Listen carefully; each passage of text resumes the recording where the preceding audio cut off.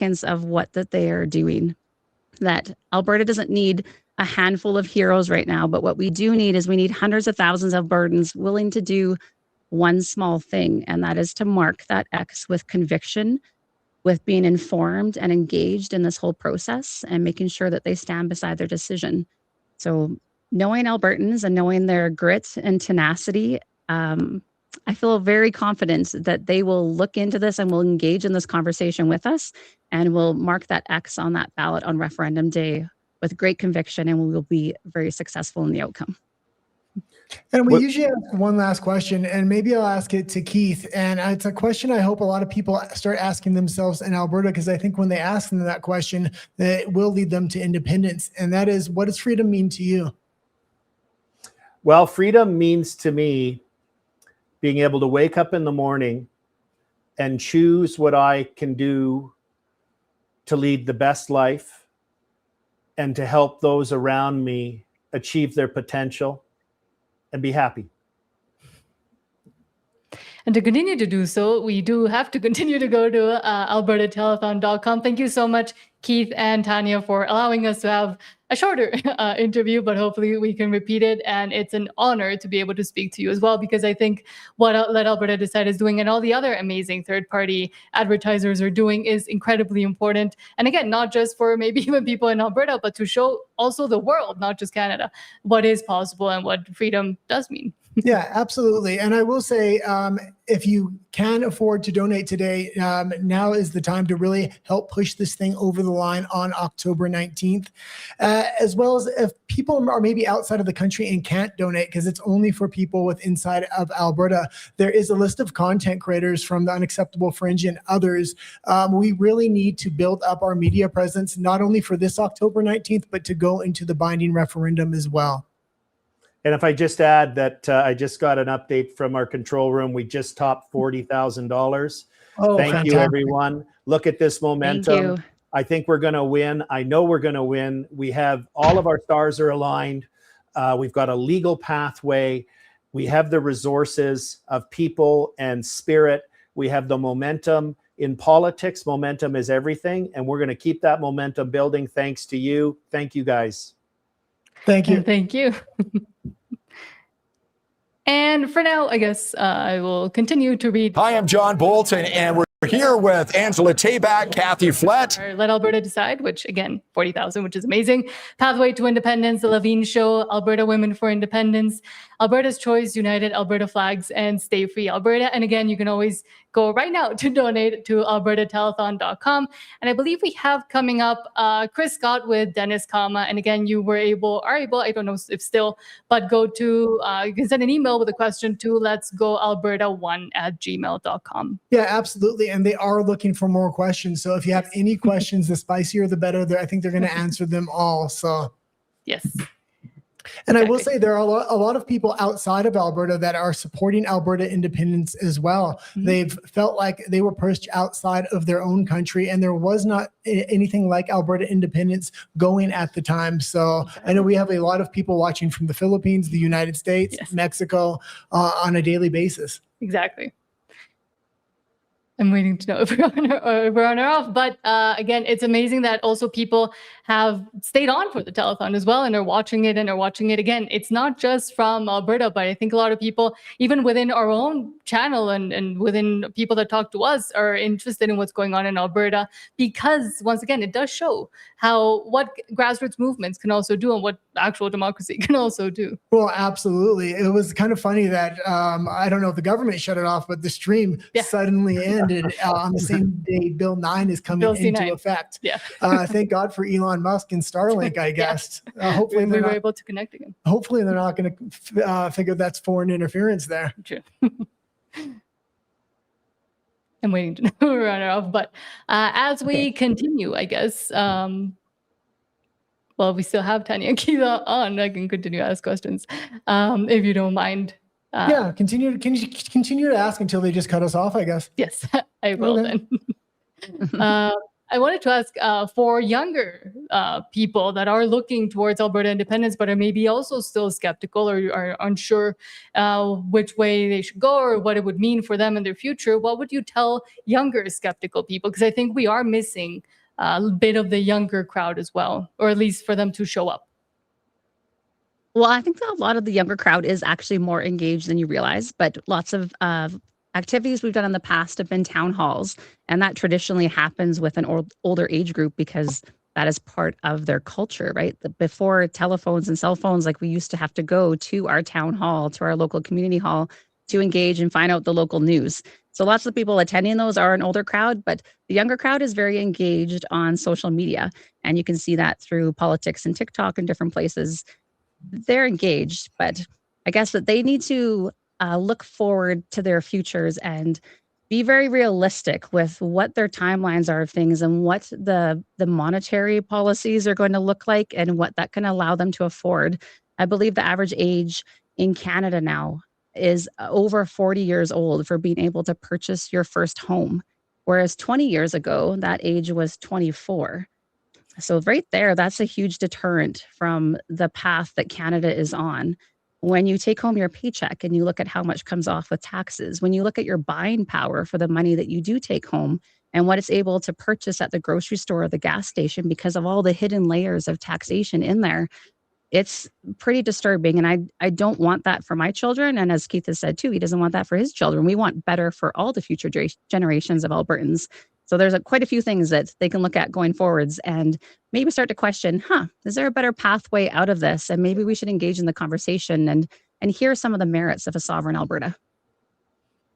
Well, and I will say on October 19th, I hope young people really come out and realize this is an opportunity to send Ottawa a message, because I know when the binding referendum comes out, that's one vote that changes the rest of your life. So I think you're going to have a groundswell of young people come out from that binding referendum. I really hope they realize now that October 19th is an opportunity to really send Ottawa a message for the direction they're kind of going right now. Exactly. Do you have another question there? Yes. And the way I always put it is trying to also incentivize younger people to say this is a literally historic moment where you get to be able to have your voice heard, but then also once Alberta becomes independent, being able to almost look at how to do governance, inform governance, and continue to be engaged, which at least as a young person myself, when I was living in Canada, I didn't feel like I had that opportunity. Well, this is a really easy thing for them to act on, right? Like we're not calling on young people to join a political party. We're not asking them to come to weekly meetings. We're asking them to vote once. Twice, I guess. The first vote in October and then the one that follows. And, I was interviewed by a lot of the legacy media after the pipeline announcements and all the fanfare about the announcements of announcements, because that's all they are, is announcements. They're nothing more than real things. They're not real things. I said to the reporter, I said, one of them, I said, so now with the announcement about the announcement of a pipeline, is a 21-year-old's rent going to go down? Is a 21-year-old who goes to a grocery store and looks at a jar of pickles and goes, someday I'm going to be able to afford that? Is that going to change? When he looks at his or her paycheck and sees how hard they work and what the top number is, and they see what the bottom number is that going to change? No, none of those things are going to change. So I don't think, I think reality is real for all of us. And what our job is to cause young people, and I actually don't think that's the toughest demographic. I think our toughest demographic is a couple in their late 30s, mid 40s, early 40s. Both have fairly good jobs, and they got 2 kids in a house and 2 cars, and their kids are from 8 to 12 years old. That's going to be our toughest demographic to crack, because they're going to go, oh, life's not so bad for me. Why should it change? So we're really focused on targeting them as well to help them understand the dark path Canada is on and the responsibility for their children and what opportunity could come to Alberta and their children and future grandchildren through supporting independence. And I think that's a perfect note to end on. So thank you so much, Keith Wilson and Tanya Clements, once again. Would love to continue to talk to you for a longer time, hopefully soon. and just found that we work really well together, and we have just stuck with the message of Alberta independence for 6 years now. 6 years together, yeah. It kind of works out nicely because we're in Calgary right now. You just kind of meet in the middle, right? That's right. This is fantastic. Yeah. Obviously, we've got your signs. Hold it up there. I've got this out on front of my house right now. I'm excited. I've got now 6 signs. Other people have 12. I got to get up to 12, but you're doing signs and you're talking to people. That's what you're doing. So tell us a little bit about the talks right now, because we know we love your sign. Shall I talk about that? Sure, yeah. I'll talk Tell us, about the Kathy. talks. Sure. So we, for over a year now, have just been doing home meetings with people, helping predominantly women, but then the guys love the conversation too, so they join in, understand why we need to be our own province. And we thought, well, why fix what's not broke? We're just going to continue on, but now as a TPA. So that's what we've done, and it's actually exploded. Our calendars are filling up with people that want to have us over, and so we're calling it Politics on the Patio, because it's summertime. And just have us over. 6, 7, 8, 9, 10, 30 people, it doesn't matter to us. And we walk people through the history of how Alberta became a province, set some ground as to why our government structure sucks the way that it does. Right. And then why we need to vote yes to all of these questions and yes to option 2. Well, you know, the difficulty I think that's happened through this process, I mean, even through the petition process, is finding people sitting on the fence. Are you meeting up with some of those people, Angela? Oh, absolutely, yeah. And it really comes from, people who are already there, inviting their family and their friends to come. It's a very casual, open discussion. Nothing is being shoved down anyone's throats. And it's an opportunity to just kind of go back and forth with the ideas, some of the concerns that people might have. And it allows us to be able to address them in a way that is very non-confrontational. We're building community. Our whole focus has been education and building community. And so that's what we're continuing to do with the TPA, and it's working out really great. We're in kind of a noisy room right now. We're at the Derek Fildebrandt and Dwayne Bratt debate. And for the most part, it was a pretty friendly thing. It's almost radical now to have a friendly conversation, but that's what you're trying to do, isn't it? Exactly. That's exactly what we're doing. And it's working, as Angela said. We are not combative in these meetings. We're not putting anybody down. There's nothing like that at all. It's just, well, what are your concerns? And let's see if I have an answer. And if I don't, well, then I don't. But let's see what you have to say and how come. Well, congratulations on your success. Your website, tell people what it is. It's very long. Okay. Go to the QR code. Go to the QR code. It's abwomensindependencenetwork.com. Okay, and if you would like to support Angela and Kathy on the telethon, go to albertatelethon.com and click on their link. You stood on those stone cold government steps, faith and freedom, loud and clear. Folding chairs and town hall stages spoke the truth they came to hear. They stood in line for hours, braved the cold and wind. You talked about their children and the mess we're living in. From the back row of the hall to the front row of the fight, you said if they're gonna hear us, it's gonna be tonight. Come on, let's go. So that's going to be the battle cry for our movement. Let's go. You came to sign on the freedom line. Ink on paper, hearts on fire. Every name like gasoline, kicking up that rebel choir. Let me shake your hand. Thank you for your time. Final voices, strong and true. You stepped up for Alberta. This one's for you. I feel like I'm with friends here. Yeah, that's exactly correct. That's what the whole thing with all these events are for. People understand that they're part of a group of like-minded people that think and have the same ambitions and goals as they have. You stared down that lens in your studio light. Coffee gone cold, face pale from the night. From the dark hours to the evening show, you hit go live and refused to let go. from Edmonton, high beams cutting through. Northbound up from Calgary, every small town waiting on you. Truck stop coffee cooling between petitions in the rain. We're live. I heard Max say we're live. Does that mean we're live? Is that what's going on here? Yep. What are we supposed to be doing? I was actually just driving down a back street in Calgary. I was lost, and I saw an Alberta flag, and I was like, hey, that seems kind of cool. And I ended up in this seat. Yeah, I'm how'd not sure that happen? exactly. Who are you? Yeah, I'm Dennis Callan. Oh, I'm Chris Scott. Nice to meet you. Hey, I've heard your name before. Oh, I've heard your name before as well. Good cafe. You know my cafe? I've heard of it. Oh, well, I know your I know your Value of Freedom. Ah, have you read it? I've read most of it, yeah. And I Okay. actually, I even ran it through AI. I ran it through Grok. I ran it through Claude AI, and I said, be really critical of this and find all the mistakes so I can call these guys and say, hey, you didn't do it well. Yeah. And that never happened. No, it's reasonably solid on the numbers side. It's we're going to do an updated version pretty quick. Yep. Once you get the transition plan done, and don't know if Keith talked about that earlier, but I'm a co-lead with him on building that transition plan. Okay. And once we get that pulled together, which is a bit of an effort, there's somewhere around 40 people engaged in it right now.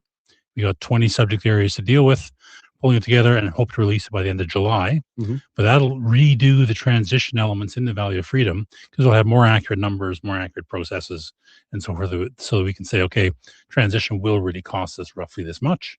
That's awesome. And then on the actually doing it part, we're getting, we have a bunch of subject matter experts, guys who know their area, like whether it be air traffic control or oil and gas or whatever, that are actually saying, okay, this is how we would transition. And they're speaking from a position of knowledge. So that's all coming in the next small number of months. That's pretty cool. So before we get more into that, I should do an introduction. And I'm sorry, folks, for the people that are watching my stream. It seems as though there's always technical issues, and the camera shows up that it's totally fine. And when I try and put it on the stream, it's not there. So if you're watching my stream and you can't see me or you can't hear me, head over to freedomcalendar.net or John Bolton's page. I think it's back up. Or I noticed the young ladies, Madison Macy Holmes, they have it streaming on their YouTube as well. So you can find it elsewhere. So my name is Christopher Scott. I'm the owner of the Whistle Stop Cafe in Mirror, Alberta. And I'm also, I just happened to accidentally find myself as the leader of another, I don't want to say freedom-minded, although we are freedom-minded, another organization that's dedicated to having conversations with Albertans. So the most important thing that I've realized over the last 6 years is that people aren't talking to each other, and we're making decisions on our governance, on legislation, those types of things, and we don't have all the facts. Right. Right. Most of the time, I think it's most of the time, people are making decisions and voting based on what somebody else said, and they fail to actually dig into it and listen, especially to the other side. So Let's Talk Alberta exists specifically to facilitate the conversation between a conversation amongst Albertans about Alberta's future. Mm-hmm. And that's extremely important. It's critical right now because we're going to be asked a question on self-determination. Yep. Right. And it's not a constitutionally binding toothed question. It's a question that kind of opens the broader conversation, but it's a question nonetheless. Yes, indeed. And I believe that we have a responsibility to learn as much as we can. So we go into that, when we go into that referendum, we make the best decision possible for Alberta. So that's who I am and why I'm here. And where did you come from, Dennis? I mean, you just kind of popped up, and then I saw the Value of Freedom, and I'd never heard your name before. So I have been following politics my whole life. I've actually been seeing how Canada is failing for, I'm going to say, at least 15 years. And my personal plan was to say, okay, this country is not working. Let me go elsewhere. And then I saw Pierre Poilievre come up, and I thought, okay, we have a chance. We have a new leader. He sounds pretty good. Seems to have a lot of the right ideas. Can really eat an apple. You can really eat an apple and speak at the same time. That's the critical part. Amazing. And thought, well, we have a chance. Then the election came by. And then before literally it reached the Manitoba border, it was done and dusted. There's no way. And I was very, very angry. So I happened to go on X at that time. I saw Jeff Rath's posts, and I thought, well, this guy seems interesting. So I pinged him and said, hey, need any help? Like, maybe I can help out. He and I got on the phone, and he said, well, can you write a business plan? Well, heavens, I spent 47 years in business, probably written 100 of the wretched things of various sizes. So I said, sure, I'll give it a shot. So we worked on that for about 6 weeks. And I did a lot of the analytics. Jeff did a fair chunk of the policy elements, and we pulled it together and published it. And that's where it came from. And then one thing led to another. Then people said, oh, would you mind coming and talk about it? Oh, by the way, would you help with the Constitution? Oh, by the way. And next thing you know, I'm sitting here in this studio talking to you. One day I'm getting out of the oil patch because I was sick of the government interfering with my career, with my business. And I bought a restaurant in July 2019. Not the right time to be free of government interference in a restaurant. And next thing you know, I'm speaking at hundreds of town halls across Alberta on the topic of Alberta sovereignty. Yep. So life has an interesting way of, throwing these curveballs at you. And, they say, they disable the best laid plans, right? So I never planned for any of this, but here I am. And what a privilege it is to be here and in the midst of this conversation. I can't think of a more important conversation. So I think the theme of this telethon is we're trying to raise awareness and raise support for the conversation around Alberta independence. Now, there are a number of third-party advertisers that the telethon itself is supporting. As far as I know, I don't believe they're working together. This is something that John put on to try and get things public because that's what he does. So the goal here is to encourage people to donate to the TPAs. And I'm sure you've already heard it, folks, but if you haven't, there is a contribution limit. There's a $5,000 contribution limit for everybody donating to a TPA. I believe your corporation can also donate up to $5,000. So you should be spreading it around as best you can. And I would encourage you, if you're a forever Canadian supporter and you're watching this telethon, by all means, contribute to your favorite TPA, which may be the Forever Canadian TPA. Now, my organization is different. We're not a third-party advertiser. Okay. And there's a very specific reason for that. The Elections Finance Act has a carve-out in it that allows people to express themselves for political purpose. And that's what we're doing. We're facilitating town halls, open conversation. We invite people from both sides, although because I'm very vocal about my position, it's very rare that somebody that opposes me shows up. But I wish they would, because if we're going to be asked this question, I want to make the best decision. And if they can tell me why their position is better than mine, I need to hear that. Yes. Because I want to make the best decision. So I would love for the front row to be filled with people who oppose my position.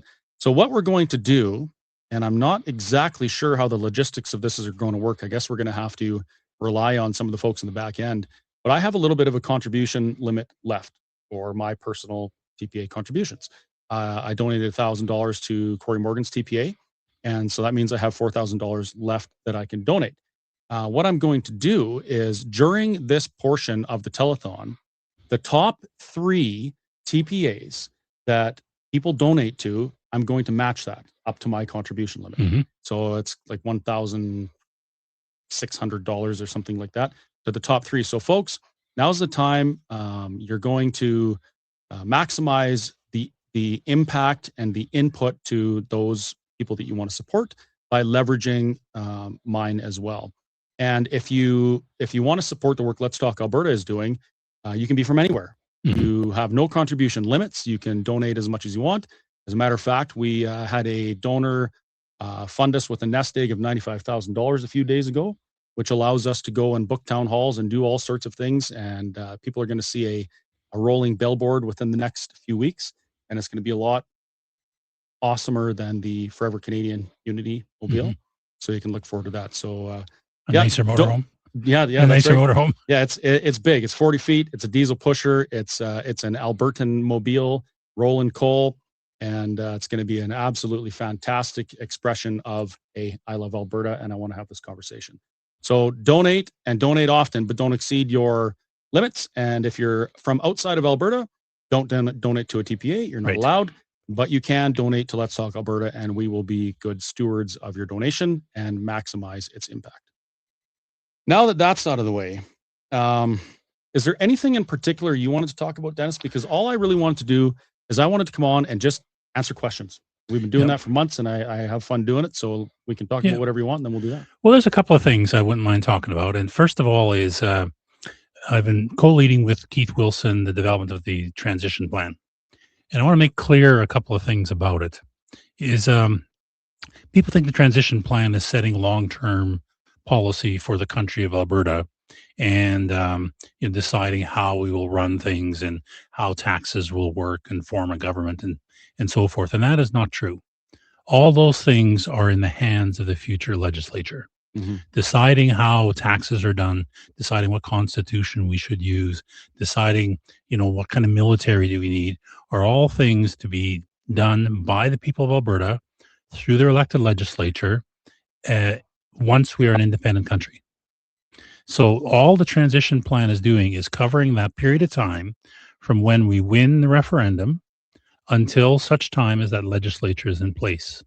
Think of it more like scaffolding or temporary supports than a long-term plan. So all we're saying is, okay, how do you handle policing until the legislature can decide what the long-term policing model is? Now, things have to be done. We have to, of course, defend the borders, protect the borders, at least keep track of who's in.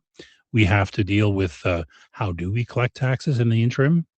We have to deal with things like what do we do about a military, to cover that period of time. So that's what we're building right now. As I said a few minutes earlier, that we're developing it with a bunch of people who know what they're talking about, and is being pulled together as we speak. It's fairly big and meaty. I'd say it's about 300 or 400 pages at this point, and we plan on releasing it roughly the end of July or as close to that as we can possibly get. And then people can answer the question that follows after the Valley of Freedom. Valley of Freedom was, is the country of Alberta a financially viable place? Short answer, yes, it is. The second question is, okay, so we will be financially viable. How do we get from where we are now, a province embedded in Canada with a lot of services that are not being done by our own people, to the place where we are doing all those services and operating as an independent country, recognized by the rest of the world, and be able to do things like, okay, we need a passport. How do I get an Alberta passport if we offer such things? So that's the thing we're building now, and that's what we want to have ready by the end of July.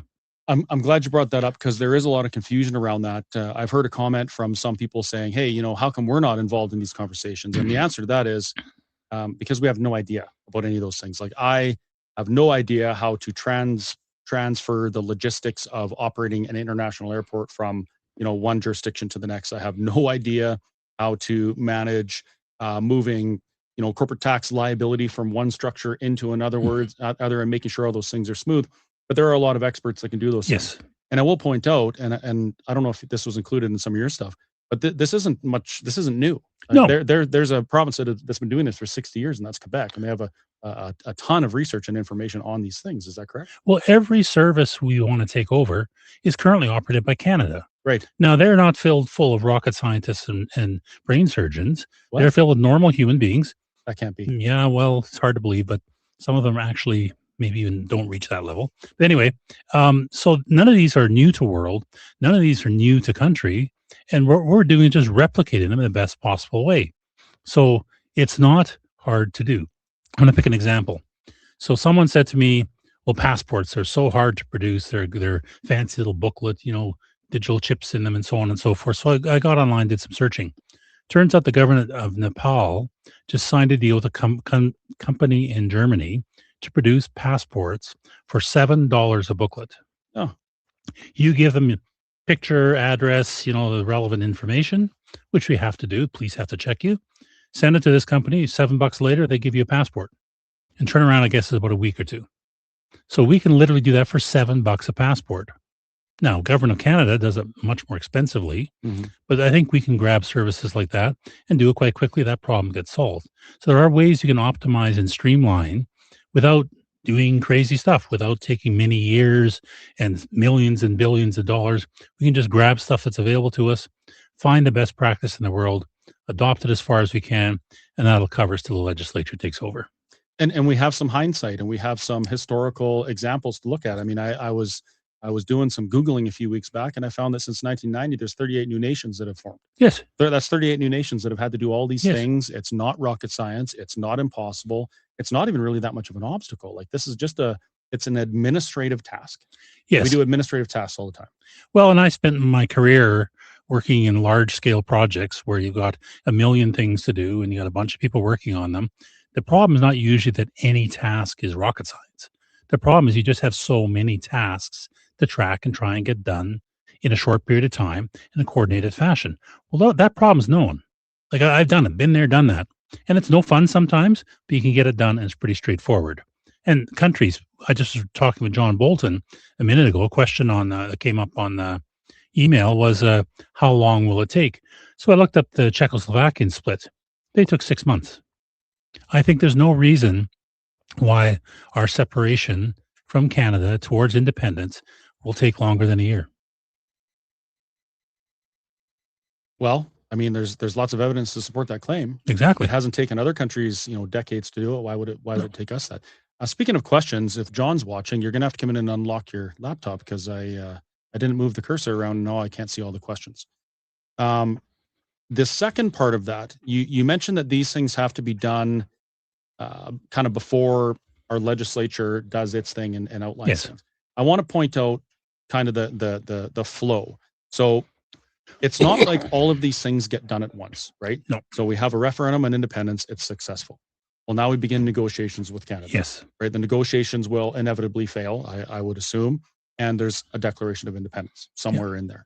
After that, Albertans get to decide what their future looks like. Yes. And this is the opportunity that gives me so much hope and is so amazing to me. An opportunity that other countries have like they've sacrificed millions of lives to get the opportunity to answer a question of self-determination. And we're going to get that. So we would get to decide through constitutional convention what our government's going to look like, what our legislature is going to look like, how our executive is going to work, all of these things. And we can look to other countries, to other constitutions all around the world for the things that have worked well and the things that haven't. For example, the United States just celebrated their 250th anniversary. Yep. Greatest experiment in freedom the world has ever seen. Not perfect, but it's a great example, a great constitution to look at to say, hey, how did they maintain their freedom and how did they maintain their cohesiveness through that amount of time? Because a lot of countries don't. No, and I just came off a road trip that Jason Levine organized with Matt Rowley and with Bruce Party. And we went to Edmonton, Red Deer, and Calgary, and to answer questions and listen to people about what they thought about constitutions. And in that case, the three of us have different points of view. Matt Rowley's in favor of an improved Westminster system. Bruce Party is a very libertarian-minded guy, and I tend to be roughly in the middle with a republic, much like the Americans have. So we discussed those. We took a lot of input from people. We answered a lot of questions. And key to all of this, and actually the number one paper on the transition plan, is the development of the Constitutional Conference. Mhm. And that's been mapped out. That paper is actually pretty well done. And it's a process by which we can get multiple groups, not just government, not just lawyers, not just, a bunch of academics, but a public open forum made up of a wide representation of people to work through the process of picking our system of government. And from that, you actually then structure your elections, you structure your houses of government, the legislature, your judicial system, and so forth. And like you said, there's nothing new under the sun in many ways. I think we can improve whatever model gets chosen. I think we make serious improvements over what's there. I've seen the weaknesses in the American system. They have some challenges that I think we can fix. And even if we went down the Westminster system, we know the holes. Heavens, we're experiencing the holes today. Every day. And we can plug those. Bruce's system is a brand new to world approach, but it's got some really good thoughts in there and some real lessons to learn no matter what. So we have approaches. We'll give it to the people of Alberta to decide ultimately. So the Constitutional Conference generates a document, but ultimately the people of the country of Alberta will vote to accept the Constitution, and that's when it will become the law of the land. So that's something that process is designed, and we'll be publishing it, like I said, roughly the end of July. And that is the opportunity and the blessing right there. Absolutely. Nobody is saying things are going to be perfect. You know, I've actually even stopped saying things will be better because I don't know. What I do say is that for the first time in history, Albertans will get to decide. Yes. Albertans will decide the laws, the governments, the policy, all of those things, and they will reap the benefits or suffer the consequence. Right now, it's a group of people thousands of kilometers away that make the rules largely, and we kind of go along for the ride, for better or for worse. And I think there's a better way to do it. I think that the people who are affected by legislation should be the ones that choose their legislation. And if it's not that way, and if you can't influence the laws that govern you, I think that's a big problem. Yeah. So I'm supposed to mention, and I will mention, this is a fundraiser, and if you folks want to donate to any particular TPA, I'm not going to tell you which ones to donate to. Visit albertatelethon.com, and you can click a link and fill the appropriate information for whatever TPA you want to donate to. And keep in mind that the top 3 TPAs that you donate to right now, I will match those TPA donations up to my maximum allowable contributions, which I believe is I think I can donate about another $1,600 for 3 more TPAs. So I'm happy to do that. And, you know, if you got a couple $100,000 kicking around, you don't know what to do with it, Let's Talk Alberta can accept anything from $1 up into the sky's the limit. Elon, if you're watching, and we'll be, like I say, we'll use your money very well. The TPAs in Alberta right now are subject to a number of rules. Yes.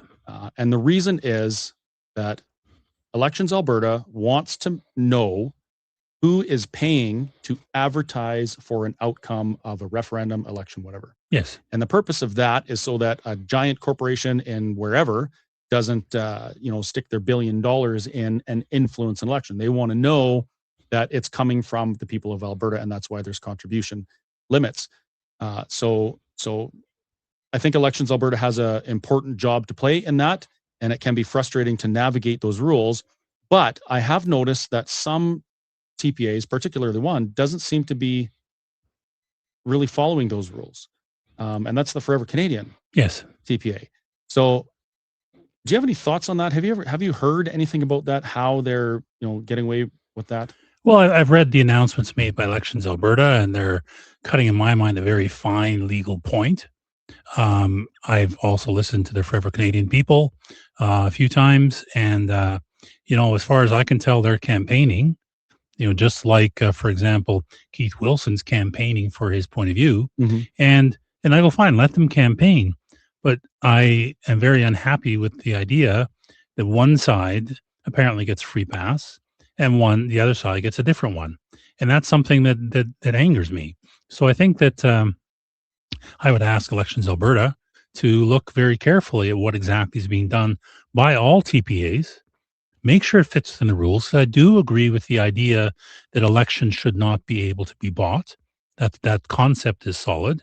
But then make sure all the TPAs on both sides of the question are in fact playing by the rules, living by the rules, and meeting the requirements that you set out yourselves. So if one side appears to be, not quite following the rules as they should be, and the other side is under quite a bit of scrutiny, I would say, folks, if you have an opinion, if you believe in one side of the conversation or the other, support them however you can. Donate as much as you can, as often as you can within your limits. And that's really the only way this is gonna work. The status quo, the current situation, is the easy choice. It's the safe choice, because nobody really is going to put a cigarette butt in your cheek for saying, hey, we want to remain in Canada. But the risk to some for expressing their opinion for self-determination is it's quite visible. Well, in things we see going on. And you say it's a safe choice, and I agree from the Elections Alberta perspective it is. But I ask people, and I've been having this conversation for a while, so is choosing to remain in Canada really the safe choice? Well, I would say no. Well, I would say no Absolutely as well. not. But I ask people to walk through the thinking process of low investment levels in Canada, low productivity levels, worst financial record of the G20, all these rules and restrictions and net zeros coming at them. Where will Canada be in 10 years' time? Will it have any financial means left? Will it even come close to maximizing the use of the many gifts it has? And so when people say, well, it's safer in Canada, I go, no, it's not. It just not happened yet. Leaving Canada is, in fact, it's an event. We're going to have a vote. There's going to be a whole bunch of upset and concerns and worries. Very emotional. Very emotional. I tell people after the hangovers wear off in a few days' time, we'll wake up and say, okay, now what do we do? And that's why we're building the transition plan. So some of that's already answered. But there will be, it's an event. And I think, though, once that happens, cooler heads will prevail. There's a school of thought, and I understand it being valid. They think that Canada will be very aggressive and very difficult to deal with. I don't. I agree with you. They won't, because I think that Canada will wake up with a huge hole in its financial economy. They have this lump in the middle of their country that separates BC from them. They are now beholden to a third country, and a foreign country, a third party, for their energy, because they don't produce much themselves. They're going to have the Americans breathing down their neck saying, play nice because we want to protect our oil supply. Mm-hmm. I think Canada will, after the hangovers are over, sit down and say, okay, let's talk. We need some things. You need some things. Let's work them out. Can you imagine after Mark Carney publicly recognizes the sovereignty of Palestine, and after Canada publicly acknowledged the sovereignty of Kosovo and other new and emerging countries. nations, can you imagine if they wouldn't recognize Alberta? That would I can't see that happening in any reality. Well, and if they said we won't let Alberta go, I can imagine the world community saying, wait a minute, this is colonialism. Yeah. This is not self-determination of your citizens. You are demanding that this area, this group of people, stay beholden to you, keep throwing you money year after year, and that is nothing more than a colony. And you know what? We like Alberta because they are trying to be their own country. I think it's going to go, it won't be easy. It's like a divorce. It's not like it's going to be, all happiness and butterflies. There'll be some pretty tough fights. Yeah. And some arguments about how do we handle parks, and how do we handle financial commitments, and how do we manage the debt, and all those kind of things, all of which I think have good answers, but each of them will have to be worked through. And I've said it to more than one person. There's a couple teams I'd love to be on that negotiations for. One is the pension. I'd love to be on that negotiating team because I think we will get a very robust pension out of the CPP assets, and I think it's more than doable. So that's one team I'd like to be on. But this is all workable. It's all doable, and I think it will happen. Regarding the pensions, just real quick, I have been in some of my media. People have asked me, well, why does Alberta, pardon me, why does Alberta think that they deserve all of this pension fund? And you look at the math, and the math it speaks plainly. It does. So it says you get what you put in plus interest minus what you take out. Exactly. Period. It's easy. My question would be, well, if we're entitled to 50% of the fund, where's the rest of the money? Where did it go, and why is it not there? Yeah. That should be the question people are asking, not why does Alberta get it? Well, and I mean, I think it'll be a broader negotiation, but you're quite right. And that's why in the Value of Freedom, though, we said, okay, the real number is the 344 from the Lightworks report. And there's people say, yeah, but, I said, even at half, if we just get half of that number, I've done the math, I've done it recently, we can cover all of our pension obligations, CPP, OIS, GIS, and so forth, within that 184 comfortably. It turns out our expenditures every year for current payouts to pensioners is actually less than the net contributions from people working. Mm-hmm. The rest of it is in the fund. So there's a $3 billion overpayment every year. Exactly. Yeah. So you take that money, you invest it wisely, you cover all of your pension obligations and from that funding, and then you say, okay, that's now a stable pension fund, and it will grow. I did a bit of the actuarial math to say, okay, run it out 20 years, at the rates we are now, build in inflation, build in aging population, all those wonderful things. It's still a perfectly viable fund for Alberta. Yeah, if it is for Canada, why wouldn't it be for Alberta? Why would it not be for Alberta? Well, I'm going to get to some questions here. This one I think is really interesting. The question is from Danielle, and she asks, she says... Is her last name Smith, by the way?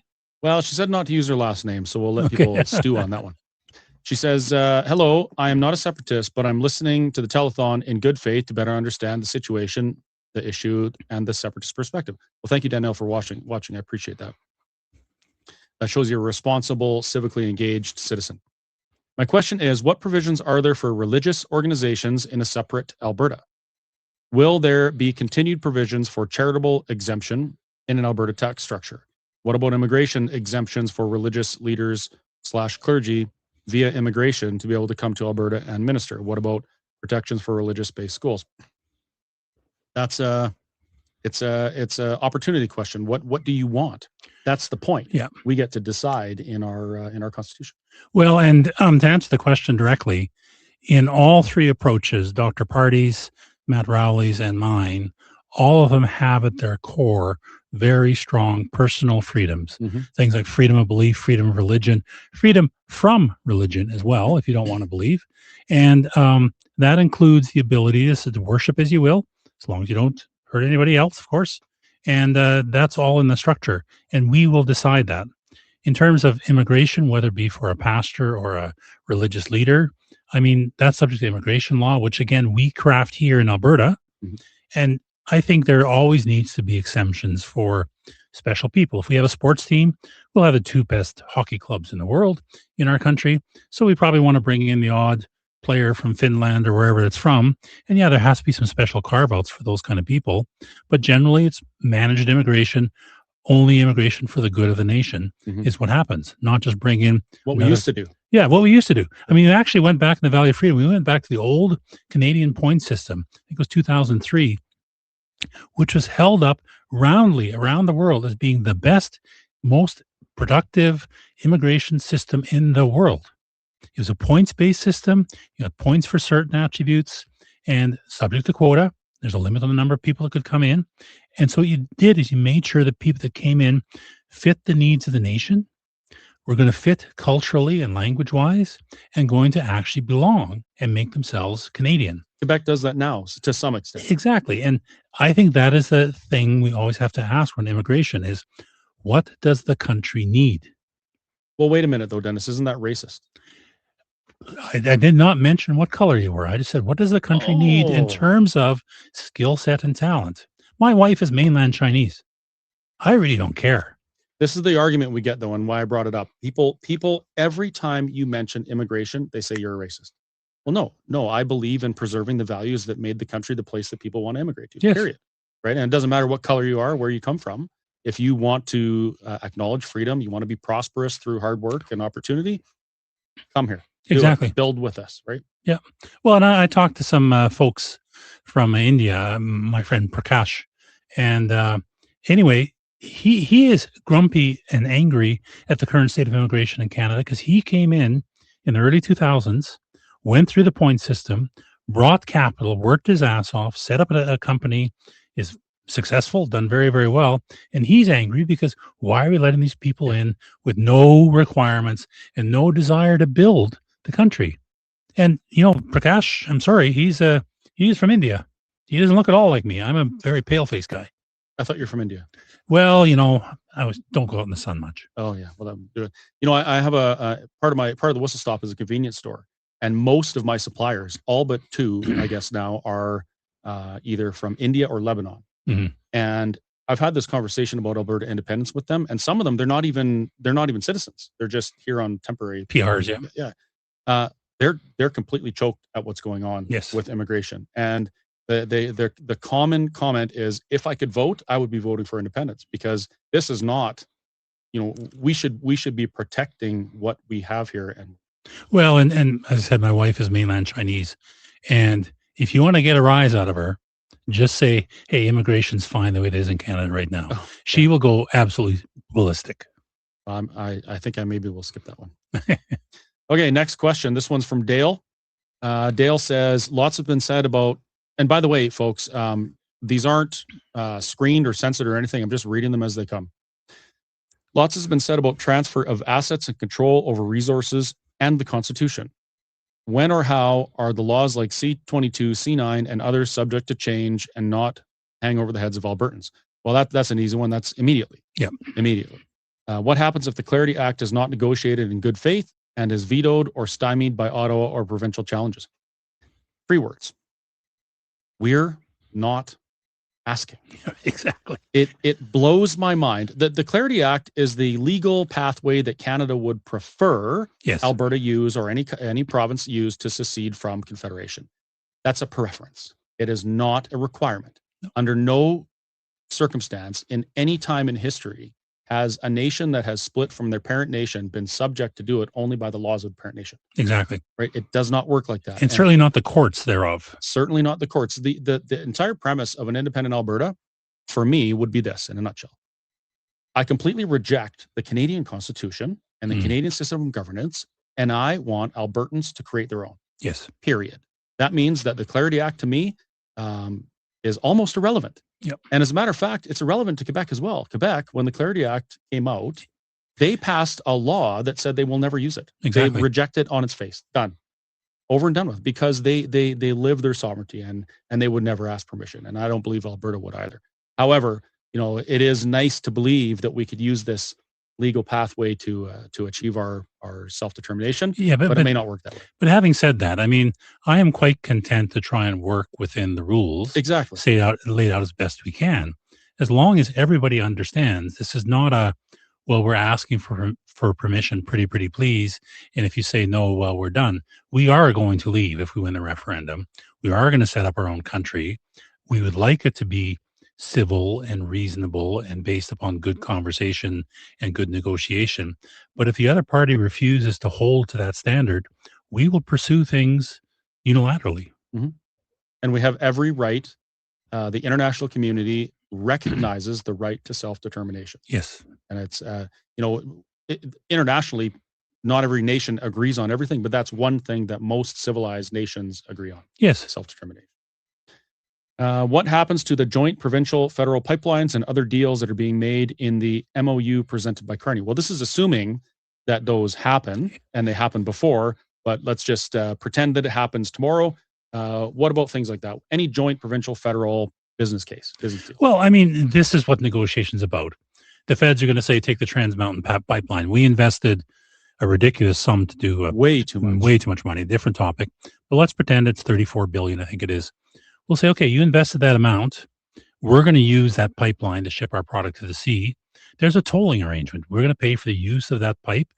We owned part of it, so we get something back for that. Let's work out the deal that says, okay, you get to recover your part of the investment. We get our part of the investment. It's like any other country. It's just like when we ship stuff to the southern states right now through the American system, we pay tolls. Right. Yep. Why would it be any different?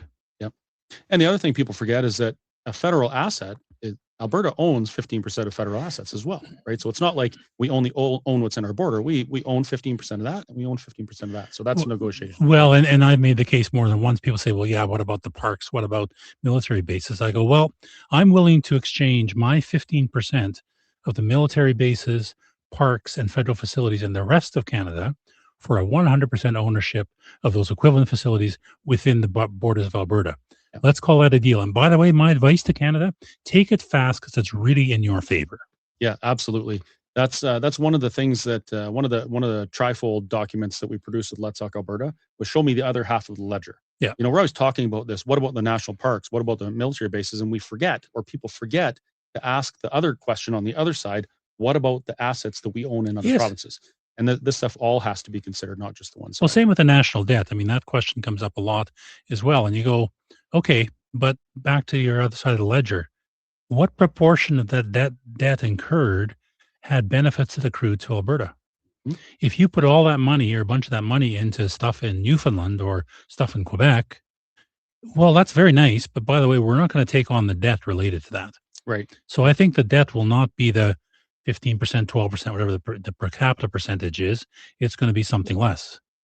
And yeah, we'll take that on. That's our obligation. We'll take it on. Yeah. It's like, you're moving out of your parents' house. They've racked up a ridiculous amount of debt without you being able to do anything about it, without it really benefiting you. And then when you move out, they say, hey, you got to pay part of this debt back. Right. It doesn't work that way. And considering that Alberta has contributed, something like $600 billion before inflation adjustment to Confederation, I think we're starting off in a pretty good negotiating position. Yep.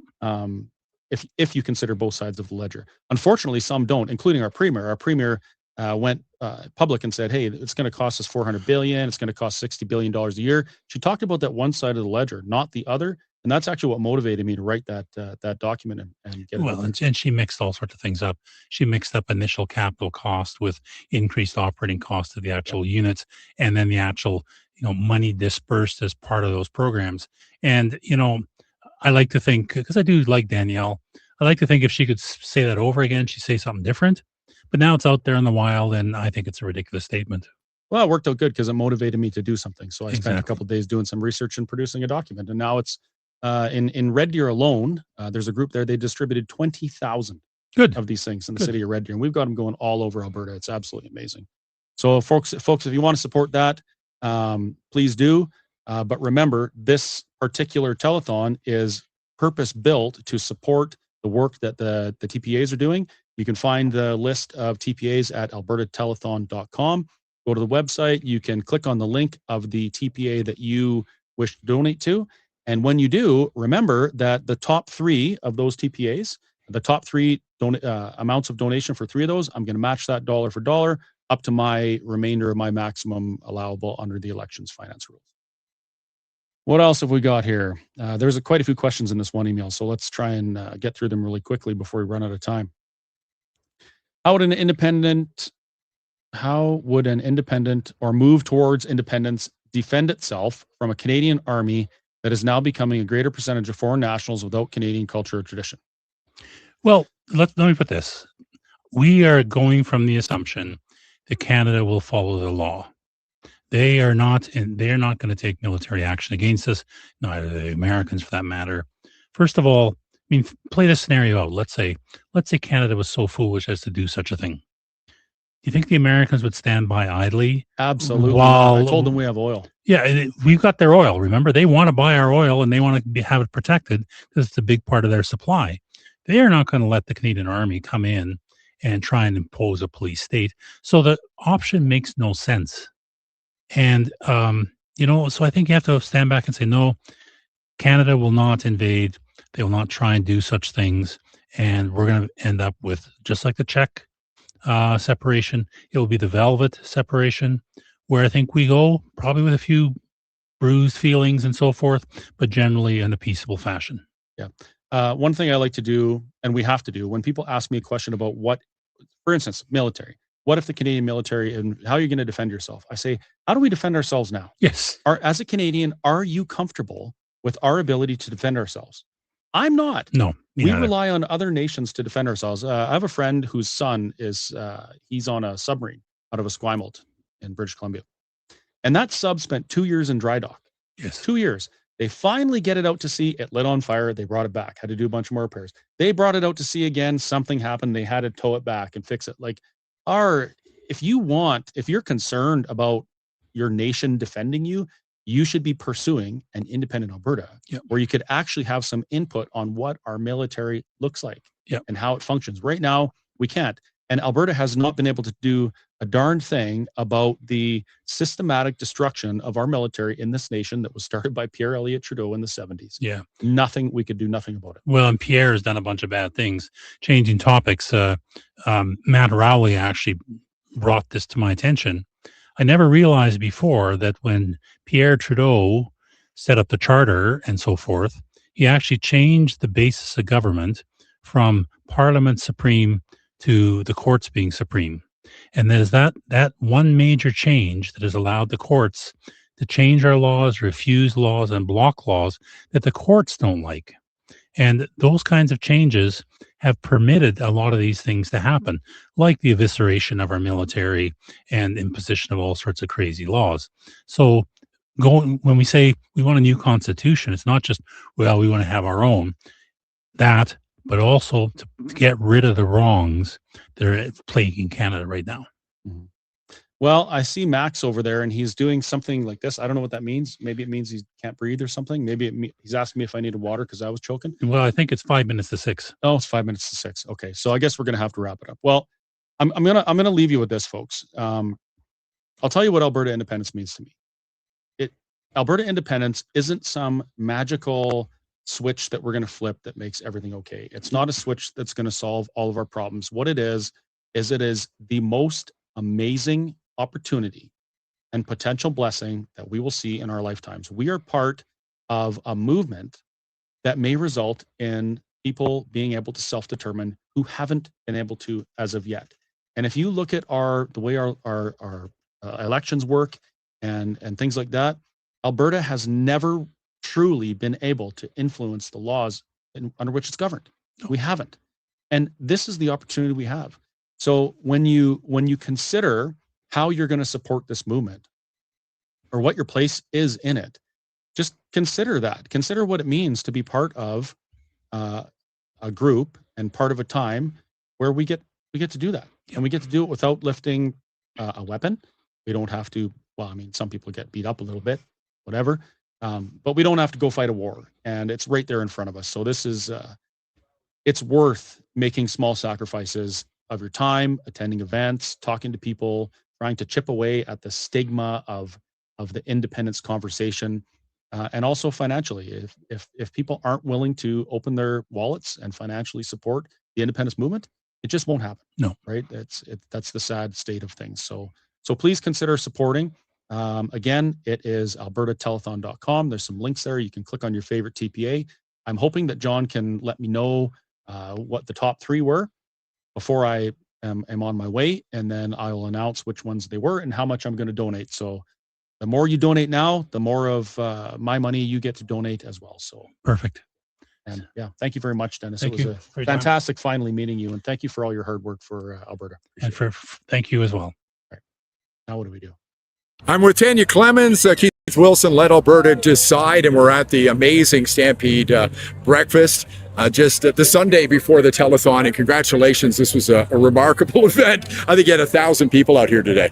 Yeah, we sold out real fast, and just shows the level of momentum and support in the movement. It's real.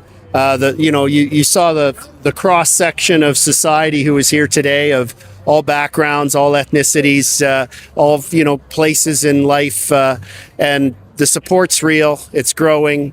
Albertans know that we can do better, and we're going to build on this to even take further campaign steps. We're going to be rolling out our large sign campaign to counter some of these larger red and white signs we're seeing, particularly in the Calgary area. Yep. And we're really excited about the turnout today. Tanya, I think it was about 3 weeks ago when you really kicked this thing off. Right. And of course, there's some nervousness when that kind of thing happens. But how has it progressed for you so far? I mean, I'm seeing amazing momentum, as Keith said. Yeah, well, the support has been pretty incredible. As to date, we've raised approximately $250,000 in our TPA. So that was one of the leading TPAs in Alberta history. The support that we have for people that come out and have conversations with us and send us information and chat with us is immense. Yeah. Keith, I said when I was on stage, thank you, by the way, for having me MC this today. It was just an honor to be here. I said, I'm here among friends. And the other thing I noticed was there were a lot of other third-party advertisers who showed up today. Yes. Well, it's really a team effort here. Even though you're doing your thing, they're doing their thing. It's just remarkable how everybody's working towards this goal. Yeah, like the other third-party advertisers are spontaneous. It was not a coordinated effort. There's new ones forming all the time. Yeah. I see, like a Veterans for Freedom and Albertans for Freedom and many other groups. And everybody's got a role. We've got so many forces against us with the federal government having unlimited resources to try and scare Albertans and use their fear campaign. With the state forces are so well financed. They have the legacy media to rely on. So this is grassroots, but what we're trying to do, Tanya and I, with Let Alberta Decide, is take a more sophisticated approach that is really focused on persuading those who are not yet prepared to vote for independence and build a new future outside of Canada and a new relationship with Canada for Alberta. That's what we're focused on. We're really going to be focusing on the cities as well, because we have a lot of support, as people know, throughout rural Alberta. Where our growth potential is an imperative, is in the cities. It needs a different kind of messaging, some different techniques, and that's what we're implementing. I heard Keith, Tanya, earlier talking about these little people who sit on his shoulders. One says, why aren't you on the golf course, Keith? And this one's telling, I'm with Tanya Clemens, Keith Wilson, Let Alberta Decide, and we're at the amazing Limited resources to try and scare Albertans. And you Look at the importance of what it's going to mean to our children. That's what really is driving all of us. We've spent so many generations trying to build Alberta up every generation and leave something better and more prosperous for the next generations. And now we're at this point where that's not going to happen, where our children are not going to be as better off as us, is not going to have as much opportunity. And that's really disheartening. We don't want that for them. So this is our big chance to do it. This is our big question that's going to be asked, and Albertans need to really be engaged and think seriously about the outcome of this. Well, congratulations on a great day. I'm looking forward to the next 3 months. It's going to be really exciting. All the best to you. And if you'd like to support Let Alberta Decide, albertatelethon.com, click on the link. You stood on those stone cold. Hi guys, Mike from the Critical Compass here. We are live from the Edmonton studio. Thank you for joining us. It's been a pretty amazing day so far. We've got Mr. Albertan, or Mr. Alberta. He was hello stuck there. on the QE2 on the way here. So, welcome, sir. Yeah, it's great to be here. Excited that we are now officially opening up the Edmonton portion of the live stream, which is, of course, the better portion. At least the more northern one. The more northern one. Edmonton, the last great city. We actually have something you brought. Oh, you don't have it? Dang, never mind. All right. It was a little peace offering to all the unfortunate Calgary Flames fans that are joining us, but maybe it'll join us. We'll save it for later. Yeah. So for those of you who don't know me, I'm Mr. Alberta. I am a guy who's up here in Edmonton, blue-collar worker who has a lot of fun making fun of the Liberals and having a good time with that stuff. I've been in Alberta on one side of my family for over 100 years, and the other side is immigrants. So I have a little bit of a taste of both worlds, and we're here doing a joint stream with Critical Mike. Critical Mike, yeah. I'm, I guess maybe I'll say my background. I mean, like we looked this up one time. The Americans and the Canadians say it differently if you're a first or a second generation Canadian or American. In the US, you'd be a first generation if your parents emigrated and then you were born, you would be considered a first generation. In Canada, some people say that the parents emigrating are first generation and then the children are second generation. So I'm either a first or a second generation Canadian. So my family comes from the Middle East and from South America. And so, yeah, I've, until, not too long ago was a very proud Canadian. And I've, unfortunately we've seen nothing but Canadiana kind of die. So it's, I'm happy to identify as an Albertan, and yeah, this is very cool. So I'm glad that we have such cool guests with us today. Yeah. And maybe we'll zip it on over to Mr. Wilkinson beside you. Yeah. So here we have with us today. First is John. So tell us, who are you? Absolutely. Thanks, Mr. Alberta. Thanks, Mike, for having us on. And what an amazing day so far with the telethon, with the support coming in from across the province. Huge numbers, and we've been seeing them as well. So thank you, first of all, for the donations. I am the lead and the primary contact with United Alberta Flags, one of the registered TPAs that's on the page and part of the telethon. We thank you for your support so far today at all of the different activities, and we thank you for helping us paint the province blue. Our team has been out in parades. We have been out handing out flags, little ones, and I've got a couple here for you guys, just for setting up all the work that it took just to get going. Thank you. And some Alberta Independent custom stickers that we had, 10,000 printed. These are going out all over the place, but this isn't even what it's about. This is about getting people ready to paint the province blue so that everybody remembers to vote for option 2. It's a nice little thing. It works really well. Rhymes. Very nice. There might have been some thought behind this. So yeah, United Alberta Flags, we are actively involved in community events, in helping get people not afraid to fly the Alberta flag anymore. Yeah. Because, of course, as we have these discussions about independence, we have people that have obviously made up their minds. We've had other people that have obviously made up their minds against it.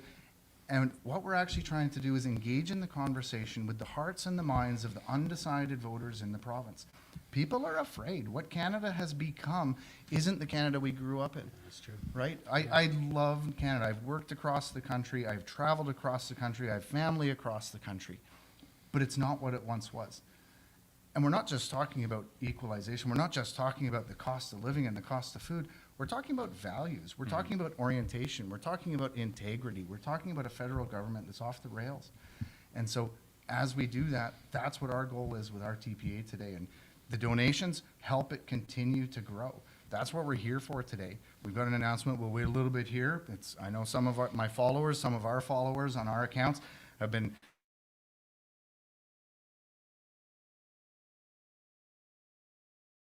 teased a little bit today that we've got really thrilled to be able to be here and be part of advancing a cause that's going to make a difference in our future generations, in our kids, in our grandkids, in what Alberta can be. People don't need to be afraid to fly the flag. Well said. Well said. Yeah.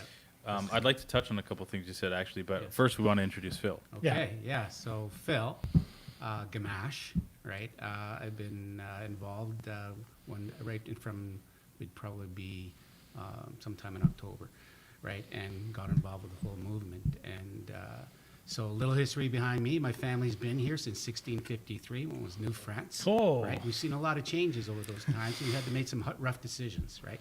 And in those rough decisions, feelings will get hurt, loyalties will be bent, but the whole thing is you got to come back to, okay, what's best for our family and our future?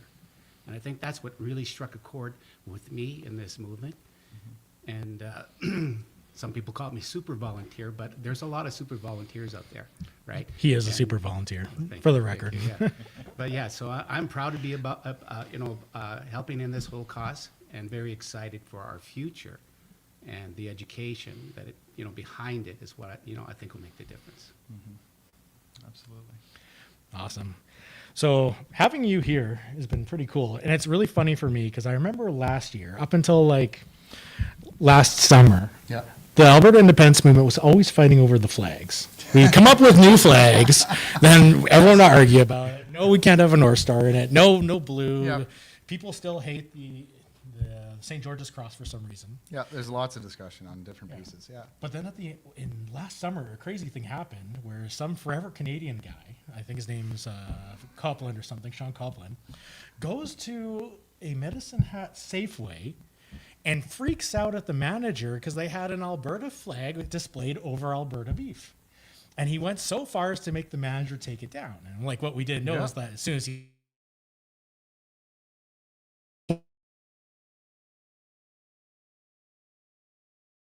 really upset about that ever since. And that just recently happened as well. I saw on social media last week up in the Edmonton market here where we are, I believe it's just over on the West End. There are retailers that are supporting the Alberta economy. They're supporting the Alberta sales. And like anything else, so you buy something from Germany, they put a German flag in the cheese bin. You buy Swiss cheese, it's got a Swiss. There's Alberta products and Alberta producers that we should all be supporting, that somehow a certain segment of our population won't support because they themselves are politicizing the flag. The flag that we have that's behind us, we hand out parade flags, we hand out household flags, we hand out 3x5s, bigger ones like this, and we're going to go even bigger very shortly. They are universal. Every Albertan, it doesn't matter.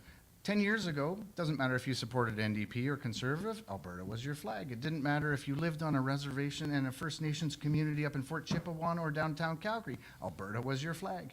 You're Albertan, your flag is Alberta. It doesn't matter. And when we're talking about a jurisdictional issue, like independence for the province of Alberta, there is only one flag, and that is the Alberta flag. It's the flag that you fly, that I fly, that everybody all around us flies. There shouldn't be an issue at Safeway, and there shouldn't be an issue in somebody's front yard. Yeah. It's funny how people, it depends on the political winds of the day, doesn't it? It does. How people view flags. Because I don't know about you guys, but I'm old enough to remember all the way back in 2020 and 2021 when the Canadian flag was a hate symbol, right? Yep. And now it's a symbol of a whole, it's unity again. So isn't that funny how just in a matter of a few years the winds can blow? It's only a subset of the community that that likes to play games with our symbols, but they're also playing games with our futures. And Albertans right now, I think, not only are fed up, but have also realized what those games are, right? Right now, we're talking about BC putting royalties on our pipelines, on our oil. Well, that's never happened before. That's not a unified country. We chose the name as a third-party advertiser, and we are engaged in this campaign, and we chose United Alberta to directly contradict, not to contradict, but to come up against what at that time Danielle Smith and the Prime Minister and others were saying, well, we're going to have Strong Alberta in a united Canada. There's no such thing as a united Canada anymore, and there hasn't been in a generation or more. So if you're going to play on the games here, I can tell you, I think on October 19th, we'll have a united Alberta that's voting for option 2. We're going to help make that possible by strengthening people's resolve, helping to educate them, and helping them to fall in love with their provincial symbols again. That's why we're getting flags out. In the last 2 weeks, we've got out over 4,000 flags at different events of different sizes. Yesterday, we picked up another order of 5,000 flags that are coming out. And we've got the little parade flags that go on out. We've got 3x5s that go up on houses. We've got these big ones. And I guess I'll throw it out now on the way down here. I had a long meeting. We've been announced on Rebel News a couple of weeks ago that we want to do big ones. But here's part of the problem. We couldn't find a manufacturer for the flagpoles here without going to the States or going to Nova Scotia. Now, in a normal environment, yeah, we could look at those things, but I really want to support local. Yeah. We met with and started the conversation and started the deal today with a manufacturer here in the province that's going to manufacture us 100-foot flagpoles that we're going to put up 20 by 30-foot Alberta flags on around the province. Beautiful. Your donations can help make a difference to fund these up and down Highway 2, up and down Highway 1, and up and down Highway 3. They're not the same price category as these, so feel free to donate up to $5,000. We are tracking absolutely Which everything. You can and do, folks. Yeah, you can do. You can go to unitedalbertaflags.com today. Right now, we can take e-transfer, we can take credit card. It's all set up and it's rolling. We've seen so far today that we've already brought in 5,000 or more, and we're greatly, we really appreciate it. We're so thankful for that because it helps make this possible and it helps strengthen Alberta all the way across. So $5,000, how many Alberta flags does that get? Well, we buy them in bulk, so it's not really a retail price right now. Depending on the size and depending on what we're using them for, the big ones here, these are going to be $2,500, $3,000 a piece. These we're getting for cheaper than probably most people want to know because there's other people that are still buying them for different events. So we make very good use of wholesalers and bulk agreements in the province to help make the biggest impact that we can. So that we can distribute at an efficient level and make sure that we're getting out to all of the requests. When I came into town today, I stopped at a house and a volunteer. Somebody had asked for them here in Sherwood Park, all across the province. We've been to Calgary, we've been to Ponoka, we've been to Edmonton. We're traveling all over and distributing them. But you know, really it's about changing people's hearts too. One thing that I did before we got to the studio, and I had a parade this morning, I had flag drop off, we had another meeting, I had a 20-minute window, and our truck needed an oil change. I went to the local Jiffy Lube real quick, just going through while I was sorting things out on the phone. 3 guys there, 2 young guys and an old guy. And they saw the truck come in with United Alberta flags on it. First thing that happened, somebody followed me off the highway because of the logo and pulled in behind, not for an oil change, but they had seen the logo and they asked for a flag. It was unbelievable. The guys were laughing. And then I had to be on the phone because I was actually talking to James, sorting some different things out. The guys do the oil change and they come up, they go, "You're helping with independence, right?" I said, "Yeah, absolutely." They just exploded with joy. "We can't talk to anybody. I can't bring this up at home. I can't talk to my parents about it. Can I take something?" I said, "Yeah, absolutely. Here, have flags, have stickers, handing them out." They're thrilled to bits. One of them is midlife, same age as me. He's working there, can't get a house. We were talking about the economy and the taxes and what's happened to Canada over the last year. Breaks my heart to see what's happened to Canada as a whole and Albertans living within that. The cost of living that's going up, the food that's going up, all of these things that are going up.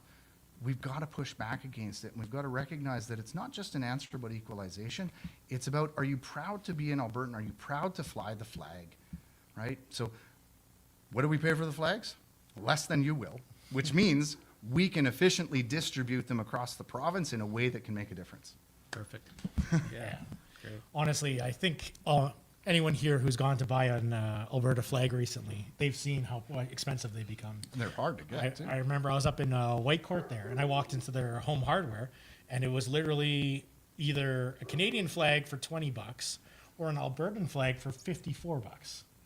And that's just how crazy expensive it's become. It's funny that you mentioned that. I posted up on social media on our X account. I don't think it's on the Facebook, but on the X account, we actually ran into an interesting spot about a month ago at the Wetaskiwin Canadian Tire, where the Alberta flags were at $20 regular price, and they were totally sold out. And the Canadian flags were on sale at $9, and the rack was full. So it depends on the community that you're going to. People will pay more to stand up for truth and integrity than they will to fall for the schluck that's just coming out from Ottawa these days. Yeah. Phil, what's your, in your experience as a volunteer, what's your read on how people are feeling about the Alberta flag? So I was really surprised, right? The excitement, the energy that people came up, they were happy to sign, you know, and they would ask questions, and at the time we couldn't answer, but, you know, we said, you know, you can find it online and look here, look there, right? And so people were really excited about the fact that we're finally going to see some change. And we had some schoolgirls come into, I'll say his name, into Harvey Jan's place, right? And he was the one holding the office where you could come sign. And so these 3 girls come in from the high school, right? And, you know, they think they're just going to be there maybe for 5-10 minutes, and so did we, right? They wound up spending an hour with us because they were so excited. They were like sponges, learning exactly what, you know, Alberta had gone through, what we, you know, how it was formed, right? How we are a colony in a colony, right? And they didn't understand what that meant, and so we went on forever. But that was just, you know, one experience. And then other canvassers, canvassers, right? Basically going out getting the signatures. They, you know, they came back with stories, right? One lady came up to this one fellow and he says, you know, I'm never going to sign, right? And I just want to know why you're here. And so he explained, his look, I make, I think I make, what is it, just under $800, and I have to pay taxes on that, right? Then my old age security, I get it some more on it, but not very much, maybe $400, whatever it was, right? The way because the way he had set up. But in the end, he says, you know what? When Alberta becomes its own independent country, right? We're going to have the money to increase. You know, if you're already in a pension, you're already going to be increasing your old age security, right? So that being said, right? She said, okay, I'll sign. So it was a real quick thing, right? And you know, we had some people that were really, you know, not friendly, and we got a lot of birds, right? But what we quickly learned is everything's about attitude, right? And so when these people would flip us the bird or whatever, we just smile and wave, right? Because we know everybody has their own opinion and they have the right to that opinion. But the whole thing is we're here because we're bringing attention to what needs to be changed, you know, in this province, right? And being around people that are like-minded, it just lifts your soul, and it encourages you just to do more, right? And so I don't think I've ever been this dedicated to anything, right? And it's basically because I see a future for not only my children, but my grandchildren, right? I want to see them have that bright future. And what really stands out to me is the excitement behind the likeness of the Boston Tea Party and their independence, because they had taxation without representation. And that's what we have here, taxation without representation. And I think it was MacDonald and Laurier, our premiers at the time, or prime ministers at the time. Laurier actually came out and said that Alberta is Canada's first colony, right? And so once you learn all this stuff, you realize, okay, yeah, maybe it's time we, you know, say, I'm glad you have your views over there, but our views are different, and it's time to take care of ourselves, right? Yeah. And speaking about change isn't only a means of adjusting and growing over time, but it's also a synonym for money, isn't it? And that brings us to why we're here. So if we head to Alberta,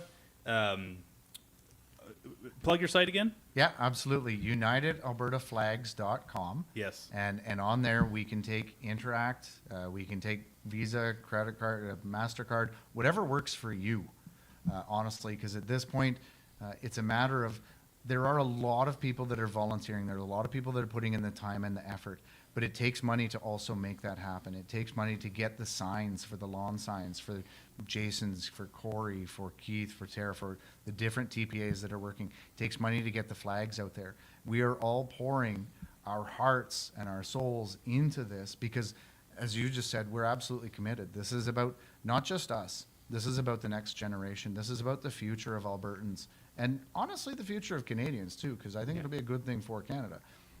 We've gotten ourselves into a pretty awkward spot where that's the spot. But so for our third-party advertiser to help make a difference, yeah, UnitedAlbertaFlags.com. Otherwise, if you go to AlbertaTelethon.com as well, all of the different TPAs that are being supported, there's a drop-down menu. They made a fantastic little website over the last couple of days. We've been part of the behind-the-scenes conversations and know how much work some of these people have put in. It's remarkable.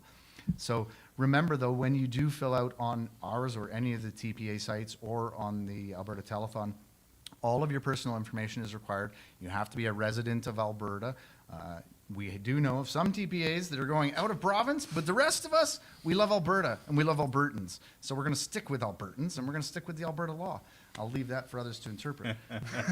And when you go to, sorry to interrupt, when yeah. you go to albertatelethon.com and you see your list, I think there's 6 TPAs on Yeah. there.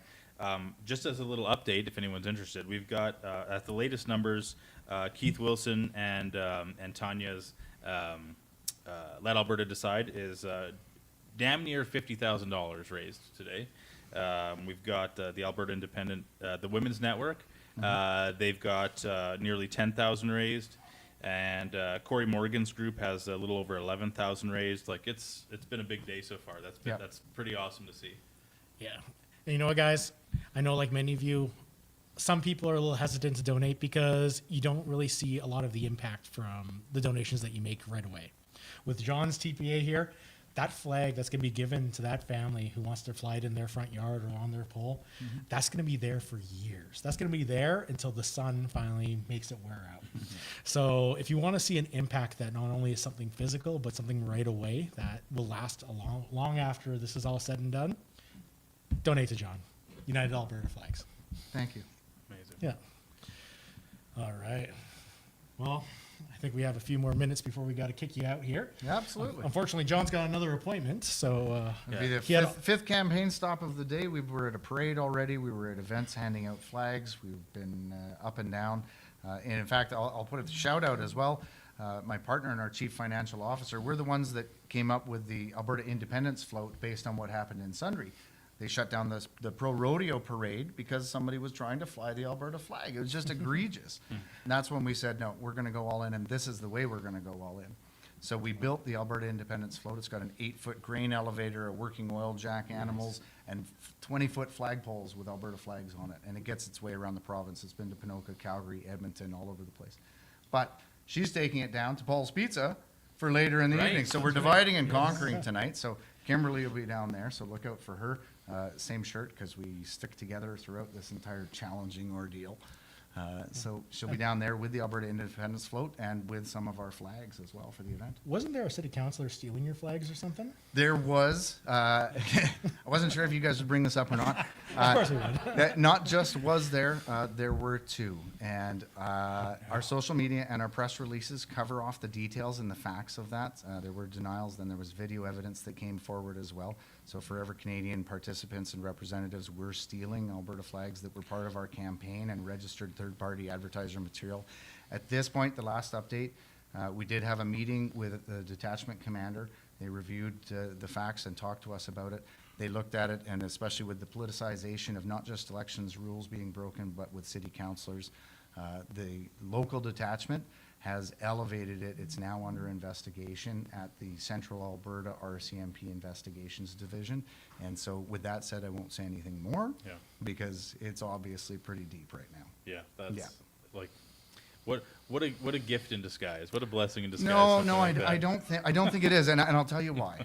I've been involved in politics myself, and I absolutely respect other people having different opinions. And we'd seen some of the banter that I thought was too far on both sides earlier in the campaign. On that day on July 1st, we were at the beginning of the parade and we were ahead of them, but at the beginning marshalling area, the floats are beside each other. We set ours up, and I said to my kids, just stay here, because there has been some stuff. I went over there with Kimberly, and we went over to say hello, we went over to shake hands, we went over to take the high road and to be friendly and to show the community, our MLA was there, others were there, to show the community you can be an independent supporter and a Forever Canada and still have a respectful conversation. So we took the high road to go and do that. And we did do that. And people in the community were talking about it on social media.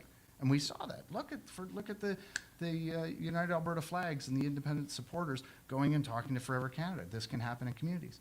We had 3 more stops that day. I was a speaker down at Mirror, spoke after Tamara. And then we went down to Calgary for a pancake breakfast, kicking open the Stampede. And that's when we started getting phone calls back from the community. People were coming and saying, we witnessed this. And I said, there's no way. I said, it's too much. So we brought it back. And at this point, I'm going to say it's in the hands of the RCMP and it's in process. We did talk to Elections Alberta too. So, yeah. John, you've got about a minute before you got to run. So Yeah. We'll plug you again, UnitedAlbertaFlags.com. Thank you for what you're doing, sir. Where can people find you on the road next? Do you have a schedule for the next few days? Like, do you know where you'll be? There's so many things going on. So yesterday we were with Jason Levine in Red Deer. We were in Rimbey. This morning we were at Pigeon Lake, Wetaskiwin, Leduc. We've been down on Calgary for the last couple of weeks. We are going to try and focus on the capital region and Edmonton over the next couple of days. Klondike Days is going on. There's all kinds of different events. Sometimes our schedule changes dynamically and pretty quickly. Listen, if you see a parade float coming down the road with 20-foot Alberta flags on it and people handing out stickers, handing out flags, and we can take donations and we can get you big flags for your house as well, you're going to see us all over the place. Follow us on social media. Follow us on X, United_AB_flags. And on Facebook, you can find us as well. And from our website, you can make a donation. And if I wanted a flag, how do I get a hold of you? You want to text me? Because I know you have my number. I got some in the truck right now. Well, No, or if you have yeah, relatives. absolutely. Yeah. You could email us at unitedalbertaflags.com. But on our website, there's a form to donate. There's also a form to get a free flag. So it's in there. It comes right into our phone. We've got a database of them. We're hitting communities as quick as we can. We dropped some off in Sherwood Park today, in Leduc, in Wetaskiwin, at Pigeon Lake. There's some going down to Calgary for somebody else to pick up and distribute as well. Awesome. Awesome. Thank you, sir. You're welcome. Thank you, guys. Right on. A referendum is one of the simplest and most direct expressions of the democratic will of the people. Even the Supreme Court of Canada has been clear on this point, and this cannot be ignored. Albertans are law-abiding people. We do not rush change, but when change becomes necessary, we meet it responsibly. And we all know why this moment has arrived.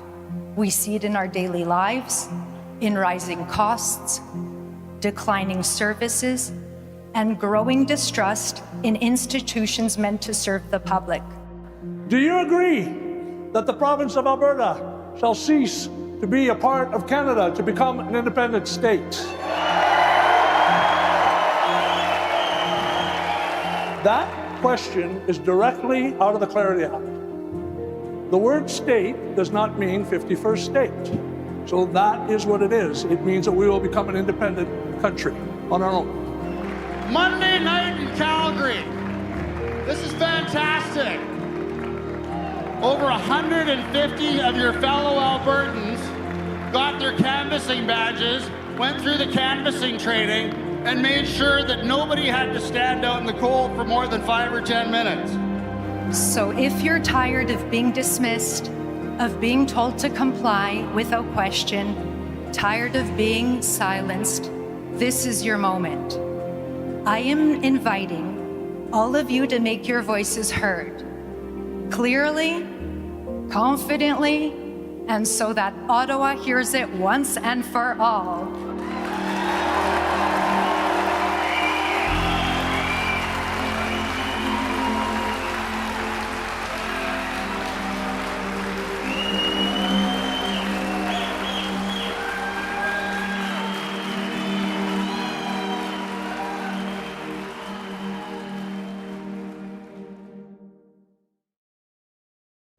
So that was awesome. And just for the record, we'd like to get everyone else's opinion right now. Who has a better backdrop? Was it the Calgary boys or was it us? Because you guys know who got the better backdrop. Just super chat Unacceptable Fringe and tell him that it's us, and he'll donate all your super chats to TPAs. So amazing! Wow, what a gentleman! Exactly, a scholar. So we are very, very pleased to be joined by Miss Kathy Flett, friend of the channels. Yep. Returning guest, hasn't gotten sick of us yet. Never. And I can't even remember what your title is actually for the Women's Independence Network. The TPA Yeah. is the Alberta Women for Independence. But your title within, are you the The- president? I'm the Queen CFO, so I CFO, want okay. everybody to keep me as busy as possible. That's the deal, okay? I want to be going nonstop here for the next few days. Well, it feels like you've been going nonstop for years, actually. Maybe you can give our viewers a little bit of a background of your history within the movement. Yeah, so I started about 7 years ago in 2019 when the whole Wexit thing exploded and came on the stage, and I was part of that, and that's where I got to meet Michael Wagner, who you guys are going to talk to after, and made some other really great friends along the way. And then that exploded as quick as it went up, it came down, and then through a series of events, I was with the Wild Rose Independence Party of Alberta, and that exploded. And so then I sat down and went, well, now what am I going to do? And we were right on the cusp of having a provincial election in 2023. So I thought, well, what if I run as an independent candidate? I'm not going to win, but I'll never learn anything quite this quickly any other way. So I ran, my friend Angela ran as well. She ran down in Cardston, where she lives. And we worked our asses off and, of course, lost. Never worked so hard to lose in all my life. But I learned so much. And what I learned by doing that is that the independence movement was alive and well. As I was door knocking, that's what people were talking about. I went, oh, okay, we've got to figure this out. We've got to sort something out. So after we slept for about a week, we got back together, and Angela came to me and said, you know what, I have an idea. And I said, that's frightening, okay. What is your idea? Because they're always really good ideas when Angela's talking. And she says, who's missing all the time in this movement? Like every meeting that we go to, who's missing? And I said, I don't know. Like, I don't know. And she said, the women. We are always outnumbered by the men, easy 2-1, every single time. There's something wrong. The message is not getting through to the women in a way that they can understand it. I think we need to reach out to the women. And I was like, I think you're nuts. Like, I don't know about this. But anyways, long story short, we came up with a message specific for women. And out we went. And we started doing home parties because a lot of the women, they didn't want to go to the rallies. The rallies are fun, but they didn't want to go to the rallies. And if you looked at who would come up to the mic, very few women would go to the mic. There are some exceptions to the norm, but they weren't the norm. It was always the guys. And so we started having these home meetings all around the province, and then it worked. It just exploded. And the message was so good, I guess, that the guys crashed our parties. They kept wanting to come in and go, well, what are you guys talking about? And well, that's where all the ladies are. Right, I guess, yeah, and the food, and the food. And so then it went from there, and then that message got out, and the next thing I know, I'm sharing the stage with all the folks from HPP, saying, well, we want to hear what you're talking about. So I put together a slideshow and said, all right, so now I'm in front of hundreds of people. And then it was supposed to be stay free as well, but then that went kind of crazy with the whole signature thing because some rules, we didn't know what they were and what they weren't. But it still continued. And then Let's Talk said, hey, we want you to come with us. Like, okay, let's go. And so we just kept going. And then we kept doing these home meetings. And then this happened. And Angela and I had a decision to make because we're simply just two women who won't shut up. And if we chose to keep talking the way that we were, we could be kind of violating some boundaries as to what's allowed and what's not allowed as far as advertising goes, because we're also very opinionated in what we're saying. So we decided, you know what, let's just jump in. Let's start our own TPA. Let's let everybody know the women are here. We do make up 50% of the population, despite what the progressives might like to think otherwise. And this is as important to us as it is to you guys. And we're having way too much fun, but it's good. Well, we're thrilled to have you here. Now, who's this gentleman beside you? Well, he's amazing. Go ahead and introduce yourself. I'm Mark from the Alberta Pin. I'm here representing my son, actually. He's the one who's come up with a lot of this stuff. I've been just kind of, helping him out in the background with a lot of this stuff. And I have to say, though, and sorry to all the other people, but your sign is one of my favorites, and I think we spoke about that Yeah, before. you did, yeah. I like how you laid it out with all the questions and everything on there, and that's one of the things. And also, like, I've come to some of your handout locations, and you guys are picking some very prime locations and right in people's faces, and everyone gets to see that, and that's really wonderful. Thank you. I really, really like what you guys are doing with that, for sure. And I've gotten to meet you a few times, I think, here and there in passing, maybe, You gave me a pin. We gave you, okay, good. That's been my son's thing. We've been trying to go around Alberta and just pin as many Albertans as we can. Mm-hmm. And that was our initial, like, We tried to put Alberta flags in stores that support independence, and now we're going to be moving towards putting buckets of pins in stores that support Alberta independence as well. So if you're a store out there that supports Alberta independence, hit us up and we'll send you a bucket of pins. Where can they find you? Albertapin.ca is where we are. Unacceptable Fringe was the one that usually talked to us about us a lot and kind of got our name out there a bit, and we kind of just ran with it. My son has been trying to start the youngest TPA in history, which we were hoping to have set up by today, but we've come across a few speed bumps, I guess you could say, and not surprising. but it's okay. I mean, I'm happy he's coming across these speed bumps. He needs to see that this is what we're trying to navigate. And how old is he, your son? He's 18 right now, so Right now. this is going to be the youngest TPA in history. So what does an 18-year-old think about Alberta independence? Because we're all old men. So what? I'm not. and one very young woman. Three old men and a young woman at this table. I mean, right now. I think I'm pretty young. Someone once said to me, "Hey, are you the son?" I said, "Yeah, I'm the son. I think Dad's somewhere over there." So I mean, I feel pretty young. You don't look like you have an 18-year-old son. I will say that. But what does he think? Like, what is he unique in his friend group, or is this like? Are 18-year-old boys like 18-year-old young men? I guess. What do they have to say about independence? So, and again, I really admire everything he's accomplished to this point, and I see where he's going with it. There's a lot of great people in this movement that are doing a lot of good work. And some of that work he's not going to try to touch because it's already being done. Like you had Keith today talking about some of the stuff he's doing. You got Jeff, he's killing it in court for us. So there's three main points that he's going to be trying to focus on a youth program. And initially it's going to be, jobs and opportunities. Kids need to be able to, have affordable schooling where they can get qualifications that they can use at home here and not take these qualifications and fly overseas where the money currently is, unfortunately. I know his second thing that he wants to focus on is going to be an affordable future for these children. Building a legacy starts with a home. And if you can't afford a home for another 20 years, kids aren't going to be thinking about building families and leaving that legacy behind. That's very important for him. And I know that the third point, which should be the first point for him, is going to be one of his main topics, is the voices and engagement that the youth will have when it comes to this vote that's coming up in October. So he's already kind of met a bit of hurdles with Elections Alberta and trying to register his TPA. They said his name was too close to another name, which it was based on opinion fact, what we were told. So, as you said, keep your head up, adapt, overcome, and continue to push forward.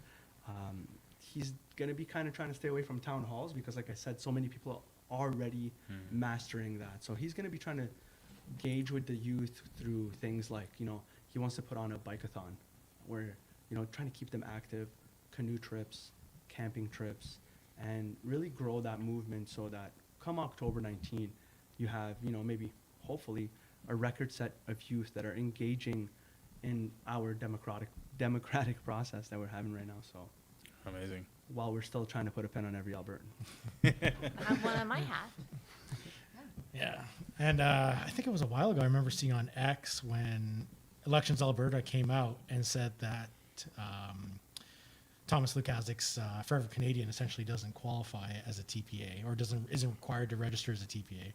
I remember your son was a little relieved at the time because he didn't have to register Alberta PIN initially as a TPA. Right.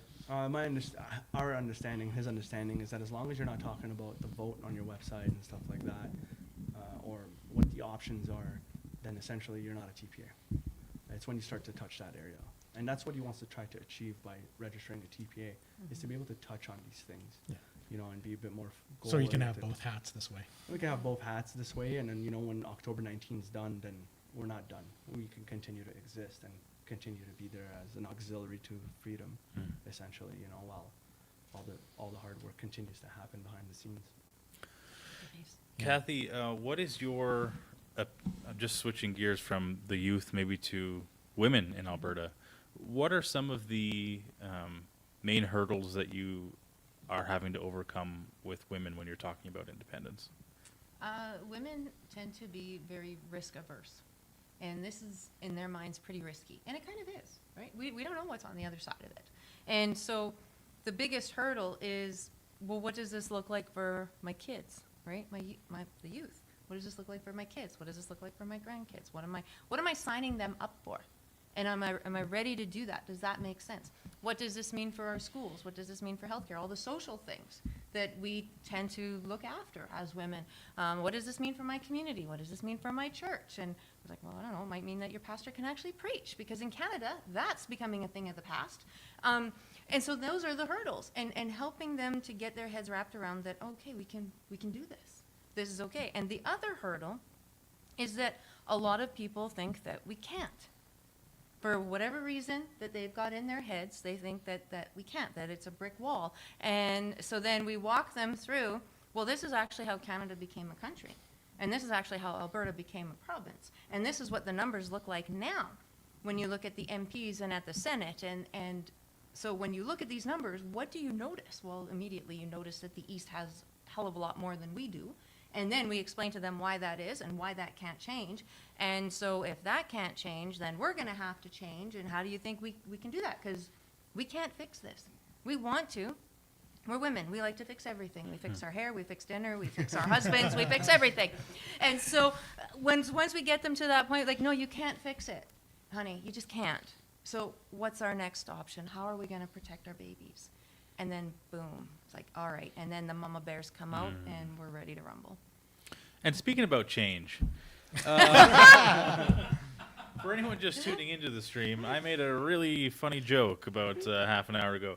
Change it means so many things, and it means also money. And so, of course, we're here to raise some money today. So let's do a little plug for albertatelethon.com. I don't have any updated numbers, but I can only imagine we've at least tripled or quadrupled our intake since we've gone on. Yeah, at least. I mean, Calgary did a great job, but like, look at the studio here, guys. Look at look at the good-looking guests that we have on the show. For those of you who don't know, we literally set this up in 8 hours. You did great. Wow. Yeah, albertatelethon.com, guys. 6 TPAs there. Kathy, do you want to plug plug the full name and also where people can view outside of Alberta Telethon? Sure. So Alberta Women for Independence is the full name. It's a long one, so go to albertatelethon.com and find us and click the link. abwomenindependencenetwork.com is our website. And so everybody knows what your money will go to with us is lawn signs. We've got a bunch because people are asking for them. I think, and anybody correct me if I'm wrong, but I think we're the only ones covering all the questions. Okay. So we do, and in our presentations, we've tweaked it up a little bit, that we talk about the first 9 that the government put out, and this is what they say, this is how convoluted and confusing and ridiculous they are, but this is what they mean, and this is why we think you should vote yes, and then we go to question 10, the referendum on a referendum. So we go through all of that. So yeah, you're going to go towards lawn signs, and we do a lot of travel. I'm not saying the others don't, they do. We're still doing the home meetings, and we're just calling it politics on the patio because it's 30,000 degrees outside. and I thought carbon tax was supposed to do something about that, but here we are. And maybe we just need more. Yeah, all right. It's supposed to be a super El Nino this year. Right, I'm very disappointed, super El Nino. You've let me down. Get that carbon capture sorted out. But yeah, so anyways, it goes towards a lot of travel. Today I was in Red Deer this morning doing some stuff down there. And next week we're traveling up north. We're going to be in Grand Prairie and Fairview and High Prairie before we come back down. And so that's what your money is going towards. I put so many kilometers on my last vehicle. I got a new one, so now I'm ready to mile that one out too. And I want everybody to keep us busy. If you want to have that smaller meeting in your house, there's no limit to the number of people. We don't care. Because those 5 people that show up will go and tell 5 others. We just want to keep the conversation going. So let me keep putting miles on my car, and let's get this done. And when Kathy has to get a new car, she'll unfortunately have to get something from outside the province. And if you are watching from outside the province and want to support Alberta independence, you can't donate to Kathy. You can't. But you can buy from Alberta Pins because they have got some amazing stuff going on. So tell us a little bit more about your merch you got right now. Well, Alberta Pin has shipped and sold things all across Canada and even in the United States. We get emails from, all over Canada, people telling us, hey, don't forget about us when you get your independence. Alberta's independence is just the beginning, you know, and it's a milestone to what's to come next. And you know, Can we show off this flag? Yeah, of course. I've wanted to see it for a while. So I've said this on John's podcast on his YouTube channel. If you look at the original flag, the river flows from west to east, just like your money. So we came up with this. James came up with this new flag where, you know, if you're looking at the mountain, the true depiction of the river flows towards you, just like our resources should. And the north stands free, representing Alberta, because Alberta is the north, essentially. You know, we pay for everything. So, and just the gold and black, hoping to play on the home and away one day, and hoping maybe the Oilers, if you guys are watching. And that's it. It's just like we try to make it and almost corner the market for affordability when it comes to being able to show Alberta pride. You know, and that was the main goal, right? When independence happens, that people are wearing our pin every year on Independence Day. That's our goal, you know. So honestly, what I really want is that hat. That's just awesome. Isn't it? That's a beautiful hat. Yeah. So and the jersey too. The jerseys are finally available now. This was like, you know, through special request. People see, like, we wear uniforms all the time. We got hockey jerseys or something. People saw us in those baseball jerseys and started like, you need to make me one. You need to make me one. So we got together with Unacceptable Fringe, and we were trying to work something out. And so now you're gonna have the home and away again, like we do with everything. Yeah. And this is now available for everybody on albertapin.ca if you're watching. But the hat that you speak of, actually, it's the golden cap. This hat is lined in with golden interior, and there's currently only 25 people who have this hat. This hat is not for sale. This hat is in recognition of people who are doing outstanding work like you guys are.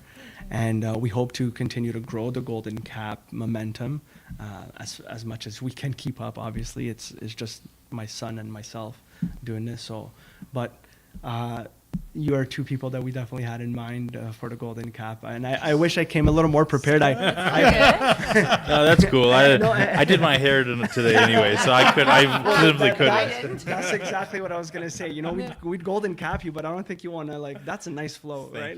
I wear the hat because there's not much under there, so. But I'll hit you up when it starts going. to go back on what you guys are talking about in Elections Alberta and Thomas Lukaszak and his TPA, you know, one of the questions my son asked when he called Elections Alberta is like, hey, is it difficult to report? They're like, no, absolutely not, and we'll help you through it. And as a matter of fact, just to kind of give you a heads up, if you don't report, we're going to fine you $500 a week.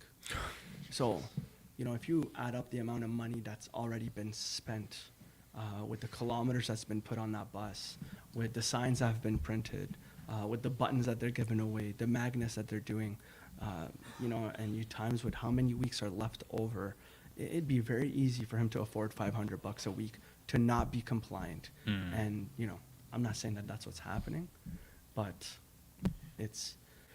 Well, it's interesting because I remember hearing them saying that Thomas Lukaszak kept all the lists that he was supposed to destroy because the fine was only $50,000. And that's why they bumped it up to $500,000 after that. So for those of you who might have been involved in Forever Canada, your information might be in a private server somewhere, potentially being shared with others. We're talking about someone who's extremely smart on paper, yet at every injunction, he says, oh, I didn't know it was going to lead to this. I didn't know it was going to lead to that. So it's becoming a bit deceptive. And convenient, maybe. You know, we're navigating, it feels like, a corrupted system to leave a corrupted system. And like you said, we have to have fun with it. We have to have fun with it and just keep our heads up, keep smiling like Jeff's smiling, and we're going to get to where we're going to get to. What do they say? If you don't laugh, you'll cry, right? Yeah. Kathy, what's your experience been with working with Elections Alberta to the extent that you have? Has it been a pain? Has it been? Wait, time out for a second. Elections Alberta, we love you and support you here. And you can head to Alberta Telethon.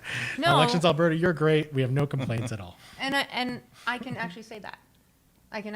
Okay. Because when I was also working with political parties, like real registered political parties, I got to know Elections Alberta because I had inherited a bit of a mess that required some cleaning, so I literally had them on speed dial. Okay. And they were fantastic to deal with. And this go around, I haven't had any trouble. Okay. At all. So I think I don't know what it depends on. I don't know what the deal is, but it's been really good for us. And I think at the end of the day, what I love the most about this movement is that regardless what the other side tries to throw at us, this is the legitimate, we're in it together, right? Like we are all pulling the rope in the same direction. We all know one another. We're all friends. We're all like, go support whoever. It doesn't matter. Like give everybody $20. Who cares? Or whatever, however much. Don't go over the 5,000 though. No. But like just support everybody. And that's why they can't beat us, because we're united. And it's, again, I harken back. I often talk about that game of whack-a-mole. They can't take us all out. There's too many. And there's more popping up all the time. So this is a good thing. This is a really good thing. And I want to circle back something you said about being really good for Canada, because others might follow, right? When I did a Saskatchewan tour not very long ago, and I did a little talking tour over there, when I told them, you know, I'm not kidding when I say, and I'm not even exaggerating when I say, every meeting I go to, inevitably somebody will ask, is Saskatchewan coming with us? Every time. And there were tears in the room. Because it was like, yeah, man, we're not leaving you behind. If you want to, don't make our mistakes. Just pick up where we are right now. Learn from us. Let us help you. And let's go forward. And that went a long, long way for the folks that were over there. So it could happen. It could be a domino effect where, okay, Alberta goes, Sask goes, Quebec goes, like whatever.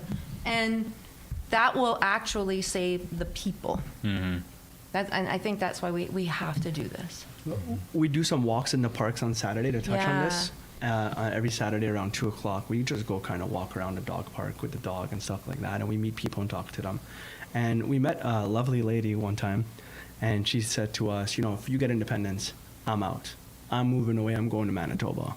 And me and my son were talking, and I think the reality is, you know, if people were to move away from Alberta because they're unhappy with independence, do you know how many people would be like, well, I'm fed up and I'm moving to Alberta? Or how do you feel right now where you're like, man, I'm done with this place. I want to leave, but you got nowhere to go. Alberta's going to be the place to go. And so for whatever we lose, we're going to gain. That's happening now. I met someone today when I was at the Red Deer Farmers Market. I met a couple who just moved here from BC. Because of this, they said, we can't vote in October because we didn't get here fast enough, but we can vote in the next one. We'll be here long enough for that. And I was like, great on. Do you want lawn sign? Because you can still do that. No kidding. It's fascinating because I think when Czechoslovakia separated from one country to two, they ended up having only about 3% of people move. Well, if 3% of NDPers leave Alberta, that's going to be like about maybe 50,000 people-ish, give or take. Maybe. If 3% of Canadians who are more conservative decide to come to Alberta, that's going to be in the hundreds of thousands. So there's definitely going to be way more people coming in than will ever leave. And it's going to be the right people coming in, the people who want the values that we have. And I mean, like, if you have liberal values, like, that's fine. You can go live in a liberal country, and that's your choice. But Alberta, we want to choose to be free because we want to choose our own values.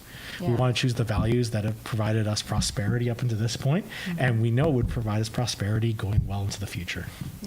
And if you are Albertan, reminder that only Albertans can go to albertatelethon.com and donate to one of our amazing TPAs. Keep in mind, please fill out the forms with as much detail as it asks, because as much as Elections Alberta has been maybe relatively pleasant to deal with for some people, you don't want your donation going to them. You want to go into the TPA of your choice. So fill the information out properly. I believe it's anything under $50 doesn't need information.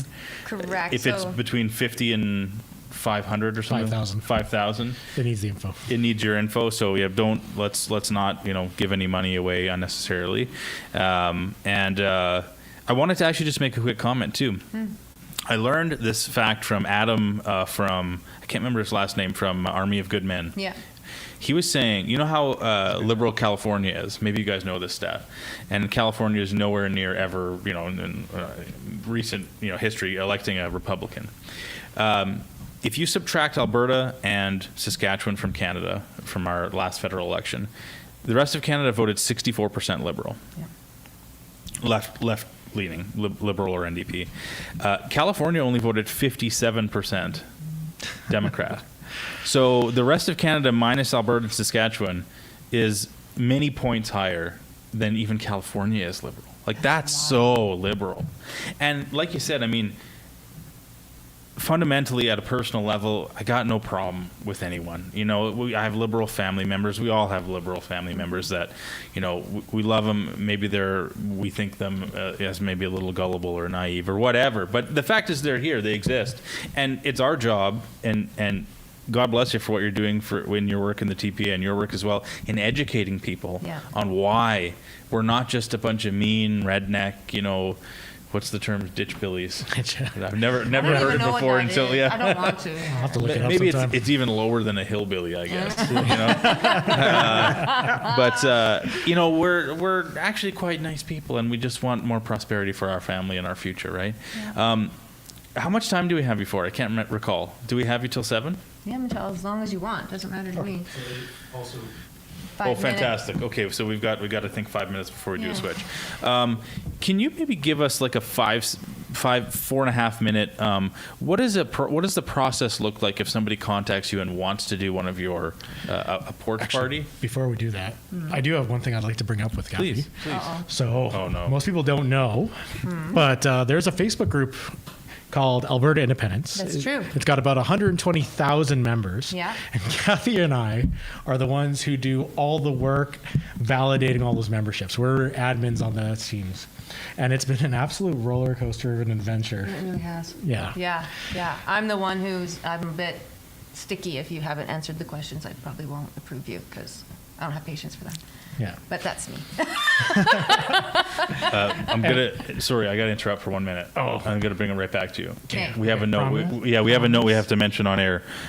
Sheila from the Alberta's Choice TPA. Yeah. Ezra and Tamara Leach right now are at the Gas City Campground distributing signs until 8 p.m. tonight. Nice. Get over there. Yep. Get over there. And Gas also, City Campground. I don't know Be if we there. mentioned the party at Paul's Pizza. Yeah. 'Cause Oh, crap. There's tons of people there. Angela's apparently. there. Yeah, Angela's there. Angela's there. Yeah. Paul's Pizza and Airdrie. Yes. Head on over there. That's where the party is. Yeah. We'll be switching to them at 8 o'clock, so you can be in the stream if you are there in time. So, sorry, continue. Yeah, so we've been doing that now for over a year together. We've had some moderators come and go. Yeah. But honestly, the number of requests we get every day is anywhere from like 50 to 500. That's right. And we have to go and manually vet these people. And, you know, maybe like 1% of them are like bots and stuff like that. So we kick them out. But most people who are coming there and we get, one of the questions is, why are you interested in this movement? Right. And the answers we get sometimes are so touching. People talking about, you know, wanting their future for their kids, their grandkids, being tired of Ottawa's choices and stuff like that. Yeah. And so many people are coming and say, hey, I used to be a staunch, supporter of staying in Canada. But what Mark Carney has done for the last 6 months has made me realize we're on a sinking ship. Yeah. Yeah. How's it been for you? Same. And I love the ones where it's, my wife told me to. Good wife, keep her. Yeah, it has been that. It has been that. There's been a lot of emotion in those answers that I wanted it to work. It's not going to. I see it now. I just want to be around like-minded where I work. I can't talk to anybody about this, that kind of a thing. And so they're coming now to this online community on Facebook to participate in the conversation with others. There's some who go down there and say, I haven't decided yet, but I want to find some answers. And so, yeah, come on in. Let's get you some answers. Let's see what let's keep that conversation going. And it's been really good. It's been really good, yeah. And honestly, we let anybody in who answers the questions, is obviously from Canada, or especially if they're from Alberta, regardless of what side you're on. I mean, but when people come in, sometimes they'll just make it like, you guys are a bunch of idiot hillbillies, ditch billies. That's the nice one. Yeah, they go and do that. Well, that's going to get you banned. Yeah, you're out. You're out. And it's been great because in those groups, we get such a variety of discussion. Yeah. And that's the biggest thing is like we have such a variety of people who are supporting Alberta for various reasons. Yeah. I remember one time we did a poll on there and we had said, what's your primary reason for wanting Alberta independence? And we put in taxation with our representation, equalization payments, the culture war with Ottawa. all these different reasons. And we got the list, and the number one complaint was equalization. That was the number one thing that most Albertans had an issue with. And you were only allowed to select one answer, is one thing that we did. So I brought that to Mitch Sylvester, and he was surprised because he thought it would be the cultural stuff. Because for him, that's what is the biggest issue that he's currently facing. Oh. He wasn't expecting equalization to be the number one thing that bothers Albertans about the system, which to me is interesting because that's something that could be fixed by the federal government, but they never will. No. Well, yeah, and that's the symptom, right? Equalization is a perfect symptom. James had started a golden hotline on TikTok, asking people to call in with their reasons and leave a voicemail on a voicemail that he had set up. And one of the main reasons that he was getting was young people are saying, "I'm scared that they're going to offer my parents maid." You know, and that was one of the for us one of the Oh leading my gosh. one of the leading exactly. And some people that were leaving the messages were almost in tears when they were saying that stuff. Wow. You know, it was like something I hadn't even thought of. Like, you know, we're upset with maid, but these young kids are scared that their parents are going to get offered maid, and they're going to be too proud to, you know, try to leave their kids with their disability or something like that, right? Wow. Mark, we're gonna sub Mr. Wagner in shortly here. Do you want to do another plug for your son's Okay, absolutely. future TPA? Well, and then we'll do a transition. His current TPA was called Forever Free, which we were told the name resembles too much of another TPA. Okay. The other TPA that it resembled too much was Stay Free Alberta. I know you wouldn't have guessed that. I will say that when I jumped on today to donate, I saw that Stay Free Alberta's website. They've gotten so much donations that it's actually, they're asking you to just, you know, leave your information if you still want to donate to them, as long as you're in Alberta. That's correct. Right? I do have one question before I give my plug. If we get freedom, will you take the mask off? Oh, heck yeah, if we get freedom. And then I won't have to worry. Okay, then I'll give you the hat. Perfect. Well, there's 25 of those. There's only one of these. But if you see us at any event, we're usually walking around with the yellow bucket. We're giving out free pins. If you can't get to us and you want to have a pin, just head over to albertapin.ca Awesome. and pick yourself up some pins for yourself and your friends. Help us put a pin on every Albertan. Nice. Thank you guys for having us here, and good work. Thank you. Thank you, Ditto. man. Appreciate it. Awesome. I'll take my blue flag.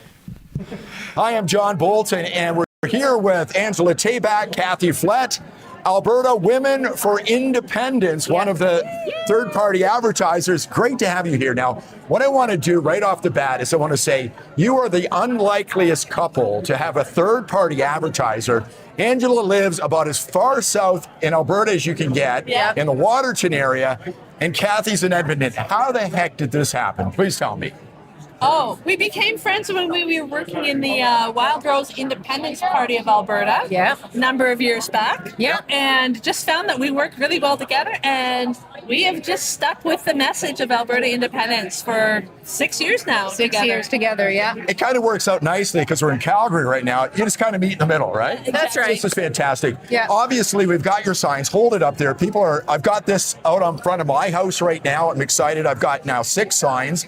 Other people have 12. I got to get up to 12, but you're doing signs and you're talking to people. That's what you're doing. So tell us a little bit about the talks right now, because we know we love your sign. Shall I talk about that? Sure, yeah. I'll talk Tell us, about the Kathy. talks. Sure. So we, for over a year now, have just been doing home meetings with people, helping predominantly women, but then the guys love the conversation too, so they join in, understand why we need to be our own province. And we thought, well, why fix what's not broke? We're just going to continue on, but now as a TPA. So that's what we've done, and it's actually exploded.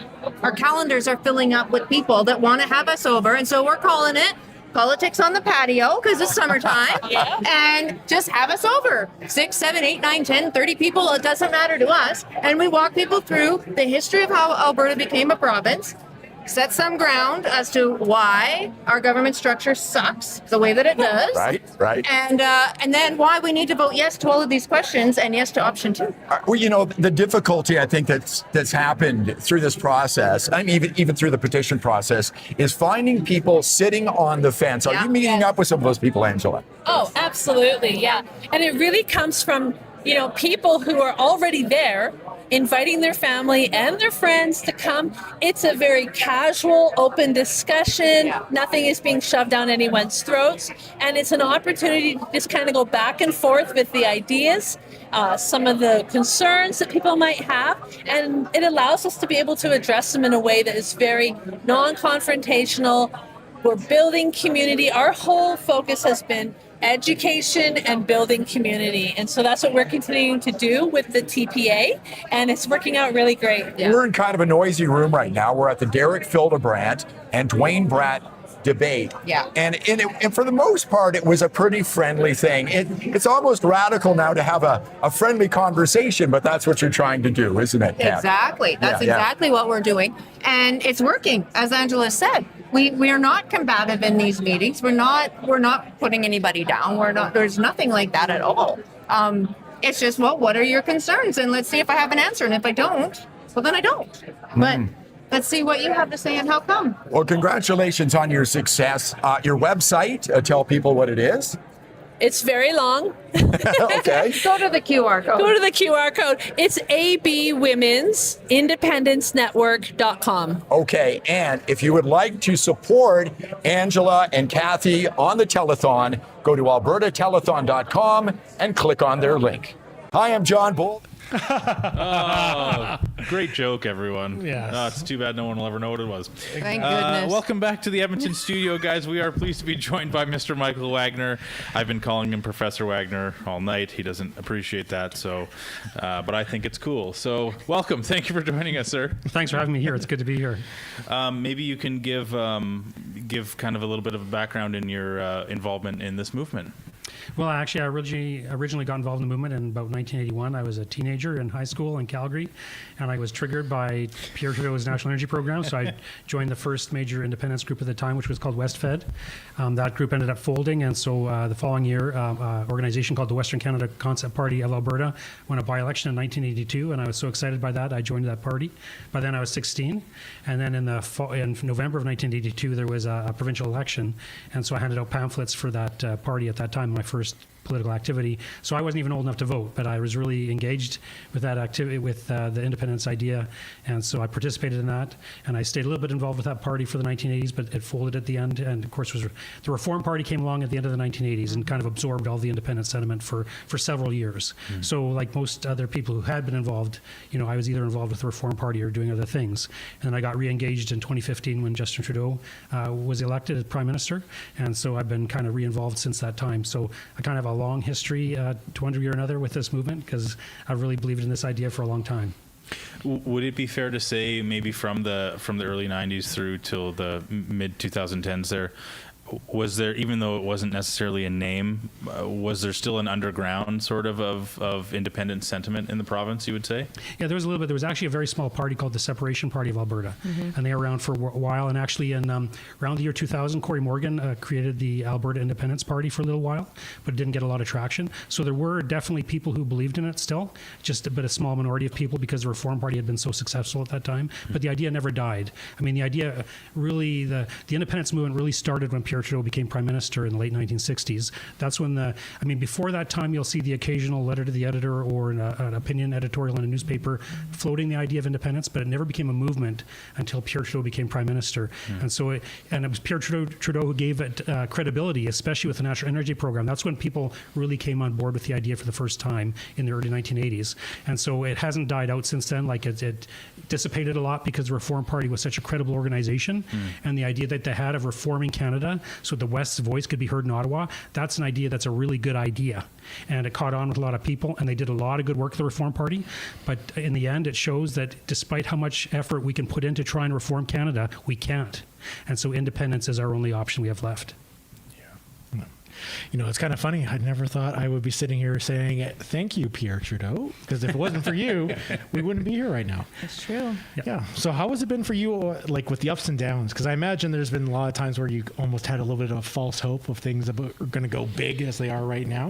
What was it like for you with all that up and downs? Well, actually, especially in those early years when I was a teenager, I was really putting a lot of hope in that 1982 election because, the Western Canada Concept Party had been growing very rapidly. And that's actually why our Premier, Peter Law, he'd called an early election because he saw the WCC was growing so quickly. He wanted to cut it off before it could organize properly.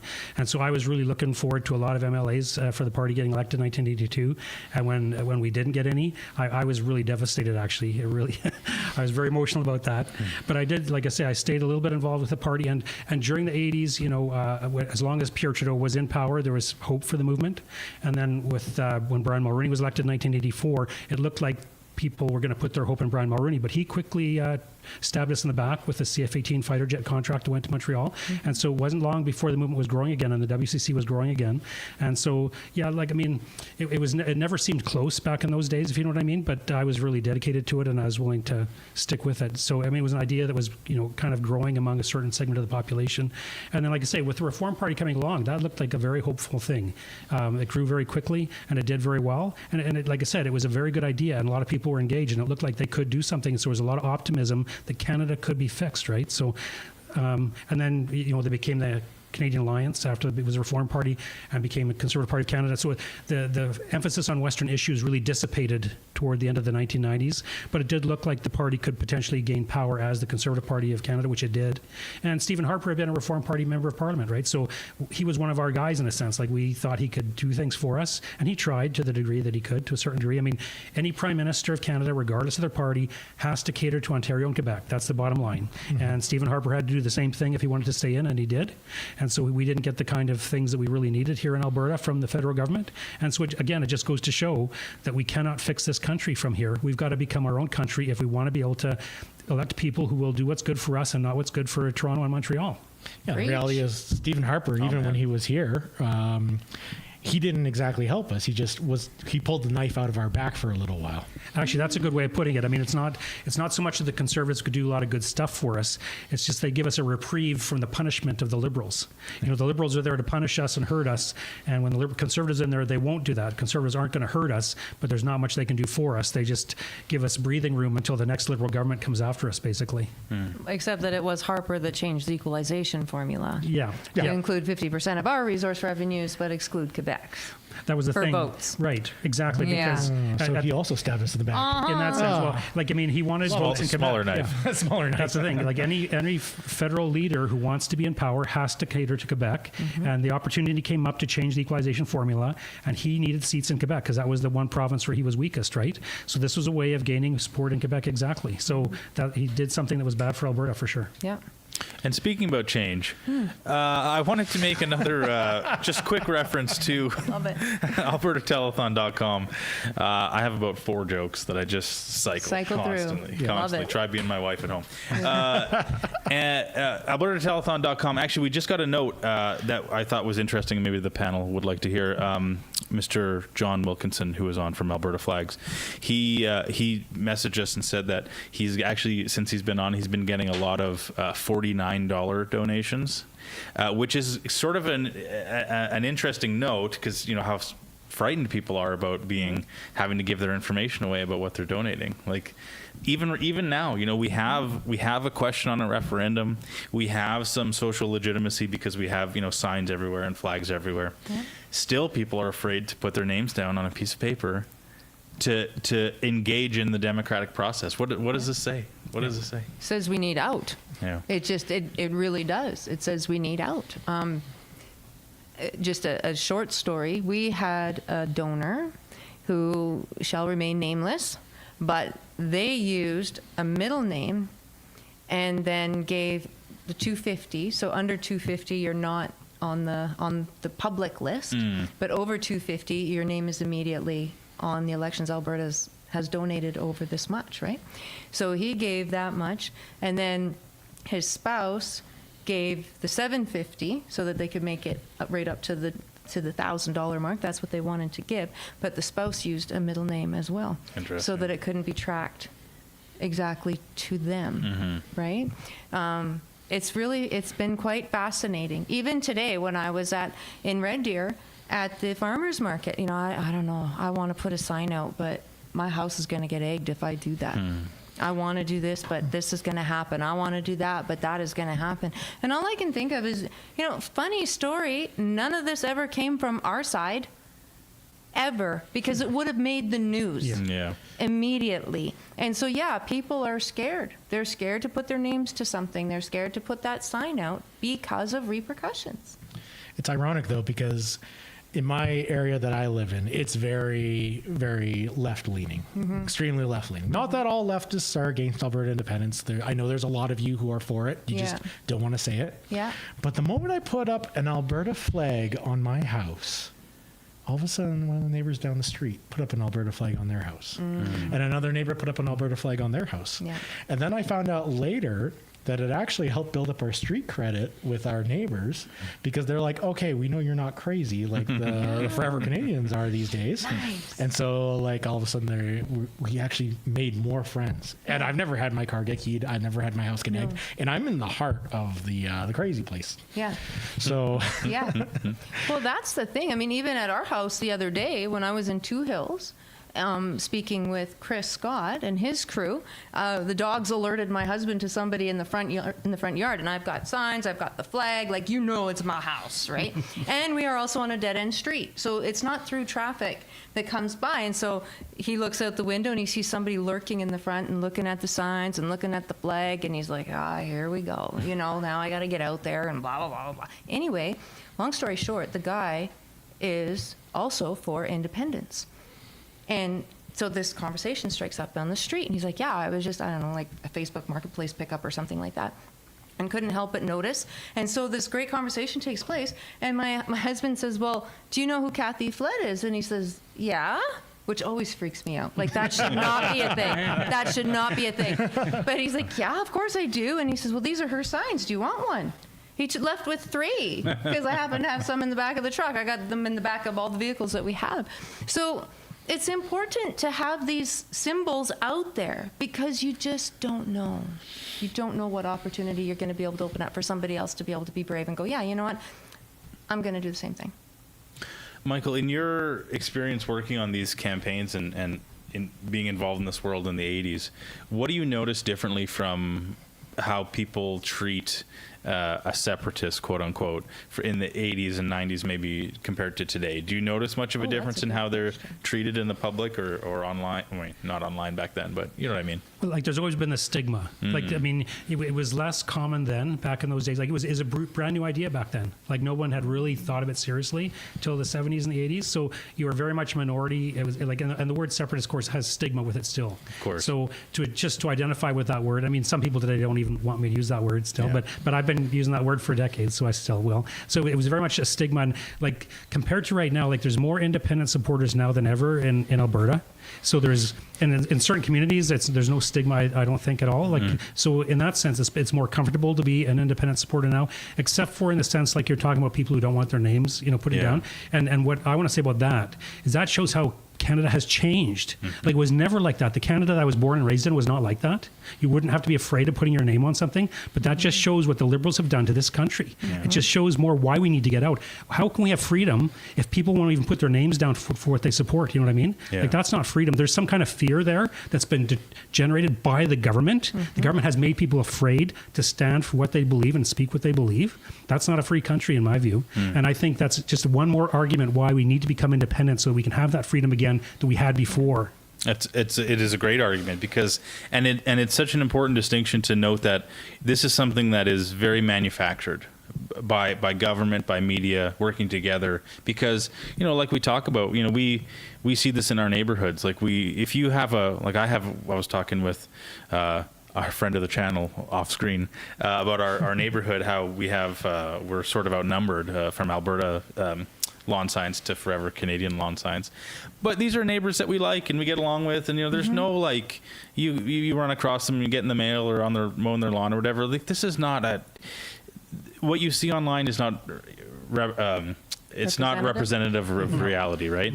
And to make it seem that way it's so dark. It's not nice. It's not good. And to make it seem like it's a much more personal and much more vitriolic sentiment. Like, this is, we have very reasonable arguments, I think. And I think if more people were open to at least having a discussion about it, rather than, I think the trick that the government and the media likes to play is, they say that even if you engage in discussion about it, you're giving it air, or you're giving it. But that's exactly how you think. This is you think by talking and by discussing and by being challenged in your ideas. And so it's ironic though, because Forever Canada appears to be creating a culture of encouraging this, of fomenting this kind of unity, thing. This kind of thing where you need to attack them, or you need to do all this stuff to a separatist, come up with names and call them all that stuff. But the reality is, all that does is makes it so you guys start to look more and more like the crazy ones. So of course you're going to attract more crazy people to your side, but then over time the more normal people are going to reject it. And so I kind of find it a little bit serving us that they're doing that Thomas Lukaszuk has never come out once to denounce any of the violence done against any of Alberta independence supporters. He's never come out once to even say stop harassing or doing all this. He's always silent on that. And then in their private groups, because I'm in your private groups, guys, I'm in all of them. I see what you guys post. I thought you got booted out of one. I got booted out of one because I opened my mouth, but Yeah. I've got alternative ways to stay in that one. But yeah, so I always found it really interesting. The other thing is they have no problem calling us names, but there was a couple months ago, someone, I can't remember her name. She's got a little flag in her profile, but she freaked out. She's one of the Forever Canadian leaders. She freaked out at the idea of being called an anti-separatist, and had an absolute freak out about it. And so I played for a couple weeks there, just saying, okay, I respect that you do not wish to be called that. So how does Maple Nationalist sound? Or Canadian Confederate? How does that sound? Well, it's funny you say that, actually, because we on the show, James and I think James came up with this term, but I'll take credit for it because he's not here. He's behind the camera. Maple syrup flavored nationalism. Which is what a lot of this boils down to. It's like people are nostalgic for and you know what, I try to give them the benefit of the doubt that what they are, Forever Canadians, is nostalgic for a Canada that they remember, but that no longer exists. That's what it is. Yeah. Maybe you guys can speak on that. That's what it is. Well, I can speak to that. I can give you 3 stories in 2.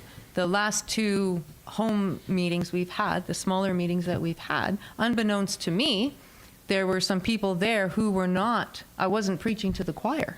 They came, and when one came kicking and screaming and said, fine, if you will shut up and stop talking to me about this, I will go and hear what Kathy has to say. And then I don't want to hear a word about it, right? Left going, oh my gosh, I had no idea. I had no idea, right? And then the second meeting, same thing happened, not kicking and screaming, but just really curious, like, what is it? And it's going to be after 8 o'clock. Is she actually going to grow 6 heads? Like, what's going to happen here? Because they told all sorts of things about us. So there's that happens. And then there's the everyday conversations that we have the opportunity to do this with. And there was one that was about a month ago now, and it was somebody that I don't know very well, but somebody that I know. And it came out, the cat was out of the bag, that I was a separatist, and she was horrified by that. And she said, you know what, my kids, my whole family is all for this, but I'm just not. And so we had this back and forth conversation, and she admitted, like, my kids and my grandkids are never going to buy a house. I know that, but I just can't give up this Canada and my sovereignty, and on and on and on. I said, so you admit that the Canada that you lived in and were successful in and had every opportunity to achieve everything, every goal you ever set for yourself doesn't exist anymore? And she said, oh no, I know that it doesn't. I said, then why would you vote for your next generations to stay in that? And she went, oh my gosh, I never thought of it that way. Never thought of it that way, right? She was holding on to this nostalgia. And it's those one-on-one conversations. That's why rallies are great. They have their place, but it's that one-on-one that's going to get this done. I think a big thing as well is that Alberta itself didn't really transition from that old Canada until COVID. Yeah. We were still living in old Canada when the rest of Canada had long since gone and departed. I lived in Ontario for a few years in the early 2000s, or 2010s, I mean, and I could, it was hardcore shifting back then. I came back home to Alberta. I'm like, oh, good, everything's still normal. And then COVID hit, and it's been on fast forward trying to keep up now. Yeah. So we still have that remnant of Canada in Alberta, and we're trying to preserve that and keep that because it's very hard to get it back once you give it away. Oh, yeah. And Michael, you have some books here. And I'm sure you've talked about this in one of your books, but kind of chronicling the shift as Alberta has maybe not shifted away from Canada, but as how Canada has shifted away from Alberta. Maybe you talk about how Alberta is a throwback to what Canada used to be, or reminiscent of that in some way. Like, can you speak to that a little bit from what you've written? Yeah, like not quite exactly what you're saying, but related to the previous discussion is in this particular book here, Alberta Separatism and Then and Now. Like, I wrote this book, it came out in 2009, so it's a history of the origins and the early years of the Alberta independence movement up until 2008. But one of the key people who I quote in here is Ted Byfield with Alberta Report magazine. And for those who are younger, you might not remember Alberta Report magazine, but it went from 1973 to 2003. It was a very, very influential magazine in Alberta and in Western Canada generally. I mean, it was part of the effort to create the Reform Party. I mean, the influence of Alberta Report magazine was key in the creation of the Reform Party. But in here, I talk about it was Ted Byfield who in 1980 already was writing about the difference between Old Canada and New Canada, because it was Pierre Trudeau who brought in the New Canada. Pierre Trudeau brought in a different constitution. And that was, the Constitution is the foundational document of a country. When you change the Constitution, you change the country. People need to understand that. So in 1982, Pierre Trudeau was fundamentally changing Canada, and he knew it, and that's what he wanted to do. And Ted Byfield would go into details about how Canada was different. Like, he was originally from Toronto, and he came out to Alberta and became an Alberta patriot.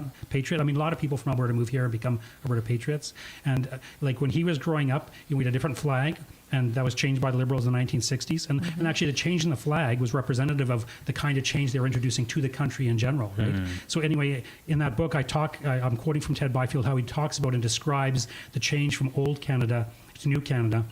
And it was the Old Canada he grew up in. It was the Canada he loved and was loyal to. And he did not feel loyal to the New Canada that Pierre Trudeau was introducing to us. So that's part of what that book is about, because in those early years, there was that cultural issue to the independence movement, because people realized our country was changing fundamentally and they wanted to stick with the older Canada. And so there was a lot of meetings I went to. I think there were like World War II veterans there who were for the Alberta side, because they saw the country changing drastically and they didn't like what they saw. So that book talks a bit about that, because those were some of the original emphases and themes of the independence movement back in those days. So then in the second book, No Other Option, Self-Determination for Alberta, I do talk a lot about how Ted Byfield talks about Alberta's a cultural identity. Like, now Alberta's identity isn't different from the rest of Canada the way Quebec's is. Like, Quebec, they have a different language and a different history and stuff. So Alberta is not distinctive from Canada the way Quebec is, but it still has its own distinctive history. It has, like, we had way more American immigration in those early years, which kind of set us apart from the rest of the country.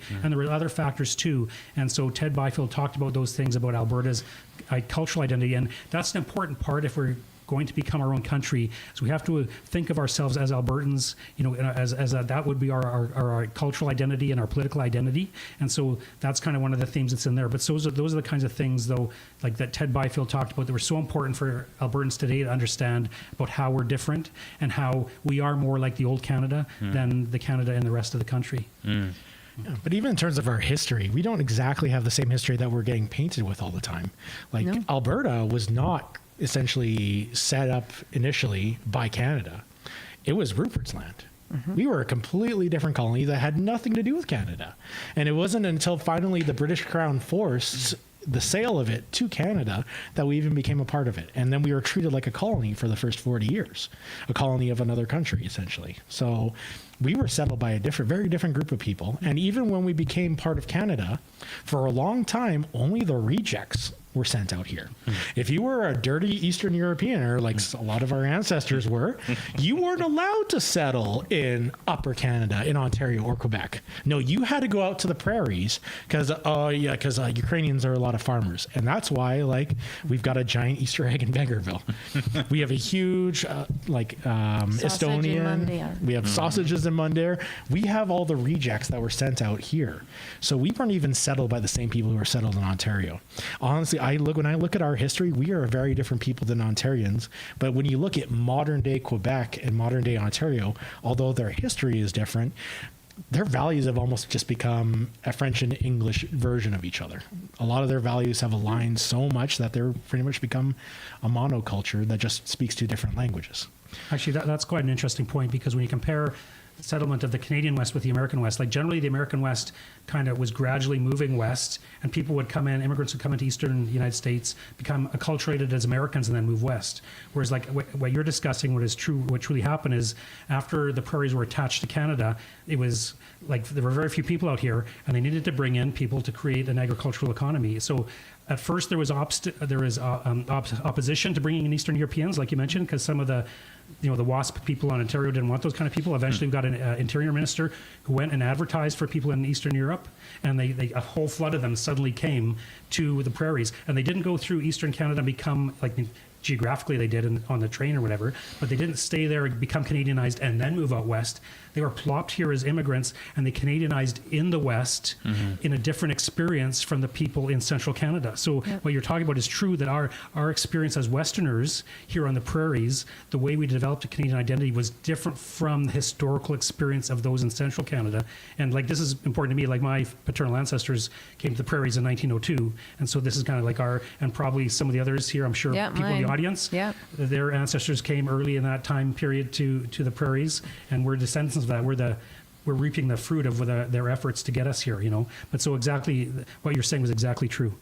Yeah. And like a lot of it as well was just the straight up geography. Like the United States, it was just like gradually like a guy would move in just a little further away than the last guy, just a little further away. Us, we had the Canadian Shield. Exactly. It literally divided us up. And so it's no surprise that when, they're looking at it, they're like, oh, convenient. We can just send them so far away that we don't even have to think about them.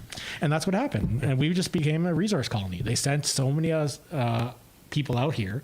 A lot of them did really well. A lot of them died, and they didn't care. They just took in the money from all the agricultural sales that they got over time. And sorry, please go ahead. I was going to add one more way in which we were different from the rest of Canada is when you look at our provincial political history, we would form alternative political parties. So, the original party was the Liberal Party, but in 1921, the United Farmers of Alberta became our government. United Farmers of Alberta from 1921 to 1935. Then with 1935, it's the Social Credit Party of Alberta up until 1971. Those are parties that weren't in other provinces, in terms of forming government. I mean, eventually in BC, there was a Social Credit Party that kind of keyed off Alberta, but it was different in its own way. But Alberta was very distinct from the rest of the country in terms of our voting trends, and federally as well. We voted federally for the Social Credit Party for many years, and previous to that, the Progressive Party of Canada. So when you look just at our voting history, you can see how different we are from the other provinces. Honestly, if it wasn't for Stockwell Day losing so bad, I think we probably would still have our own parties. I don't know. Because we never would have become a conservative stronghold otherwise. Right. Yeah. I don't know. But everything you guys say is true. I mean, one of the quotes that I give in every presentation that I do is the Sir Clifford Sifton quote, right? Where every Canadian, every patriotic Canadian is going to want all the trade from the prairie to go to the east to enrich them. That's the shortened version of it. But that's why we were created, was so that all of our bounty, all the fruits of our labor could go to the east. That was the plan. And here we are all these years later, and it's no different. But what's neat to me is despite that, and people still came here, and a hardy bunch of people, right? Like you go way up north, and it's very hardy. Nobody told them about the snakes in the south and the minus holy moly in the north, right? They just showed up and did what they could with what they had. And when you dig into the history books, the few that there are, there's stories of the women being home alone with the kids while the men went to go and work to try and support them. And they didn't speak the same language as their neighbor, but they would still go and have Sunday dinner just so they were around people. Like that's what this province was built on. And that's why when you go to pick any small community, pick any one, and what do you see first? You see an old church. You see an old church that's probably dilapidated now, but that was the first building that was built. Yes. The second building that was built was the school, because everybody appreciated how important education was. And so then there was the church, there was the school, and if it was a bigger community, the next thing they would build is a community hall. And you go to all these little towns, and there's community halls. You go to the bigger centers, there's the German community hall, the Ukrainian community hall, the Dutch community hall, exactly what you were talking about, right? All these people came together, and they made it work. That's what this province was built on. And the three words that Angela and I have been hanging on to in this campaign is family, community, sovereignty. You cannot have the first two without the last one. And that's what they eroded. They purposely eroded the family which then eroded the community, and now they're trying to take our sovereignty. And we just can't stand for it. That's not what this province was built on. No, it was not. It was built on being a resource colony. And speaking of resource colonies, really you can view us today as your resource colony for albertatelethon.com, where our purpose is to direct funds to our 6 great TPAs. You're good. That was very smooth. The king of the great. segue. Yeah. That's great. I wish I had updated numbers for you, but if you're tuning in earlier, we were reporting that Keith Wilson's TPA, Keith Wilson and Tanya, they surely must be over 50,000 now. I hope so. The Women's Network, the Alberta Women for Independence Network. Yeah. Did I get that right? Close enough, yeah. Perfect. They're over 10,000. Corey Morgan's over 11,000. Amazing work, guys. We really, really appreciate that. You know, this is what we're here for. We need, if we're going to talk about high-minded things like sovereignty and where our future is going and how we can build something better than what we have currently for our children and our grandchildren. The fact is that these things take money, and the people on the other side of this debate right now have seemingly unlimited money. They have government money, in fact, and they have different reporting structures and rules surrounding their money than we do. So let's make sure to do this right. Remember that in order to donate to any of the TPAs, you have to be an Albertan citizen. Yeah. You have to, if you donate under $50, you don't need to provide information. Anywhere between 50 and 250, you need to give some information. Please fill out the information correctly so that you're not accidentally donating to Elections Alberta, because they'll take those funds I think it goes easily. right to the government. I think it goes right to general revenue. Yeah. Yeah. And you can donate up to $5,000 in any one election cycle, I think is the rule, right? In Yes. 1 year or something like this. Yes. If you're wanting to donate in the thousands of dollars, maybe double check that first. And if you live outside of Alberta, you can always buy one of Michael Wagner's books and learn a little bit more about Alberta independence and how it came to be. This guy's a wealth of knowledge, and his books are fantastic. I've read 2 of them. Where can Michael? Where can people find buy your books? Can they buy directly from you? Well, actually, this particular one that Mr. Alberta held up is available on Amazon.ca, Okay. and all 3 of the books are available at a website called merchantship.ca. Like, it's a homeschool supply online store, but they carry my books as well, and so they carry all of them. I've got 3 books on Alberta independence, so if you go to merchantship.ca and put my name in, my books on independence will come up, and they're less expensive there than they are on Amazon too. So. Amazing. Did I ever tell you our cool story about your books? No. Okay. So we had, Angela hosted a home meeting, and there was 20 women there. And the way that the host got these 20 women to show up was she said, you know what, it's been a long time since we've been in school. Perhaps we need a refresher social studies course. And so these 20 women showed up for charcuterie and tea and all the rest. And Angela brought out your books and gave them the social studies course that we do. And they left doing a book club on your book. Oh, thank you so much. Yeah. That's great. Professor Wagner, See? working even when he's not there. That's so good. That's how we work together. There's no competition here. Oh. No competition. Yes. Before we run out of time. Yeah, Oh. I mentioned this earlier in the stream. So we're going back to Paul's Pizza. They're in Airdrie, so just north of Calgary. Well, not right now, but at the top of the hour. And we bring in the Edmonton location. We were talking about, like, what can we... we wanted to maybe put a little bit of Edmontonia in this stream. And we talked about maybe some Oilers gear. Oilers would be good. Oilers would be good. So, they talk about in this movement having a big tent. We want to have people of all stripes. We're not just preaching to the choir. And so, in the spirit of that, I just wanted to maybe put this on the table for everyone. All you Calgary independent supporters, you are welcome, in fact, to join us in supporting the Edmonton Oilers. It is not a good time to be a Calgary Flames fan. We all know this. Your arena is garbage. Your team is almost as bad. And so we want to invite you to be a fan instead of the Edmonton Oilers, because we have the greatest player to ever play hockey playing for us currently. I'll die on that hill. and yeah, so we just wanted to just have this little. This is a little gift from us, just a little visual gift for the next 20 minutes on the stream. So thank you for reminding me. Tent. Yeah, you can fit in our big tent anytime. Anyway, go Flames! That's it. So it's been great having Michael Wagner on the show. I was in high school in Calgary when the Flames came from Atlanta. Wow. So it's deeply burned into my heart. Those early years, the Flames did really well. Those early years. They did. Nostalgia, right? It is nostalgia. Just nostalgia. I actually think, technically, even to this day, they still have a winning record against the Oilers, much to my chagrin. I think and they may have adjusted in the last 5-10 years, but. I'd have more respect if they actually made it to the finals. Well, hey, Well, fun fact, we do often get asked what's going to happen to our sports teams once we're our own nation. Right. Well, I mean, that's an interesting question. Little things like that come up all the time, Yeah. Big concerns about my family lives in BC. Like, am I going to be able to? Well, it's like, I mean, yeah, like if people have family in the U.S. that go visit, like we're different countries. In the NHL, the NHL is made up of 2 different countries right now. Mm-hmm. What would be the difference of adding, quote unquote, a third? They play official NHL games in Europe now. The NFL plays games in Europe and South America, and we're as much as we maybe hate to admit it, we're a fairly global world right now. Things can just happen.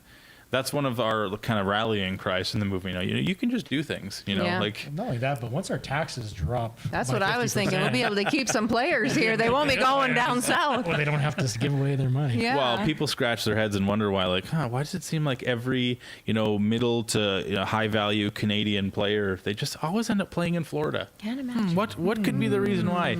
Could it be their tax structure? I don't know. Could it be the beautiful weather? We can only really accommodate one of those, I think, here. That's right.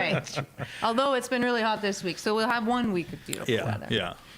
It's been comparable to Florida. Yeah. It's been great. What are some weird, maybe we can take the last 10-15 minutes here. What are some questions that you guys get, or concerns that you guys get a lot when you're talking to people about this movement that maybe we wouldn't think to ask, like some of a very personal concern that somebody might have if they were on the fence of, well, I understand the value of being independent, but X, what would be what are some of the maybe more interesting things that you've heard that people have been concerned about? Well, I think one of the issues that was addressed earlier was risk. And for me, that's the number one thing. Like, becoming independent country is a risky venture. Like, what we're doing is risky. Like, let's just admit that. But staying in Canada is risky too. That's my reply. You know what I mean? Even more risky. Riskier. Yeah, well, look what the Liberals are doing to this country. Is this the direction that you want to go with your future and your family's future? I mean, it's not like the Liberals are doing, just did one time, one strange thing. Like, they're incrementally taking away our freedom and crushing the Canada that we used to know. They're doing that incrementally so that people don't notice it as quickly, but it's happening. And if we stay in Canada, we're going to continue to lose our freedoms. And so the risk of staying in Canada, there's a risk of leaving and there's a risk of staying. So it's a matter of which risk are you willing to take? We know which direction we're going with Canada. Becoming independent, it's a different risk, but we risk becoming free. We get more freedom that way. So, but I think risk is kind of the number one thing that people bring up for me. Is it? Kath? The one that always surprises me because I just don't understand it is, well, am I going to need a passport to go visit my family back east? I don't know. It's up to Canada. It's up to Canada. Yeah. It might be. I'm old enough to remember when all you needed to do was have driver's license to go down to the U.S. You didn't need all your paperwork and show that your dog had their regular shots and all the, right? You just didn't need you didn't need a file folder to cross the border. You needed one little card. I don't see why we couldn't have that same type of relationship with the rest of Canada. It's kind of interesting as well because for Alberta, we've always needed a flexible workforce. Yeah. So we have no reason to deny people dual citizenship. That's Most right. likely, Alberta will keep the tradition of dual citizenship. Yeah. For Canada, they're the ones who, as a threat, it sounds really good to say we're going to take away your Canadian citizenship. But in reality, there's no mechanism to do that. The only mechanism to lose your citizenship in Canada is by committing fraud when you apply. That's it. There's no other way for you to have your citizenship stripped. You could commit actual treason and try to kill the king, and your punishment's the death penalty, but we're not going to take your citizenship away. There's literally no way for you to lose that citizenship.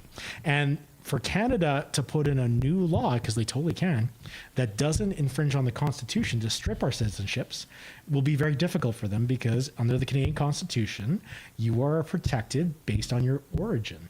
So Canada can't just come out and say, we're going to allow dual citizenship in every other country except Alberta, because that's discrimination against origin. Likewise as well, they can't put a discrimination against freedom of travel. Even though they did during COVID, they're not able to put in. Don't remember. Oh yeah, don't trauma. But it's interesting with these kinds of arguments, whether it's the passport and citizenship and so on, is nobody's saying, look how great Alberta is in Canada. Look how great it is. Don't you want to stay with all these things? They're saying, oh, this will be hard and this will be hard. Like there's no positive image of Alberta staying within Canada. It's all negative stuff from the other side. They don't have a positive vision. And to your point earlier too about what an indictment about what Canada has become is that we even have to worry about what sort of punitive measures Canada is likely to impose on us for exerting our democratic will. Like that would not have been aren't we supposed to be the polite ones? Aren't we supposed to be like the kind and accommodating, and like why wouldn't the discussion be how they maybe at least a little bit of how they treated Quebec in the 80s and the 90s, like, oh sweetheart, please don't, you're my Canada includes Quebec. Now it's you're Traitor. idiot ditch Billy traitors and good riddance, but you can't leave. So and what's important about that too is like Canada's constitutional law allows provinces to leave if they follow the proper process. And that's what we're trying to do. Like, this is the law. Like, how can you be a traitor if you're following the law? I've never heard a definition of traitor where if you obey the law, you become a traitor. You know what I mean? That's like, right. it's completely off base, totally. This is Canada's law. Why are we being threatened for doing something that the country allows, that the law allows? It's completely constitutional. It's completely in line with the legislation. We're doing nothing wrong, and yet they're making all these threats against us. Like, it's like I say, it just shows what a bad country Canada has become. The funny thing is they'll throw out the argument saying, you're never going to get that constitutional amendment. Which, number one, is a burn on themselves because they think they're so horrible that you'll never get the amendment. Right. But also, Keith Wilson can correct me if I'm wrong on this. And he will. They can't do the constitutional amendment until after we leave, because otherwise they're stripping Canadians of their rights. So we need to go have the negotiations. We need to go form our own government. We need to do everything, cut ties, become our own country. Then they can remove us. But if they don't remove us, then they technically have a foreign country that's completely autonomous and gone, having voting rights in their leftover of Canada. So it's kind of a weird kind of flex that I'm trying to say, hey, we're not going to let you leave because we can't get a constitutional amendment, even though pretty much you leave and then we amend it. So there's no real threat there, but they bury it, they loft it around like it's an actual like good point or something like that. Well, James has brought this up on our show before, where a lot of the times I think when people use the word traitor when they refer to us, really what they're saying is something more like disloyal or something. Like, I don't think they're trying to use the word in a legal sense, because it does have a legal meaning. It's more of an emotional sense, right? Because this is a very emotional topic for a lot of people, and they view it as it's hard for some people to view it from a cold, logical, like, listen, these are why objectively this makes sense, because they view it as an emotional, like, we're Canadian. We're Canadian, it's nice and it's kind, and igloos and whatever, and maple syrup on a stick. Like, so it's, I have some sympathy for that, because it's I get the patriotism aspect of it, but it's just, you got to use the right words. I got a small update, by the way. Yes. We've got about, 12, 13 minutes here. Do you want to know what the Women's Independence Network? You guys are over 12,000 now. Come on.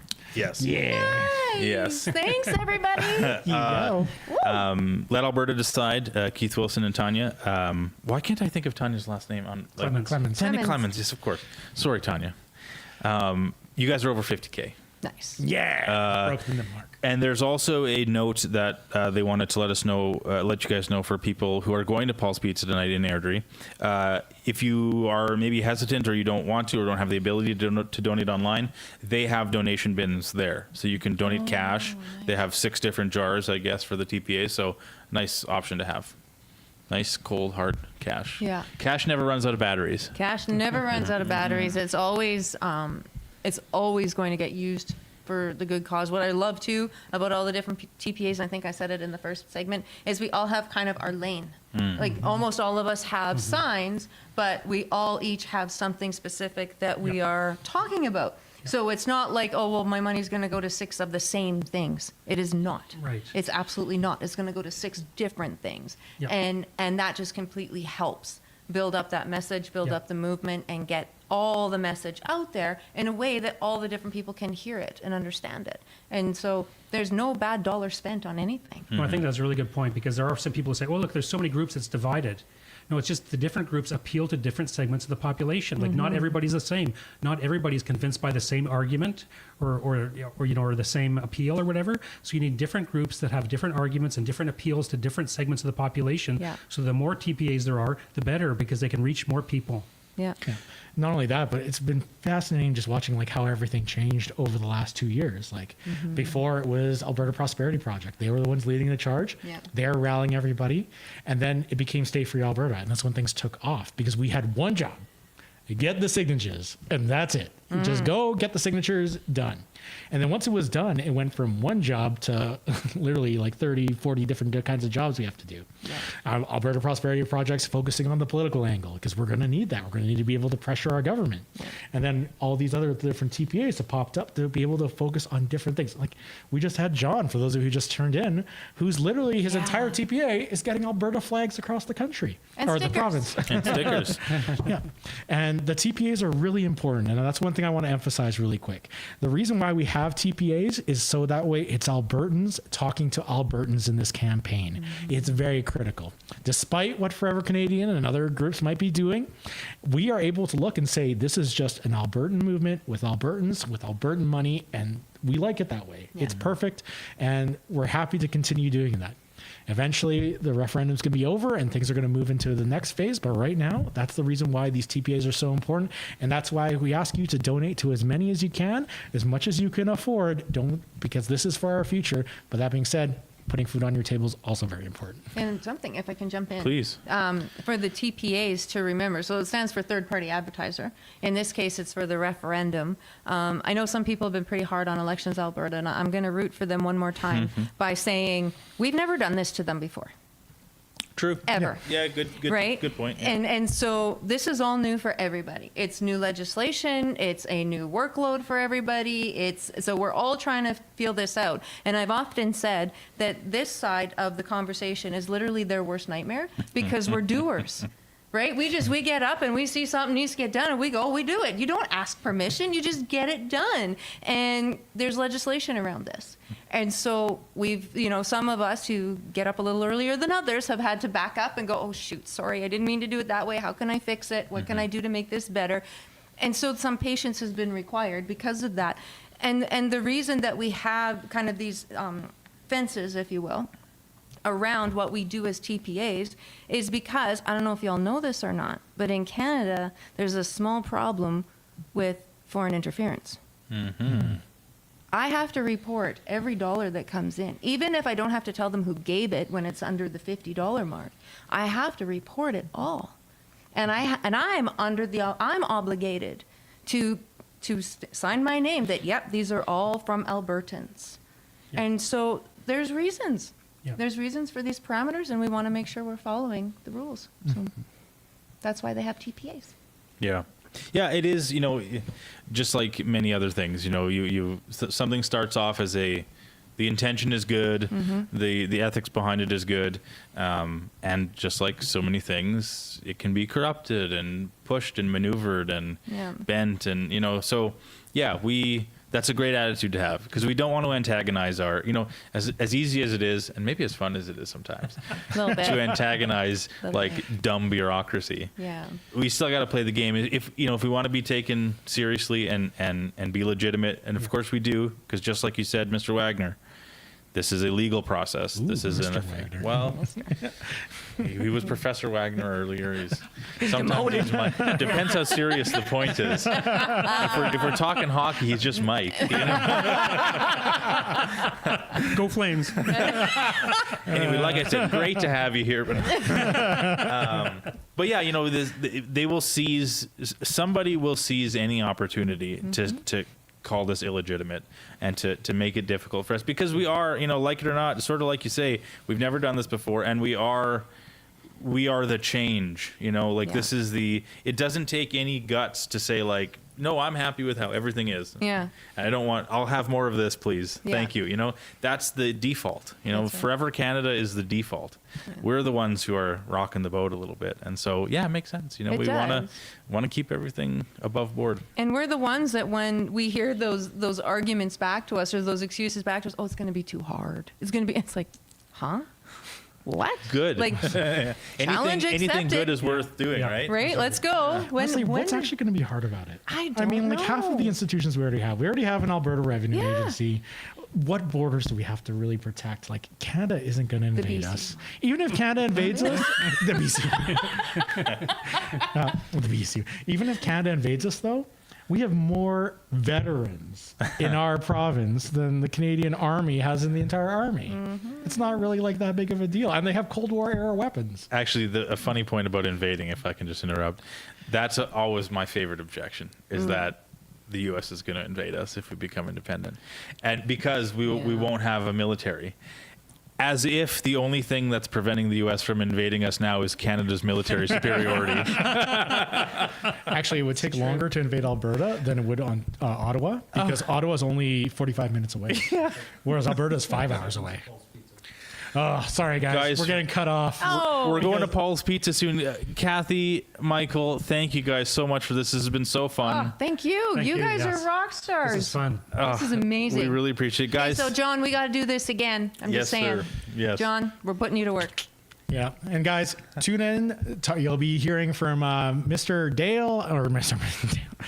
Albertan and Mrs. Albertan down at Paul's Pizza. It'll be a live stream. If you're in the area, feel free to come by. And then at 9 o'clock, you're coming back here for Fringe, showing up with Keith Wilson. So there's a lot of stuff still coming up, but please donate today. Donate and help us to be able to push this movement forward. So AlbertaTelethon.com. Thanks, everyone. Wow, what a fantastic crowd. There are thousands of our fellow Albertans here today. Thank you for being at the largest ever rally for Alberta's sovereignty in Alberta's history.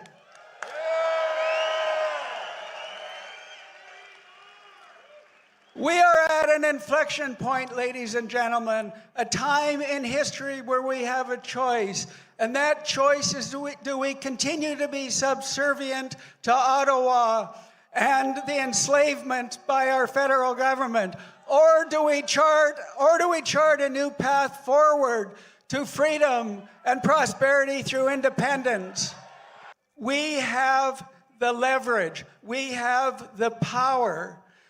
We have the ability to empower our provincial government to be able to, for the first time in history, negotiate a new sovereign Alberta from a position of strength. And that position of strength comes from a successful referendum on Alberta sovereignty. Albertans, it's time we face the truth. Ottawa's system cannot be fixed from within. Every path to fairness is blocked by design. Every single year, we lose between $20 and $28 billion in equalization payments. That's about $6,000 per Albertan.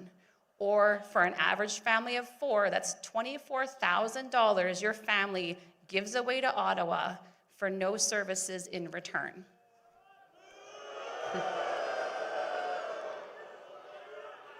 That's money that you earned and money you'll never see again. But after all these things, they have not yet broken our spirit.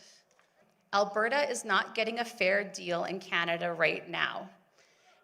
And here's the truth. If we actually want real change, the kind that means opening up the Constitution, that's nearly impossible for Albertans to do on our own. But if we vote yes in a sovereignty referendum, that changes everything.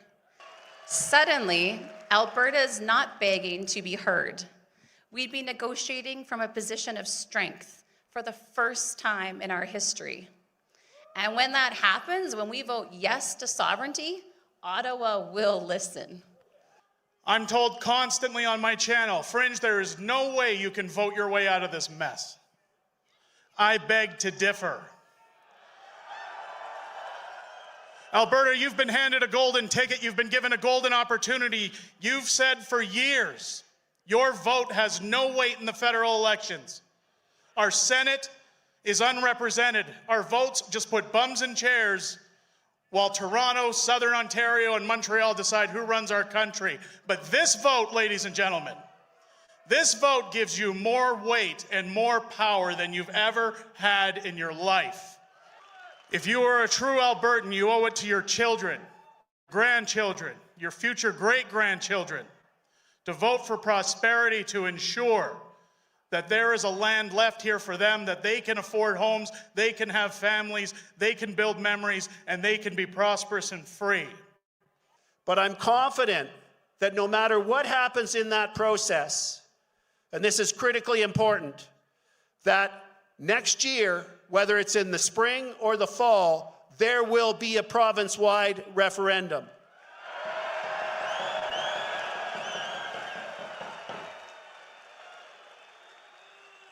But we cannot, for the sake of our children, underestimate the magnitude of that challenge.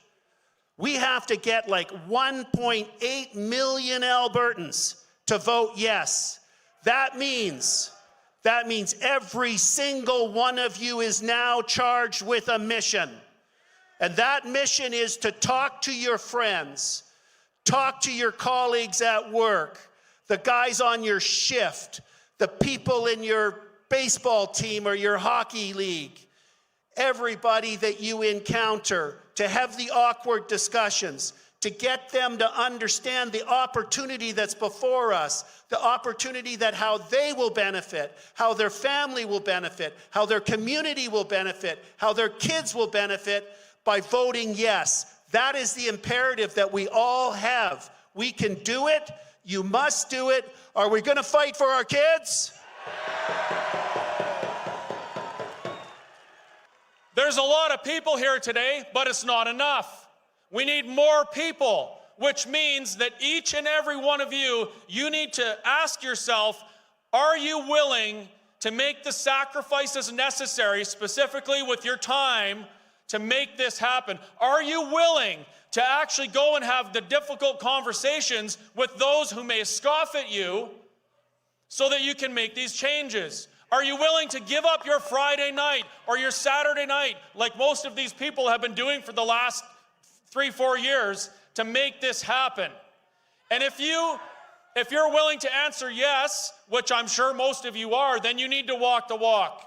When you leave here, you need to start doing these things. You need to educate yourselves on what the situation we're in and what the solution looks like. You need to know the details so that when you have these conversations, you're an effective ambassador for independence. Every one of you is an ambassador for Alberta independence. Did you know that?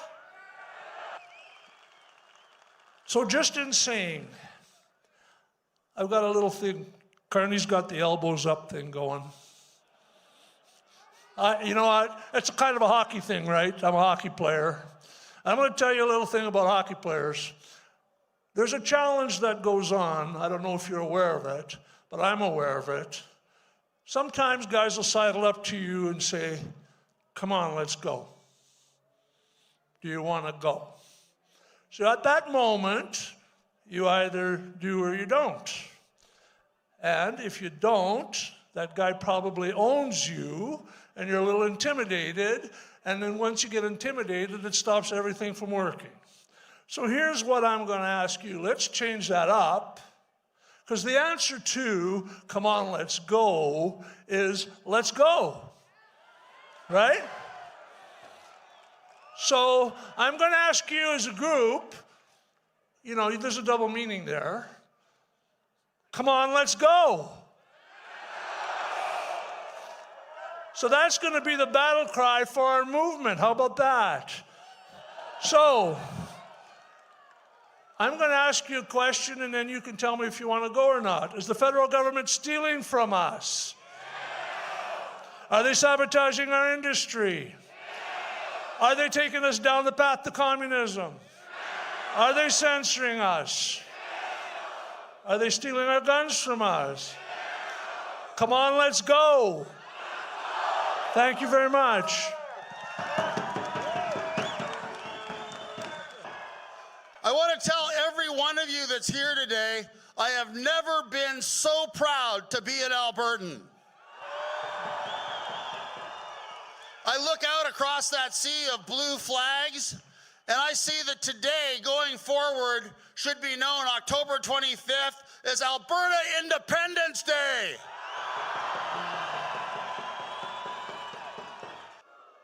It's time to end the tyranny of Ottawa and keep our money at home to take care of our families, fund Alberta education, fund our hospitals, fund our doctors, fund our Indigenous people, and take care of Albertans. And there is only one solution, and that is to get Alberta the hell out of Canada and become an independent country.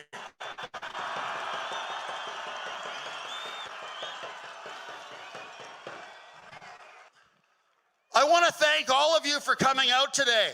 And again, I can't tell you how proud I am today to be an Albertan, to see all of you here standing for independence, standing up for your families, standing up for the future of your children and your grandchildren, and a prosperous future for this province. Thank you all so much for coming out. God bless all of you. God bless.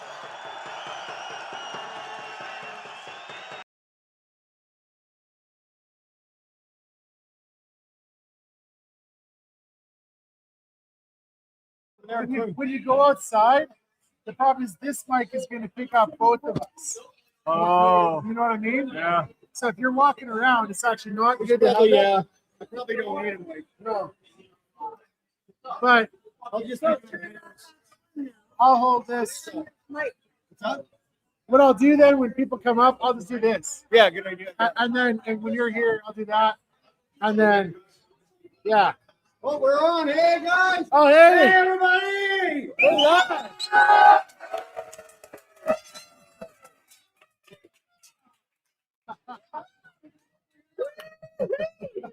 Paul's Pizza, guys, everybody. We're live right now on location at Paul's Pizza for the fundraiser. Let's go over. This is it. Hey, everybody, we're live. Hey. We need to raise money. Welcome to Paul's Restaurant, guys. We got everybody, both sides. Fill her up. Set up, guys. You just click wherever you want to do. There's let's go. Just make sure you fill out all the information, because if you don't, then legally you have to give some information. Make sure you fill it all out. Even the ones that aren't tonight. So we're going to be interviewing them, and then you can decide which one you want to support, or if you want to support all of them. The maximum you can donate in total is $5,000. So that's albertatelethon.com. And we are here at a wonderful party. Look at all these people here. Hey, everybody. There's Tanya. Come on up with Tanya.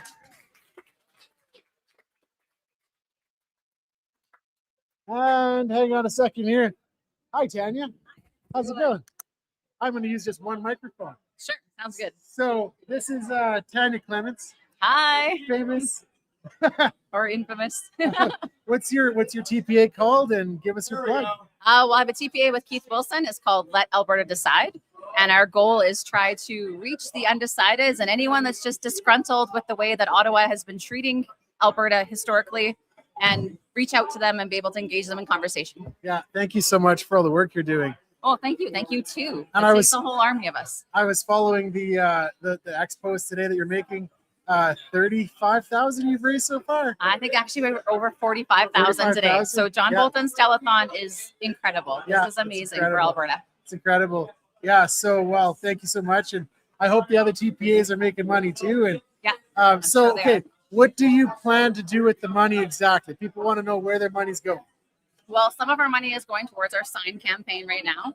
And we're doing like a hybrid of traditional campaign strategies, all the successful ones that you would typically see. Okay. But then we also have a very sophisticated behind the scenes digital strategy that is marketing and targeting that undecided group and trying to bring them into the conversation. Yeah.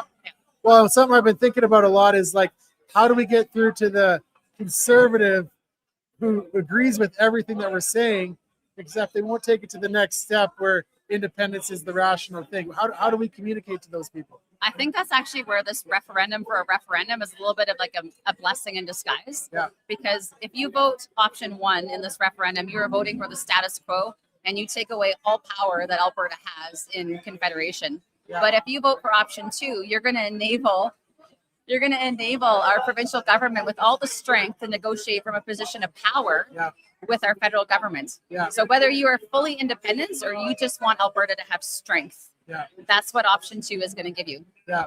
It's like, okay, now that if we get a successful win on this, then we're sending Ottawa a message. And then I suspect they're going to come back with like their best possible offer to us. That's know? what I would expect. And maybe it'll be really enticing. I doubt that they're going to open up the Constitution to make the constitutional change we require, but they might come back with something really strong. Yeah. I don't know. Yeah. At least we have some power then to force them to come back with an offer. Yeah. Well, and I think that assuages a lot of people in the middle on this. We're like, okay, we don't know what we're going to, if we're really ready to leave out of Canada yet, but send a message and see what we can get. And then at least in the real referendum, they know what they're voting for. Because then it's like Canada's giving us the best offer. And they're like, wait a minute, that's still not good enough. So then, hopefully then they I want independence. I want freedom. Yeah, and those of us that do support independence, we definitely will take that opportunity to try to bring them in to the independence side of the movement and speak to the merits of sovereignty. Yeah. But the first referendum question is just, if you're aggrieved and you feel it's unjust how we've been treated, you have to vote option 2. Yeah. And then it's our job to try to convince you that, you know what, pursuing independence is going to give us all the things that we've been asking for. Yeah. Wow. Yeah. So on the campaign trail, what are some of the big questions that people have been asking you? They ask a lot about the uncertainty of the future. They're worried about that. And actually, when I talk to people, it usually comes from 2 places. It comes from fear of change, of uncertainty, and then a position of just really having a patriotism towards Canada and a love for Canada, as we all do. Like, we grew up with these ideals of what Canada was and is supposed to be to us. So that's where the hesitancy comes from. And then people are just concerned about how it's going to affect their personal and their family life going forward. So whether it's pensions or their paychecks or their job security. Yeah. So questions. So fear and patriotism. That's what I've been finding with my YouTube videos as well. Yeah. Because I go around making videos and talking to people, right? You do a great job. And like, thank you. The patriotism argument confuses me, but when I think about the risk argument, like the uncertainty, it's like there's 2 ways to look at risk, right? There's the risk of changing, which is uncertain. There's going to be big changes and there's going to be unforeseen things, if we're being honest, right? With independence. But then there's risks of staying. And we know what those are. Tell us what the risks of staying are in your mind. And that's how I phrase it too, that the certainty of where Canada is headed is far scarier than any uncertainty of giving us a new nation and being able to carve our own path. Yeah. So we know how taxation is going to go. We know that our property rights are going to be continued to be chipped away at. Yeah. We know that our children and the next generations are going to have an increased affordability issue. So not going to be able to afford homes till well into their 40s likely. Yeah. We know where it's headed for Canada. So do we want to vote for the status quo, or do we want to empower our government for some change and some leverage? Right. Yeah, like 20 years ago, when I was 20, I bought my first house. The average age to buy a house was like 22, and now it's like 45. There's no hope for young people. Like, that's a risk of staying in Canada. If you vote Forever Canada, that's what you're voting for. We know the path we're on, and this is an opportunity to get off of it. Yeah, think about if we could end the equalization payments and keep that money that we send out east that does nothing and comes back to us at all. Yeah. If we kept that where we are, and we also released the resource potential that our province has, what kind of future we could build for Albertans, what kind of services we could provide, classroom sizes, our healthcare, like the amount we could invest in our communities is astronomical, like it's limitless. Yeah. I got a confession to make. So during the referendum on equalization, I voted to keep it. Oh, really? I did. And my rationale was I actually wanted to share with Canada. I'm like, I want to share. I'm like, that's fair. I love people in Canada and I want to share with them. But then what changed my mind on this now is like, they want us to pay, but then they won't let us develop our industry and our economy and our resources. And they make policies that hold us back and they spite us and they hate us. I feel like they hate us with all the policies that they put in place. Like, that changed my mind. Yeah, I feel like that's the common sentiment of how Ottawa treats us. And it's not a grievance with Canada. We obviously love Canada and we want to be good neighbors in the future. But the way that we've been treated by Ottawa is what compels us to pursue independence. And yeah, we have paid a lot into this confederation and we've taken very good care of other nations, like monetarily. So why punish us? Why pass all these bills that hurt our industries? Yeah, like that's the question. Why? Like, I don't see it. And that changed my mind. The reason I'm telling you this is because I think I was one of the people in the middle. I changed my mind on some things. I used to be much more centrist in my politics, but now I see our freedoms being eroded. I'm really concerned about free speech. I'm concerned about religious freedom. I'm concerned about the gun ban, and I see that independence is the only way to get our freedoms guaranteed. And I think this actually it should be nonpartisan because it should be about Alberta's future and not which side of the political spectrum you sit on. It becomes partisan just by people's nature, I believe. But it's not. It should be unifying to pursue self-determination and prosperity for us and for future generations. That should be a unifying principle. And maybe the pathway, we don't quite agree on it yet, but I can tell you option 2 is what takes us a step closer to achieving that. Yeah, that's right. Because this is a live stream, repeat everything you said about your TPA because people might just be logging in. So what's your TPA? Where can they go to support it? So Keith Wilson and I have the TPA called Let Alberta Decide. You can go to letalbertadecide.com. It's on pretty much all the socials. Today, because of this telethon and all the support from Albertans and John Bolton taking the initiative to put this on, we've raised over $45,000 today, which is amazing. And I promise we will put that to very good use. And this is absolutely something that we can win. Yeah. And so then you can go to albertatelethon.com and then you can click on the link for Let Alberta Decide, or you can click on the link for all the different TPAs. Like you can donate to all the different TPAs up to a maximum of $5,000 per person, per corporation. So, yeah. Oh, per person, per corporation. Yeah, so a corporation counts as a single entity. So if you have a business, it can also donate $5,000 towards the referendum through TPAs. So I could donate $5,000 personally, $5,000 with my company. You can. If you're in the position to do that, you certainly can. Yeah. And you can donate $5 and that helps too. Yeah. Well, and that's what I was just saying. Like, I'm looking at some of these Corey Morgan signs that are right here. And it's like, they cost about $5 a pop, you know, and they're all working towards the same message, right? Yeah. So, you know, you donate $10, then you kind of paid for your sign and you paid one for a free person for someone else. So if you feel you can't give, you know, all that money, every little bit counts, right? So if everybody gives a little bit, we can win this. Well, it's just like the traditional telethons they used to have, like the ones for the Children's Hospital. And I remember growing up watching the Country 105 ones. Yeah. And people would donate $25 or $100, not thinking that they were actually going to make any change. But when enough people do that, you make substantial change. Yeah. It's pretty amazing. Yeah, exactly. Awesome. Well, thank you so much, Tanya. Thanks for all the work. Thank you for all that you do too. Appreciate it so much. Yes, all right. Thank you. Have a great day. Okay, see you. Okay, guys. So here's the next. I just want to check my sound quality first of all. Sound is still good. I think everybody can hear me. Come on over, Jason. Somebody wants to see you. Hey, John, how are you? Good. We meet again. Absolutely. It's nice and lively in here tonight, isn't it? Yeah. Awesome. Okay, so give us the plug for your TPA. Okay, so the Levine Show TPA, what we're doing is we're putting up billboards and lawn signs everywhere, large events with debates. We actually could just announce that we've got Stockwell Day and Bruce Party agreeing to do a debate. Stockwell for the Federalist side, Bruce for the Independent side. We'll be releasing that one in September. And we got a few more in the works. We're even trying to get one of the other TPAs on the other side to agree to sit down. Yeah. We've already had some communication, so I'm excited that we actually might be able to make that one work. Yeah. Wow. So you agree to get Stockwell Day. So, because people always want to know where's the money going if I donate to you?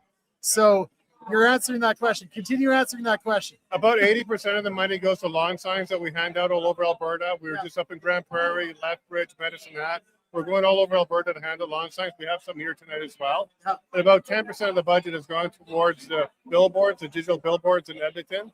And the other 10% is about producing the events, booking the venue, getting the hotels, getting everybody involved. Yeah. So roughly 80-10-10 is where we put the budget right now. Yeah. So like as far as political things like this go, that's a really effective way to give their money. Like you're using it effectively. And so I appreciate all the work you're doing here. So where can people go to donate? They can go to levineshow.com/TPA. They also go to the albertatelethon.com. You'll find our donate button there as well. You can mail it to us. We take checks through the mail. Yeah. We do credit card. We do e-transfer. And then in-person events, Yeah. we can take cash as well. Yeah. Well, and there's a cash bucket floating around here. It was getting pretty heavy.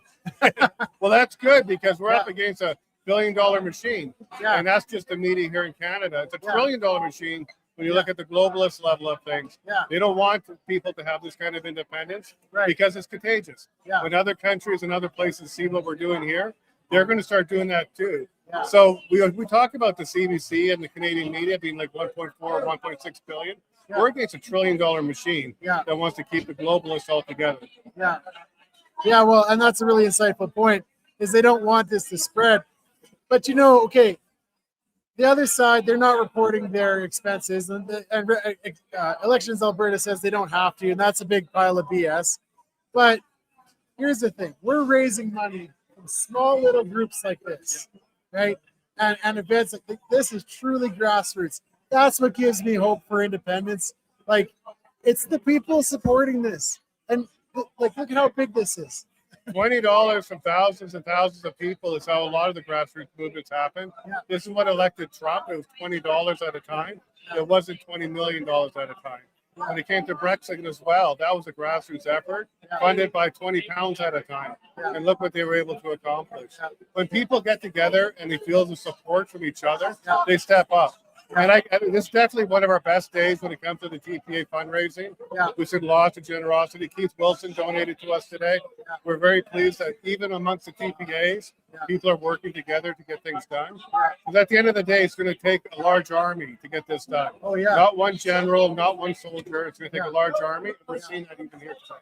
Yeah, that's why I encourage people to donate a little bit to each TPA, actually, because it would be terrible, actually, if we piled it all into one TPA and they got way over. And then where does that money go if it goes over? Well, I'm sure someone like Keith Wilson's team, they'll make sure they don't go over, because that can get you into a little bit of trouble. But at $607,000, that's a pretty sizable war chest. Yeah. And they're going to probably be there in the next couple of weeks at the rate they're going. Yeah. But I like the idea of giving to a whole bunch of TPAs. Yeah. I just want people to remember that at $250 or below, your name doesn't pop up on the Elections Alberta website. That's right. But it also means you can go $250 per TPA. Yeah. And you still won't be on the website because it's by TPA. It's each individual TPA. And then if you're under $50, then it's 50 or completely below. anonymous. Yeah. Yeah, 50 below could be a cash anonymous donation or even online at $50. Some people do $49.99. You can give us that last penny because it's at $50 or below. Yeah. You're good to go. Yeah. And so what I've been telling people is these signs, they cost about what, $5 a piece? 5 to 7, depending on the quantity. Yeah. When you get into the thousands, it's closer to the 5, and that's where we're at now. Okay. We distributed about 3,000 now. Just in the last 3 days, when I went to Grand Prairie and I came all over Alberta, we gave away about 800 signs. Wow. So we're doing good. And I just want to let the viewers know, Yeah. we had some fantastic support on the highway in Rocky Mountain and in Rimbey. Yeah. There's so many people that would give the thumbs up or support. Yeah. They didn't honk because they may be a little bit too embarrassed or don't want anybody to know, but lots of support. Yeah. In Rocky Mountain, we even had a bus from the First Nations go by, and the driver gave us a honk and a thumbs up. Yeah. So there's a lot more support than the media will ever tell anybody right now. I tell you that. Yeah. Well, you think about, hey, Todd, come on over and say hi. Every time I see him, I say hi. Yeah, Todd's a great volunteer of ours as well. He helps out when we're in Drumheller and Stettler and other areas. He's a good man right there. but like that's a good example. Like all of these people here, they came out to show their support, you know, and a lot of the people that I talk to, they actually say that they've never been engaged before. They've never donated or volunteered before until now. Yeah. And you know, myself, I was kind of involved in politics more than the average person was before this, but I was really disillusioned. Alberta independence gives me hope. It gives us a lot of hope too. And people are worried that their name's going to be on a list, their bank accounts will be frozen. Keep in mind, unlike the convoy for the truckers, this is a sanctioned Alberta independence campaign run through Elections Alberta, which means it's not something that the government can step on. This is the regular campaign that any other election in Alberta would have. And we also don't have to submit your name if it's $50 or less. So if you're worried about your name being on a list, donate 50. Next week, maybe another 50. Next week, maybe another 50. And keep in mind, it is a sanction. We are registered as a third-party advertiser. So don't be afraid. The government won't step on your toes on this one. Yeah. Well, and I think a lot of people are afraid of this, right? It doesn't take any courage to put a Canada flag up right now, because that's just the status quo, and this is still Canada, right? Yeah. But like, it takes a lot of courage to put an Alberta flag or an Alberta sign up, or to donate, or to volunteer, or to even talk about it. And so what I find a lot of people that they accuse us, they say like, you're never gonna win, right? Like that's their argument, I guess. It's not an argument, but that's what they say. And it's like, once they see, like, look at all these people, you know, you say we're never gonna win, but look at all these people, you know, this is a good shot at winning. I agree with that completely. And keep in mind that those people don't have any other argument. They're not providing us with a good reason to stay. They're not convincing me that this will be a place for my children to grow up in and be prosperous. They're not removing the criminal code that takes away the Bible from us. They're not actually stepping up and doing anything of positivity. So all they have is breaking windows, spray painting signs, and trying to convince us that we're just not going to win. But that's not the Alberta way. We came and prospered here when it was frozen land. There was no roads, and we built it and did it. So I absolutely believe that the courage is there, the conviction is there, and also Christ is on our side on this. Amen. Christ is on our side. Put God first in everything. You're talking about the Albertan culture, perseverance, adversity. These are the things that make us stronger. And this morning I interviewed the guy from Cool Shit Wholesale in Red Deer. They smashed his windows, you know? And it's like they want to discourage us. But they're not going to discourage us. He's going to fix those windows, and I'm going to I made a video that's going to get published. It's going to get thousands of views, and that's going to make us stronger. Well, yeah, they smashed his windows. That's about $2,000. But while we were there was about $7,000 worth of sales that happened. And everybody's going there now for all their merchandise. Even the TPAs are going there to pick up flags and things like that. So there's a Streisand effect. Like, he just brought attention to it. So now we want to support him all the way for sure. Hang on. Where are the donation buckets? Over there, the donation buckets. But I also reminded people that on the donation level, you have one of these TPAs not reporting anything. And he has on his website that says there's no limit. You can donate as much as you want. He's soliciting from outside of Alberta. Publicly, he's doing that. So he's clearly not following the same rules that we are. And why would you register as a TPA and not report it? Because you don't want to show where the sources are, and you don't want to work within the limits. So those are the kind of things that we're up against. So I'm wondering if there's some kind of legal recourse. Like, can somebody sue Forever Canada to force or sue Elections Alberta? Like, this is well, in every revolution, there's a side that will always cheat, lie, and do the wrong thing. They will like put in spies and try and disrupt things because they can't win on the field. They can't win on the actual messaging. So they will do other things to do it. I don't want to say he's lying or cheating or stealing. I'll let the public decide on that one. But he's certainly not following by the same rules that we are, and he doesn't report the same way we do. Okay, give us another plug for your TPA. This time spell it out, because your name is Levine. Maybe we can't spell that. Spell everything out that might be hard to spell. Absolutely. The Levine Show, THELAV as in Victor, IGNESHOW.com. And from there, you'll be able to support us. You can also go to albertatelethon.com, and you'll find our link there as well. And the link is probably in the description of this live stream. So please go and donate. Show your support for independence. Put your money where your mouth is. Thanks so much, Jason. John, thanks for everything God you're doing. bless you. My children, thank you. And Yeah. we're all going to fight for the same thing here. Yeah. God bless you. God bless you. Absolutely.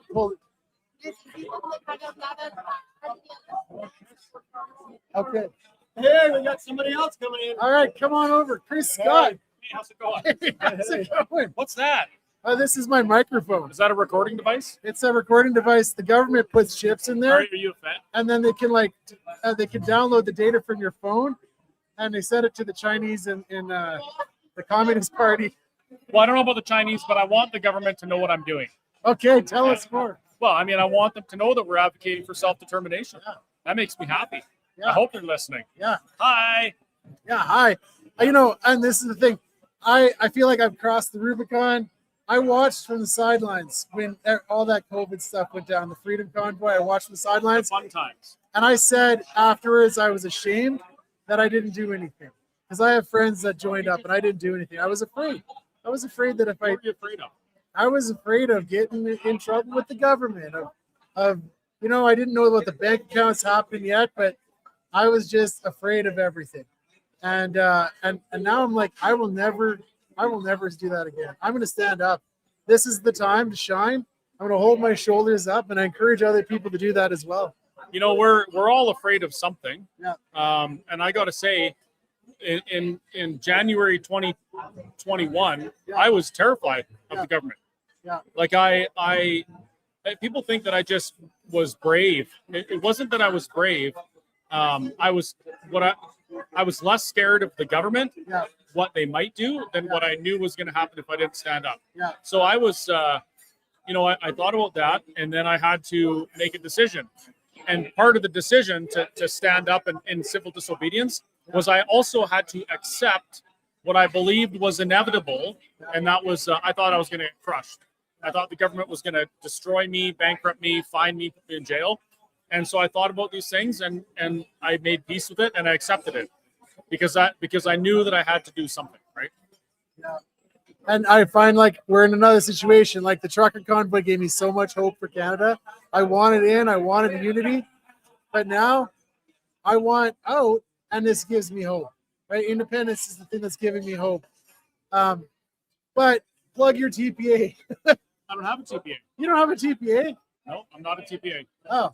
So I lead an organization called Let's Talk Alberta. Okay. We're not a third-party advertiser. We're not subject to contribution limits. We can take contributions from anybody, anywhere, at any time, and there's no maximum.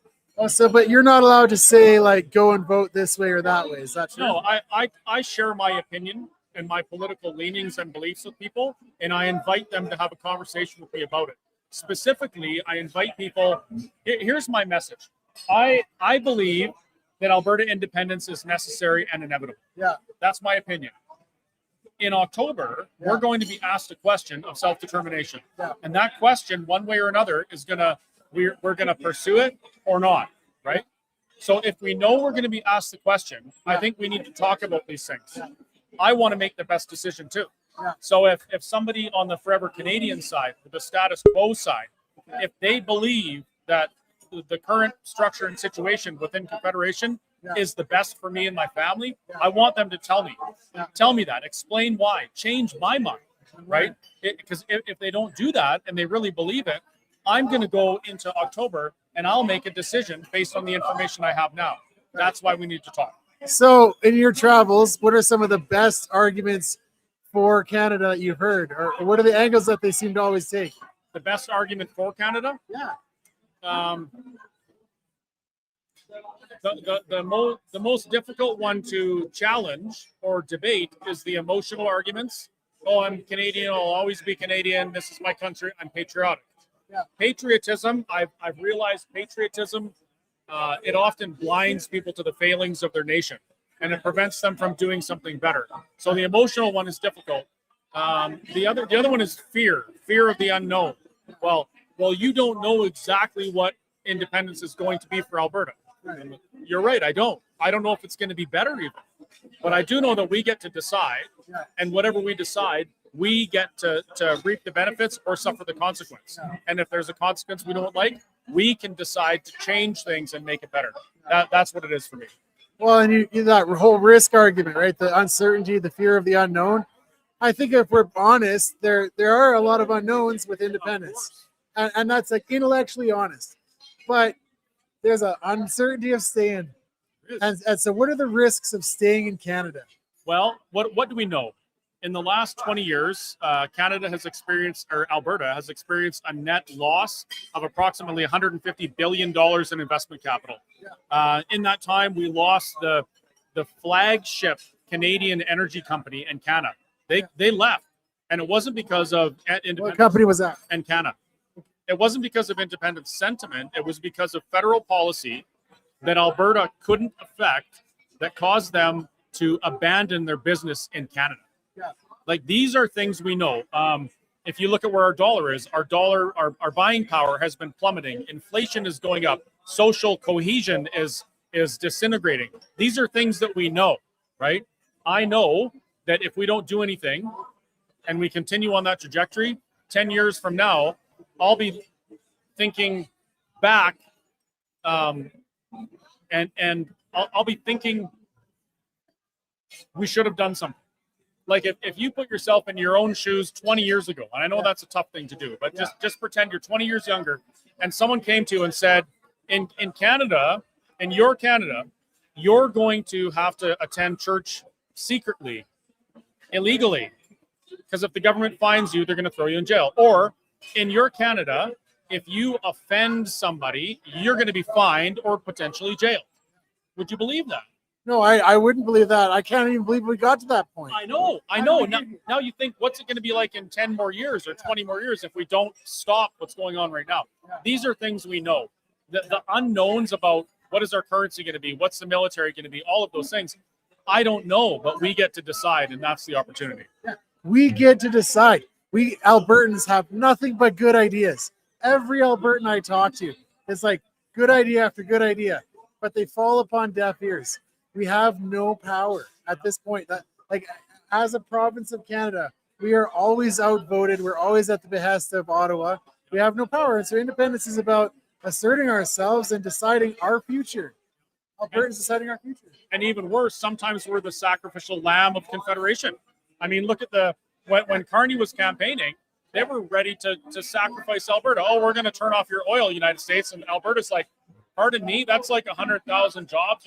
We're not just going to stop shipping oil to satisfy your trade war, right? Without even talking to us about it. So there's even more to it than just that. Well, hey, Chris, thanks for all you do. How can we support you?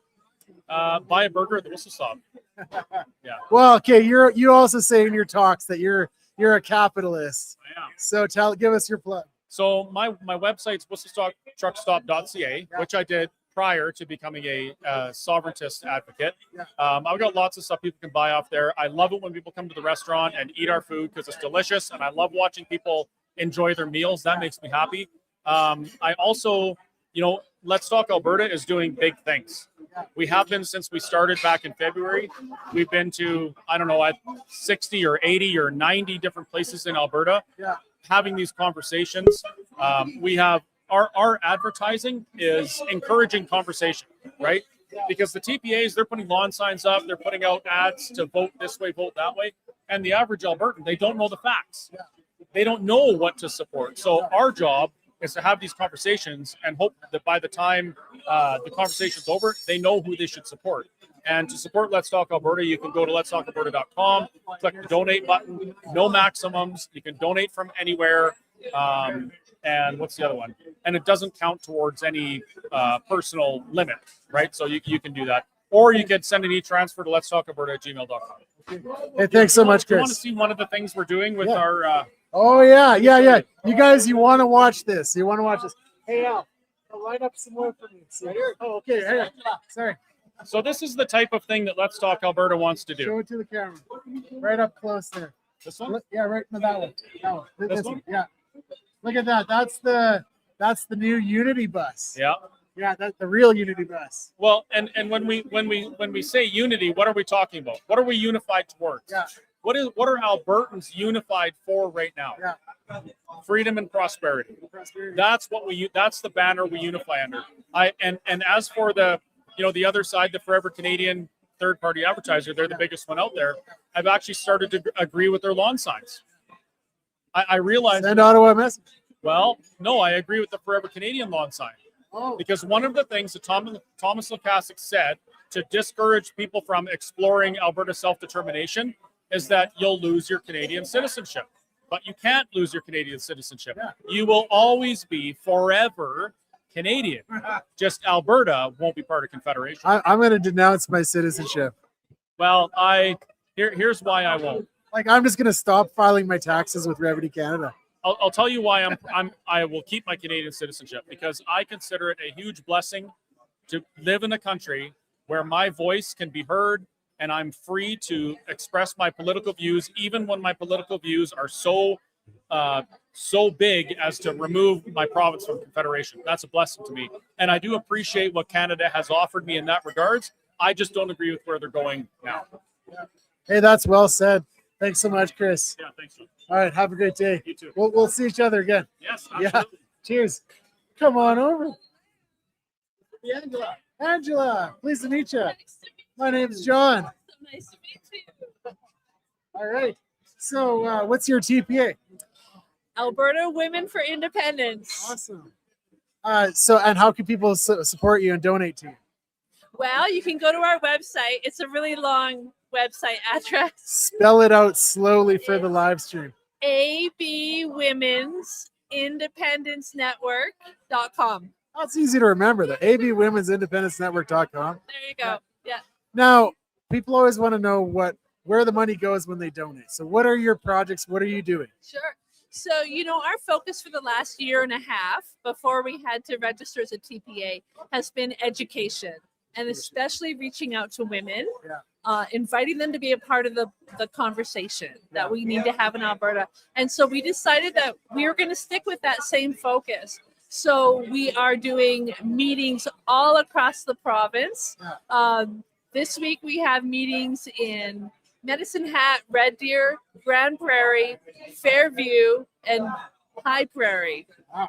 Yeah. That's really spread out. Yeah, it is. And we're just Kathy is up in Sherwood Park, so she's my partner in crime, and I'm down in the Southwest. And we're just kind of doing a conquer and divide, but sometimes we were able to come together. So we're doing meetings where we are inviting women especially to, like I said, get involved in the conversation. So we've got literature that we're handing out that they can share with their friends and family. We've been doing videos on each of the referendum questions. We've got lawn signs. Everybody wants a lawn sign. When we're at the meetings, we're handing out T-shirts as well. Sometimes we're handing out books if we can get a hold of them. So the whole focus is on making sure that we are informed voters, and just really kind of having a respectful dialogue. Like, even if people come to the meetings, then they don't necessarily agree with what we're talking about, at least we're really fostering an opportunity to have respectful dialogue, to relearn that. That's something that people used to be able to do. They would sit around the coffee table or whatever, and they would go back and forth and share ideas. And unfortunately, we've lost that in our current society. And so our focus is on allowing people to experience that again and to realize it's okay.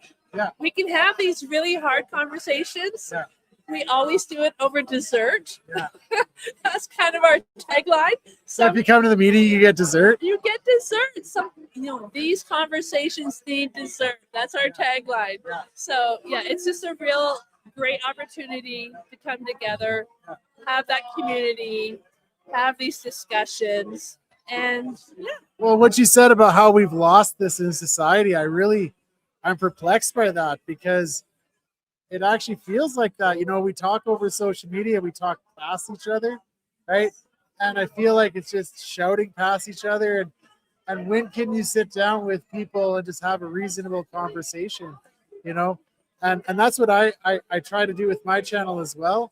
I have a channel, I talk to people, but I do find that most of the people who want to talk to me are men, and it's like, maybe it's because I'm a man, but so what are women, what's the perspective like?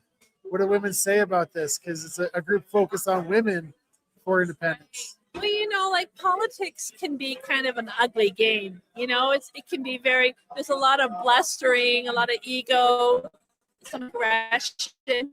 For a lot of women, that's a turnoff. You know, we're busy. We're busy moms. We're busy grandmothers. Maybe we're the ones putting the bread on the table, and so we just don't have a lot of time for that.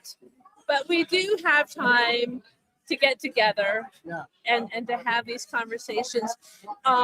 While the facts are really important and the facts support the idea of Alberta independence, that we could do this on our own, there is also an emotional aspect to this.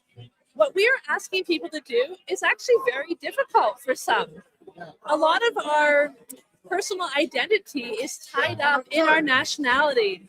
And so we're asking people to kind of step away from maybe how they've been for 30, 40, 50, 60 years and consider the possibilities of something new. And that takes time. You can't just throw facts at somebody who's struggling with that and say, well, what's wrong with you? No, it takes time, and you need to be able to process those feelings. And when you're sitting in a warm environment, as we try to foster, and you're sharing food and you're having that discussion, it's a lot easier to get past that than if you're just being bombarded by facts. And that's just the way women are. We're wired differently. And So- it's okay. That's such a profound thing to say. It's like you're sitting around in a small group sharing food, and that just is the context for how you're going to have these deep political conversations. What a brilliant idea. Like, I'm so happy that you're doing that. And you know what? It is so fun. Like, we're just having an absolute blast with this. And it's like every time I leave a meeting, I'm just like, thank you, Lord. Like, I just feel like my community has just grown even more. And I know who my peeps are. And it's just this wonderful feeling. We have lost community. We have lost the sense of unity that we used to have, the sense of patriotism that we used to have. And so that is all part of this as well, right? That we are finding our people and surrounding ourselves with people who support us. Well, like you said, that we're finding our people, right? And if like we're building a nation, these are our people here. And when you're finding our people, you're bringing them together, you're welcoming them into the community, and that's how we build our nation of Alberta. Yeah. Wow. Yeah, it's absolutely amazing, and it just feels like there's this real vacuum, just because of the way things are in our society right now. I mean, social media, I'm sure, has a large effect on that, but also I believe that the idea of unity has been intentionally destroyed within Canada. Well, diversity is the opposite of unity, kind of, isn't it? It is, and it's supposed to be our strength. Yeah. But there's- Unity is our strength. Unity is our strength. I was going to say that. Diversity is our weakness. I mean, you can be diverse in different ways in that we don't have to be carbon copies of each other.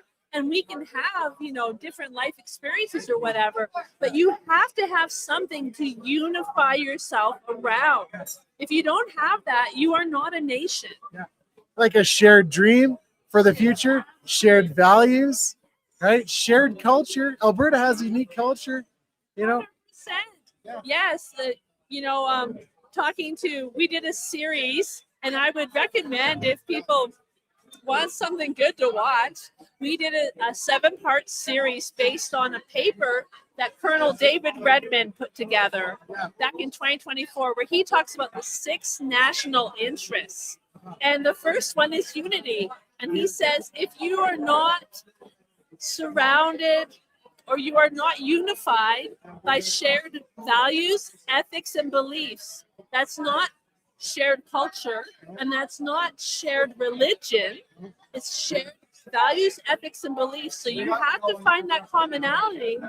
Then you are a nation. He says, if you do not have those shared values, ethics, and beliefs, you are not a nation that will last. And I think our parents had that, and we kind of had it, our generation, and like our kids, they don't have that. And so independence is about our kids and having what we know brought us together. But hey, Angela, give us one more good plug for your TPA, and then I'll keep moving on here.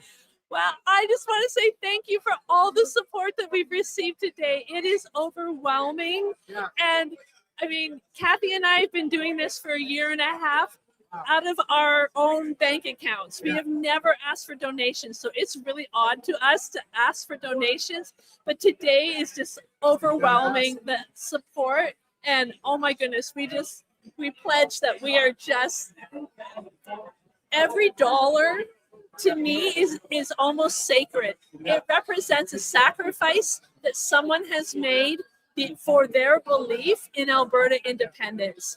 And when we spend those dollars, it is so carefully, because I keep that in mind, that that's what people have done. They have sacrificed for that. Okay, so go to albertatelethon.com and donate to the Alberta Women's Independence Network. Yes, Alberta Women for Independence. Alberta Women's for Yes. Thanks, Angela. Thank you so much. Thank you. Hey, so guess what's up? What's up? We got a gentleman here that wants to make a challenge. So, hey, everybody! Can we have a second of your time, please? We got a gentleman here that would like to pose a challenge to the bar if he could. Go ahead, John. John, this is the bar. Bar, this is John. Within the first 10 minutes of this telethon, Wade from Sylvan Lake put out a challenge.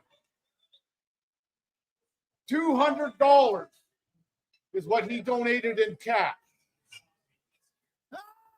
I was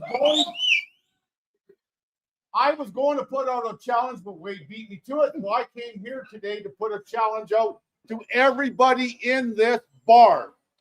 The donation jars are right over there. Okay, and one over there. I've got a $50 bill that I am going to put in the jar over there. Wade's got his up as well. So everybody in here, take a $50 bill, whatever you can, and let's fill those donation jars. Thank you very much, guys. Thank you. Thank you. Awesome. Thank you. All right, Al. So it's been a great night. You should take over an interview here. Take over an interview. I'd Yeah. like to interview you. Well, okay. I'm not that interested. Come on. Have you shown the magnitude? Oh, Scott. Oh, I can't show with this. How you doing? I'm good. How are you? Excellent. I'm Adam. Hi, Adam. How are you doing? Doing good. Good. What brings you here tonight? Yeah, you know, Alberta is a very financially attractive location. Yes, it is. And one of the big things that people are speculating and investing in is AI data centers. Yeah. Now, AI data centers has a lot of heat exhaustion. Yes, it does. And one purpose for that can be utilizing that to connect it to greenhouses. Where is that? Alberta can utilize this to grow tropical plants, vegetables, and fruits to boost the food economy. Yes. So that way we can diversify our economic output by not only being oil and gas, but also being an incentivized hub for tech data centers, and also for food, creating an availability for it, lowering the cost of living around food. And even that heat output could be utilized to also heat houses. Yeah. So it could be a very cool political campaign to push something like that. Well, it could be. We're gonna have to keep up with the rest of the world, because the AI data centers are coming whether we like them or not. So we got to make sure we use them to our advantage, right? Yeah. Well, that's something that we can't really decide as far as an independent Alberta goes. But that once we become an independent Alberta, then we can decide how we utilize it and what we do with it, right? Yeah. Right now, we have to become an independent Alberta before we can even get the choices to do that. That's right, because we have a lot of policies in Canada that prevent this kind of thing. Yep. But we can incentivize that politically if we were independent. Absolutely. And I think we have a lot of time to go. That's Hey right. guys, sorry to cut you off. Hey guys, we got 3 minutes left. Can we get a Yahoo? We are heading out. I can't really take this off, but there is a bunch of people over on the other side of the room as well that you've seen. And apparently, Vicky has to go. You want to talk? We have Vicky would like to say something.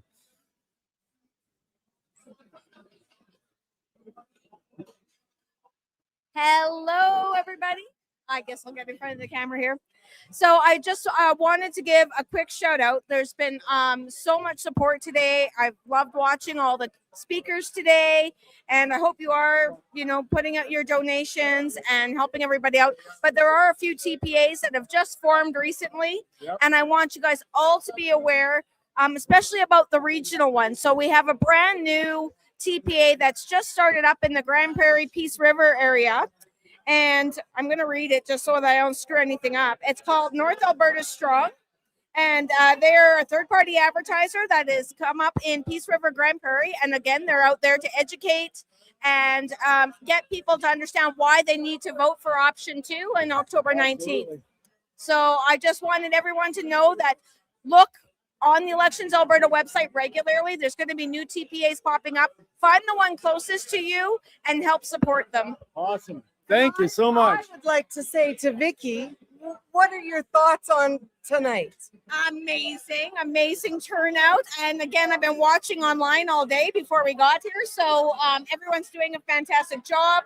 I love seeing these donations coming in, and I love seeing my Freedom family, my Alberta Independence family. It's been a beautiful day. We have people outside on the upper patio, lower patio, the restaurant's packed, the boat lounge is packed. It's the place to be. So what time is it? It's time for us to go. So he's going to plug us off right now. We're going to be back in about an hour. Right now, we're going to pass it off to Derek Smith up in Edmonton, and we'll see what he can do while we're having some more fun here at Paul's Pizza. We'll see you back here in about an hour. Thanks, and have a great night.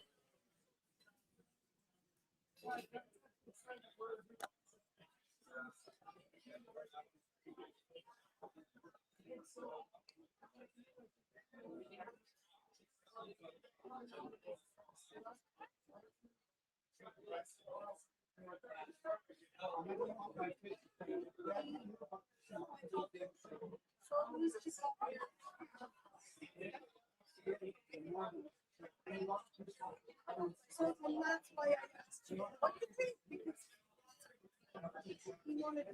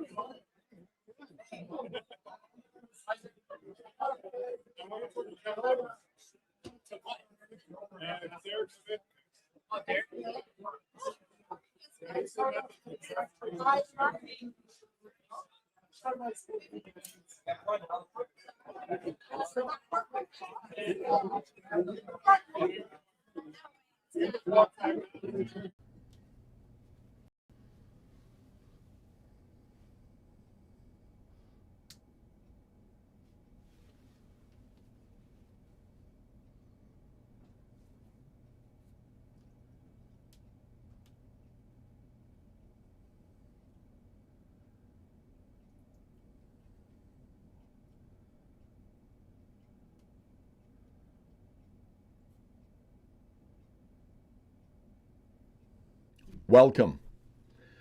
3 months from today, you'll be asked to vote for option 2 on question 10 in the referendum. But a lot is going to happen between now and October the 19th.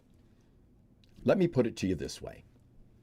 Over the next 3 months, the full weight of the federal government of Canada, the Liberal Party of Canada, and the Prime Minister of Canada, Mark Carney, will come down on Alberta to try to stop us from gaining our independence. Not only that, the full weight of the Conservative Party of Canada, its MPs, many of whom you voted for, and its leader, Pierre Poilievre, will come down on Alberta to try to stop us from gaining our independence. And a little closer to home, a woman you probably voted for and trusted will be campaigning against you for trying to get a better life for yourself, your children, and your grandchildren. Not only that, these parties have endless amounts of money.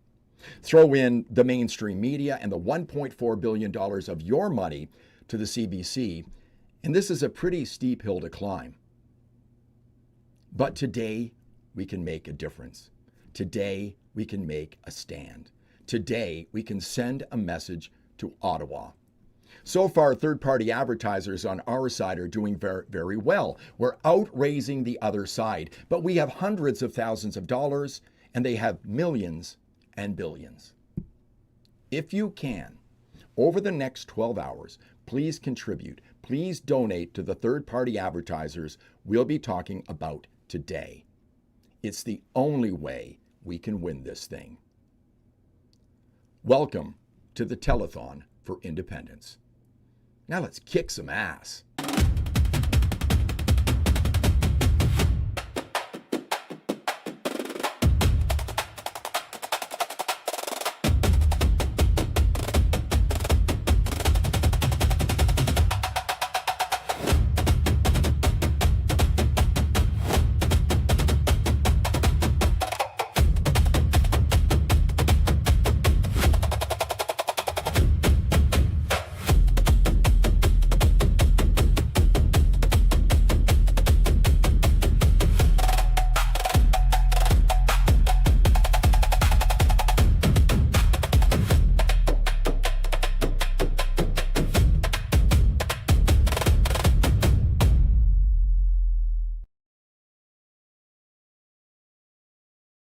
Ladies and gentlemen, welcome back to the Alberta Telethon. What a day it's been. The donations have been pouring in, absolutely flooding in. You guys have been doing a top job, but we need to step it up a bit tonight.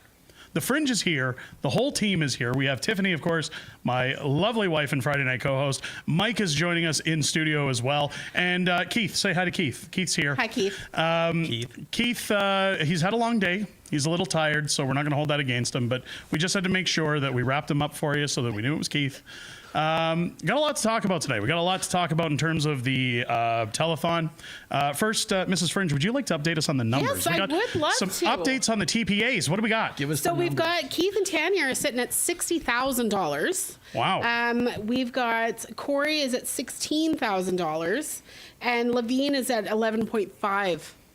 Oh, unbelievable. The donations have been coming pouring in, and now the other TPAs are still doing what they're doing. Yeah. These are the updates we have for you. But folks, we can do better, okay? Of course we can. I'm not going to be happy until we see at least Keith's astronomical $60,000 break six figures. We have to get that done tonight. This is the time to donate. And without that, let's not have fake Keith anymore. Let's bring in real Keith.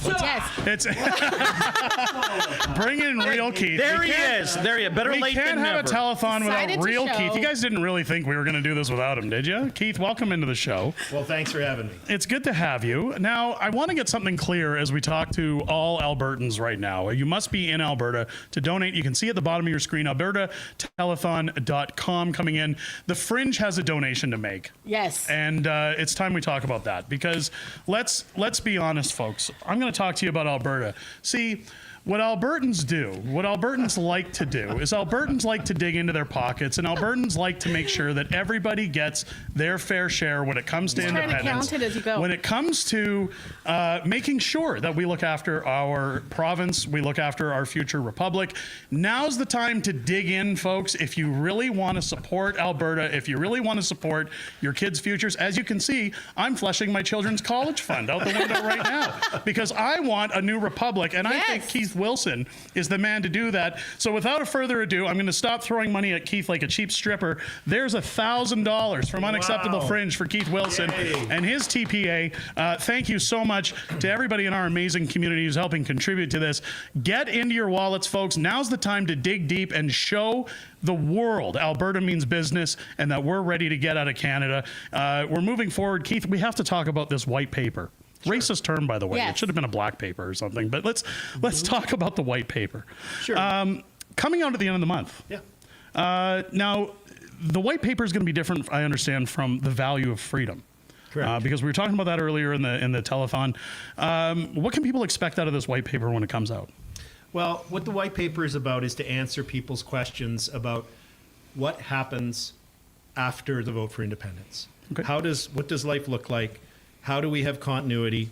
How is it that when people are planning a vacation or a business trip, that the airlines still run? What happens with your mortgage? What happens with the ordinary things that you do every day in your lives? How will the continuity of business services, of contracting, of trade? So we've got some incredibly smart people that have come forward and helping with the Alberta Transition Council, the white paper, and it covers every aspect of continuity. It addresses those areas where the federal government currently has a role. And, you know, at a certain level, it sounds like a daunting task, but it's really not, because I've joked in some of my interviews that old Secretary of Defense Rumsfeld had an expression where he gave a press conference when he said there's known knowns, known unknowns, and unknown unknowns. Right. We know each of the services and roles that the federal government currently provides. We know that they run a passport office, very poorly, I might add. We know that they have customs and borders agents at the airports and the border crossings. I could keep going. So we've identified all of the functions of the federal government. They set policy regarding currency. They regulate the banks. So the transition plan is to detail continuity after we vote to become independent. It's a transition plan to transition Alberta from a province into the newest, freest, most prosperous country in the world. Yeah, I like that. I like that. Awesome. I got some questions for you too, and these are very important questions. These are probably some of the most important ones that don't look at them. Okay. Don't be copying the homework. No, this is honestly, I sat down, I spent time, I went really serious, and very important questions. Number one, pineapple pizza, yay or nay? Yay. Oh. I agreed. We're going to break the chat. Yeah, okay. Well, right off the bat. Okay, you fail that one. Number two, is there any time where your TPA will be interested in purchasing a 1990 Winnebago, driving around creepily throughout Alberta, doing 4 a.m. purring videos? No. Okay, that's a good one. That's a good one. That checks the box. Okay, that's a good one. How's your TPA reports going? Excellent. It's a huge task, especially given the number of donors that we have. And because the Elections Alberta went to the Smithsonian Institute and hired the computer coders from the 1990s to design their interface. So for every single box, you have to do a click, drop down, select, click down. So it takes a tremendous amount of time. But we've filed early every week, and we're going to continue to do that because we're not going to let these guys discourage us. All right, I like that. You know, the old punch cards. Okay. Okay. What kind of pancakes do you like? I don't like pancakes. I'm more of a waffle person myself. Yeah. There you go. There it is. We're not into fascist pancakes. We don't do fascist pancakes here. And I got a last one for you. Do you, like I do, believe that John Bolton is a vampire? I hadn't given that any thought. I hadn't heard that before. I think I need to do some research. Dude never sleeps. Never sleeps. Doesn't sleep. Hi, it's 2:45 a.m. and it's John here, and I've been up for the last 45 minutes. Got my big blue mug of coffee. Sometimes a person can overanalyze things. I think you've just identified the obvious. I think it's clear. I think there's no other explanation. I think it's easier The than that. facts are there. I think what happens is it's more like, hi, it's John. It's 3 a.m. and I just said something offensive to my wife, so I'm in my studio filming a video for tomorrow. I think that's the way it goes. But hey, we're all doing our part for Alberta. I think that's great. Mrs. Fringe. I do have some questions as well, more serious. Not as good as mine. I wrote them down. Critics raise fears about national debt share, currency or military. How does the white paper address Alberta's leverage in negotiations, drawing on precedents like Norway, Sweden, or the Velvet Divorce? Sorry. I got it. So there's a couple of questions in there. Yes. The first one is, how would Alberta address the debt in the negotiations, for example? Well, that's an open question, and it's still being worked on. And but what we have to keep in mind is a number of factors. First of all, in terms of how do you calculate what Alberta's share of the debt is? Do you take into consideration the fact that Albertans to date have sent over $300 billion more in tax and other contributions to Ottawa than we've received back because of the equalization program. So throughout the history of equalization, here in Alberta, we've sent $300 billion more to Ottawa than came back to Albertans, okay? So if you give that as a credit, we might not owe anything, right, just from the get-go. Another consideration is, well, our tax dollars went to build the new bridge from relatively new, from that goes to PEI. So what's 12% of the value of that bridge? Look at all of the different things.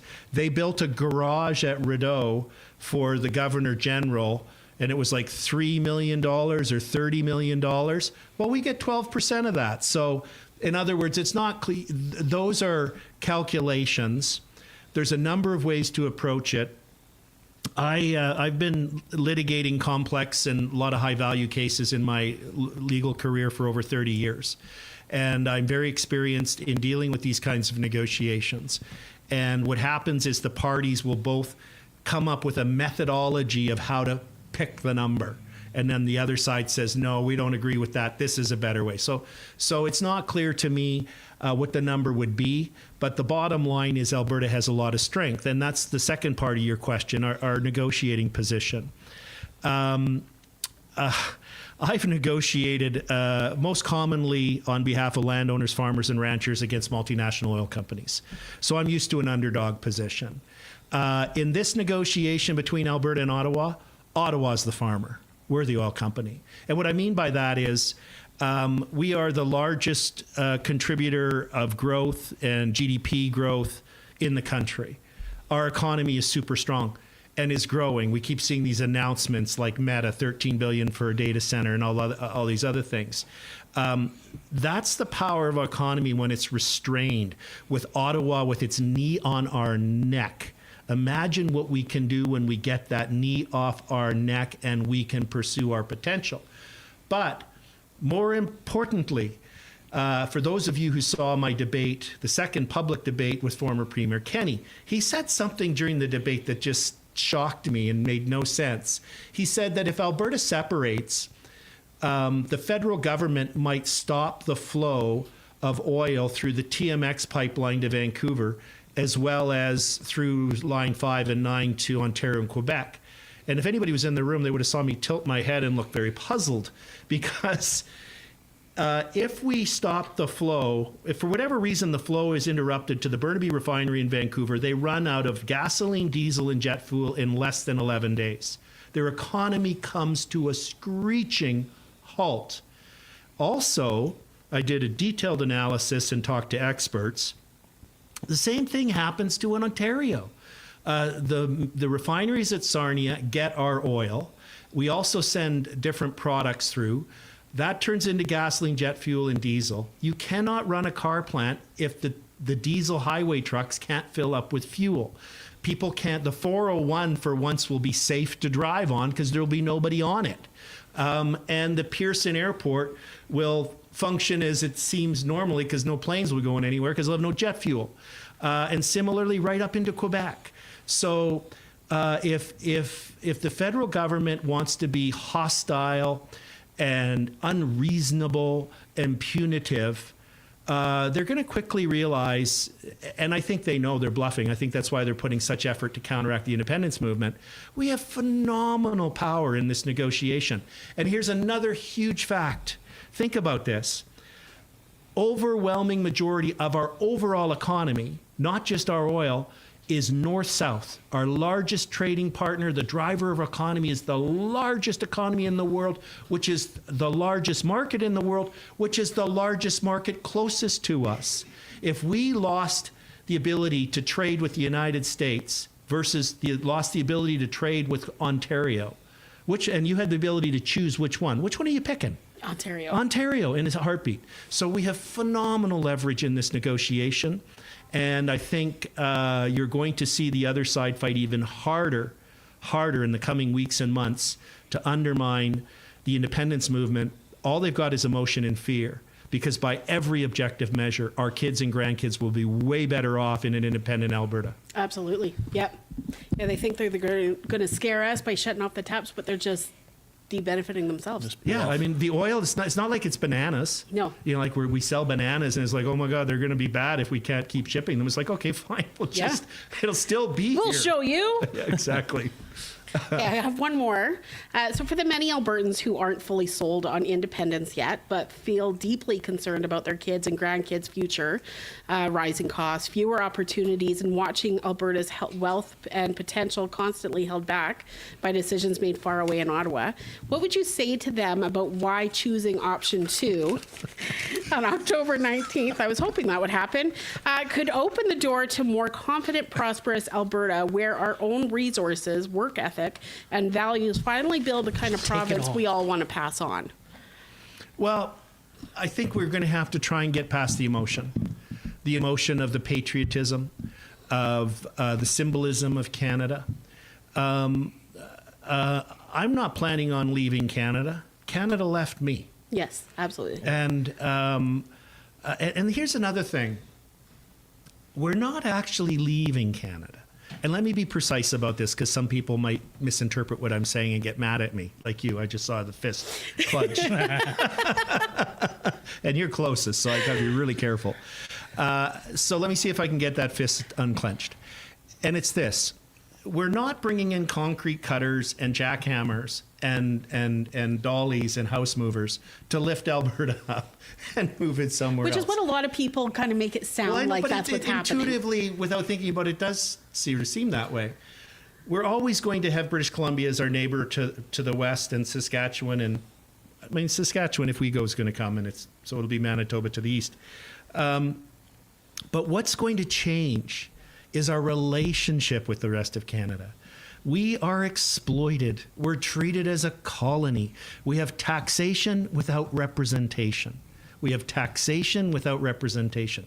The laws that are made that affect us, that affect the safety of our community, the delivery of our healthcare, are made in Ottawa by politicians we can never elect. And that will always be the case. That's why Canada is structurally broken and doesn't work for Alberta anymore.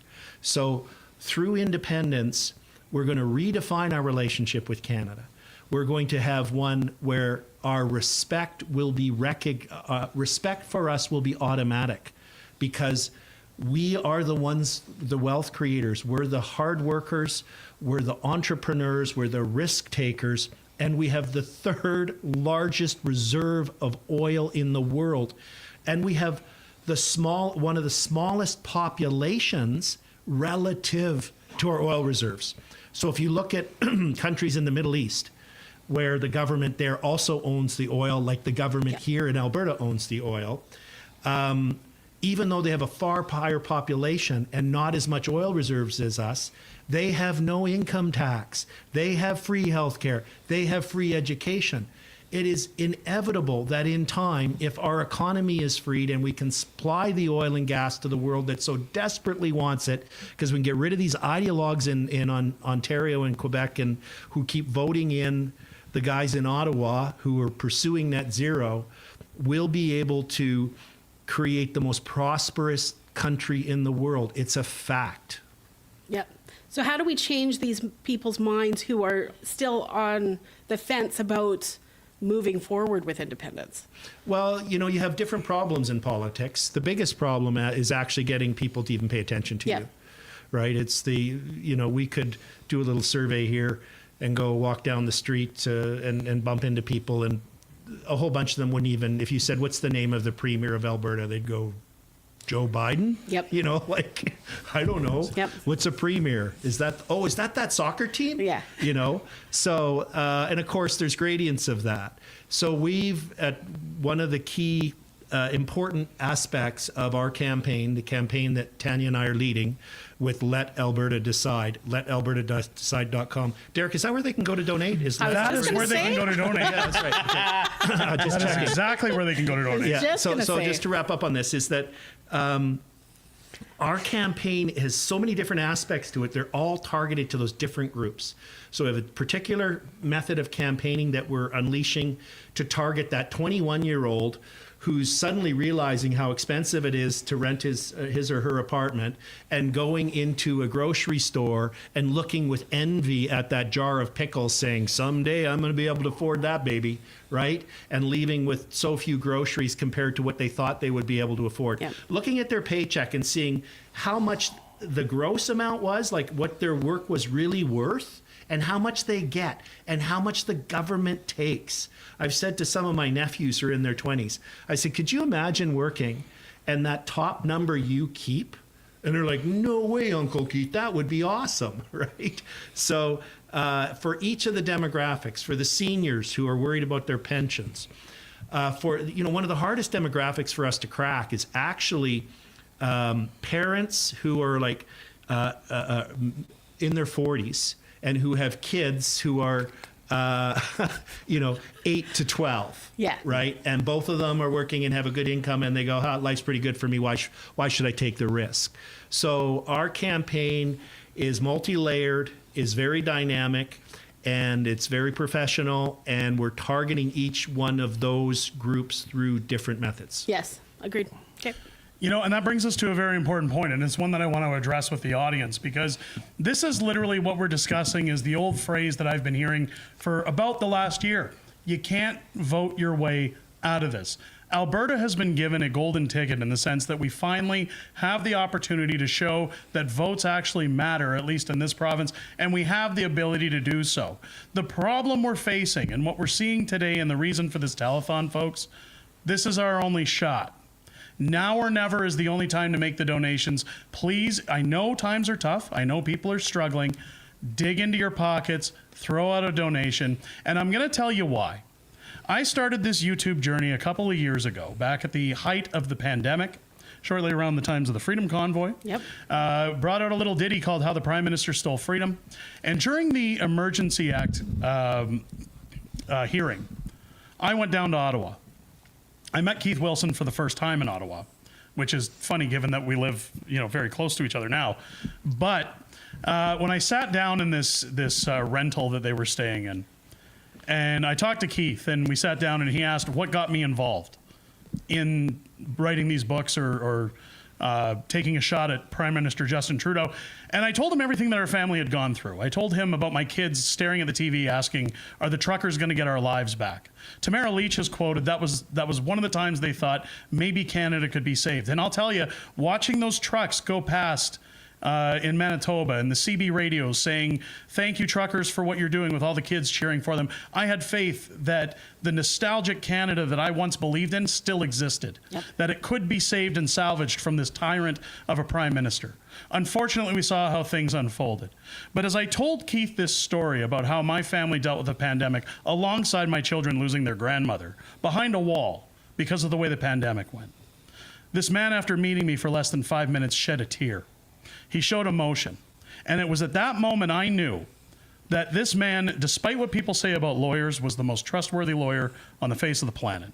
And he is a man that not only am I happy to call a friend, but I trust his plan. I trust all of these TPAs and the plans that they have. And the best thing you can do right now is to reach in, support them, and support their efforts for Alberta. Support the efforts that hundreds and thousands of volunteers made over the winter while collecting signatures out in the freezing cold to ensure that Alberta could be free. If we don't win the vote October 19th, folks, the whole effort goes to waste. It's all for nothing. Not completely. This genie's never going back in the bottle, but we get one crack at this. Might as well do it right the first time. So head over to albertatelethon.com. All TPAs are listed there. Reach in, whatever you can afford, $1, $5, $10, $1,000 like we did on the show, folks.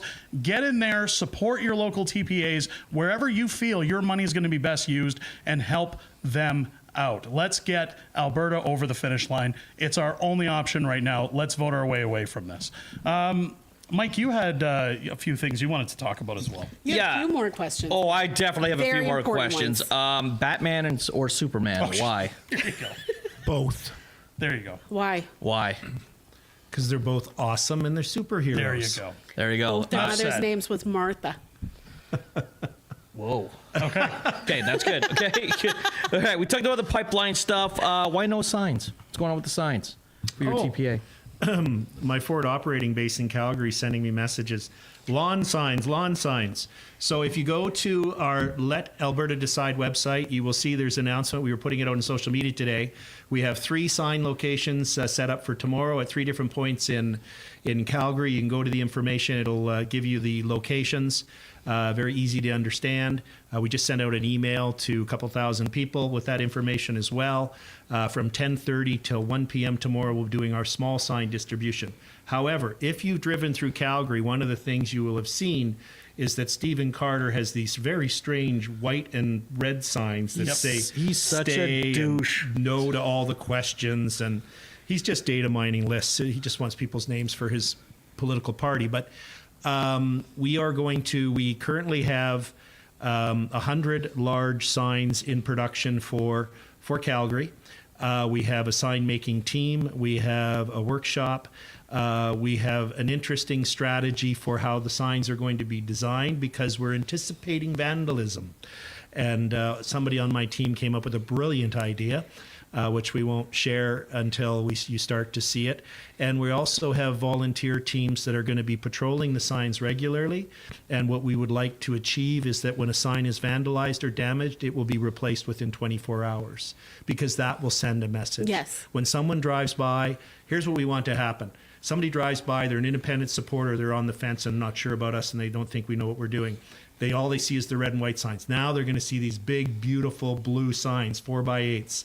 And they're going to go, wow, they're up. And then they're going to drive by a few days later and it's going to be vandalized. And they're going to, oh yeah, I knew that was going to happen.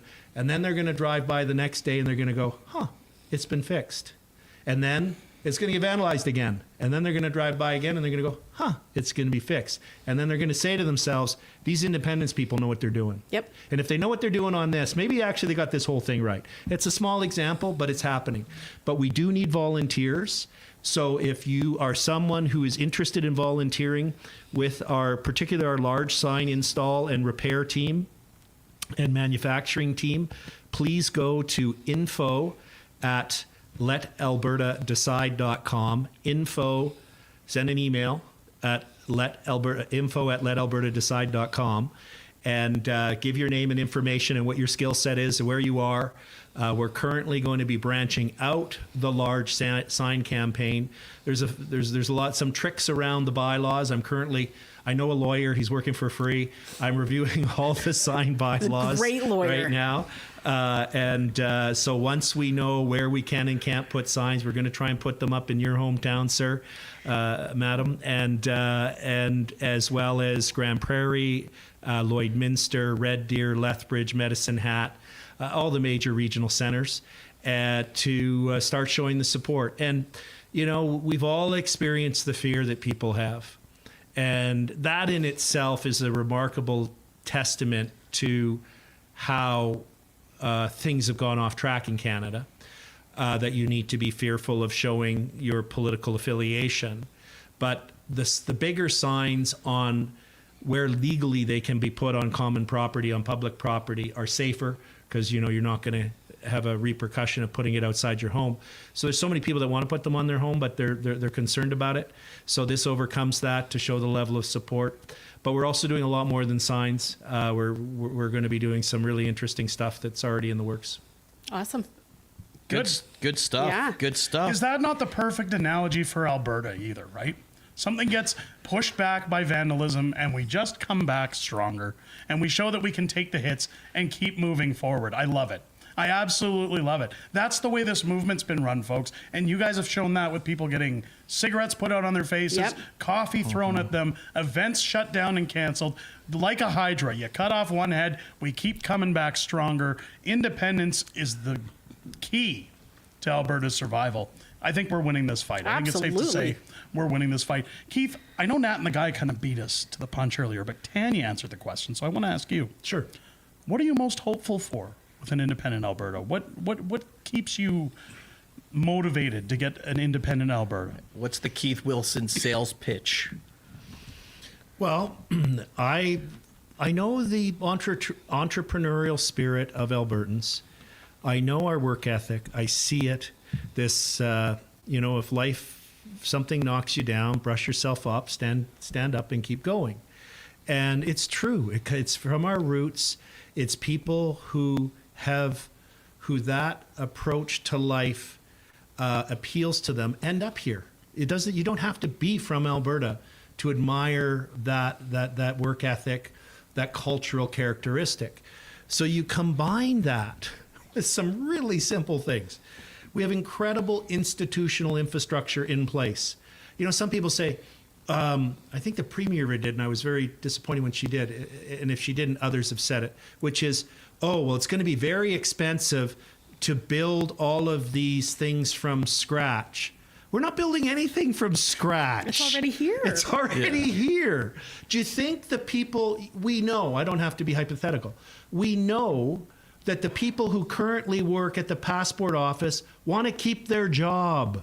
Yep. We know the people that meet us at the airports that have the blue uniforms on and say Borders and Customs Agency, they want to keep their job. They already know how to do it as well. Exactly. Yeah. So we want them to be able to go, if independence occurs on a Tuesday, I want them to go to the job on Wednesday and do the exact same thing they did on Tuesday. And over time, the new government of Alberta will improve things. But let me give more of a concise answer to your question. We have everything here that is needed to create the freest, most prosperous place in the world. And the only reason it is not happening is we have no control over our future. We are ruled by Ottawa. They use us, they abuse us, they reach into our pocket, they misuse the spending of money, and they're ideologically opposed to us, and they want to hold us back. And they are holding us back, and they have been holding us back. We have achieved the greatest economic growth in Canada, the greatest number of job creation, and the greatest level of investment, despite being pinned down with Ottawa's knee on our neck. So that future for my kids, grandkids, and yours of getting Ottawa off of our neck is something that brings joy to me, and it's completely achievable. And I think we're going to get there. Yep. Oh, yeah. So what you're saying is in an independent Alberta, we wouldn't have $160,000 food flights or braised beef and luxury butter. I don't even know what luxury butter is. Right? Bougie butter? Yeah, I don't even know what it is. It doesn't even sound good. Probably make you feel not so Probably gross European It's cows. velvety. It's my No, it's probably gross velvety. European cows. I worked in government in the in the 90s when Ralph Klein was premier, and he was going through a period of extreme cutbacks. And we went from having lunch meetings where catered food was coming in with fresh fruit shish kebabs and chocolate dipped strawberries, I kid you not, to lunch meeting, no food, bring a bagged lunch. Yep. And we all literally showed up with a brown bag.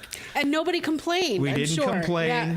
And the waste that occurs in government is off the scale. Absolutely. Because it's not their money. They don't care. They're spending your money. Yep. You know, it was one thing my father always said, because we moved to Alberta in 1995. We lived in Alberta. My father was transferred out to Manitoba, moved back in 95, 10 years later. And when we came out, I was a teenager, and I asked him, why are we uprooting our lives and going out to Alberta, of all places? To meet me. And well, that was one of them. But you know what he told me at the time was Alberta was booming. It was the mid 90s. The oil boom was huge. Entrepreneurs were coming in. Home business startups were at a highly successful rate. And he said, Alberta's the one province in the country that you can make a name for yourself and that you can get ahead no matter how high you want to go, as long as you're willing to get your hands dirty and put in an honest day's work. If you're looking for a job, you can find a job within a day. And if you want to work your way up a corporate ladder, they will train you. They will actually help you get ahead because they want to invest in their own people. And at 15 years old, I didn't appreciate that. But as I grew throughout the province, as I spent my time in Alberta, that reigned true up until about the early 2000s.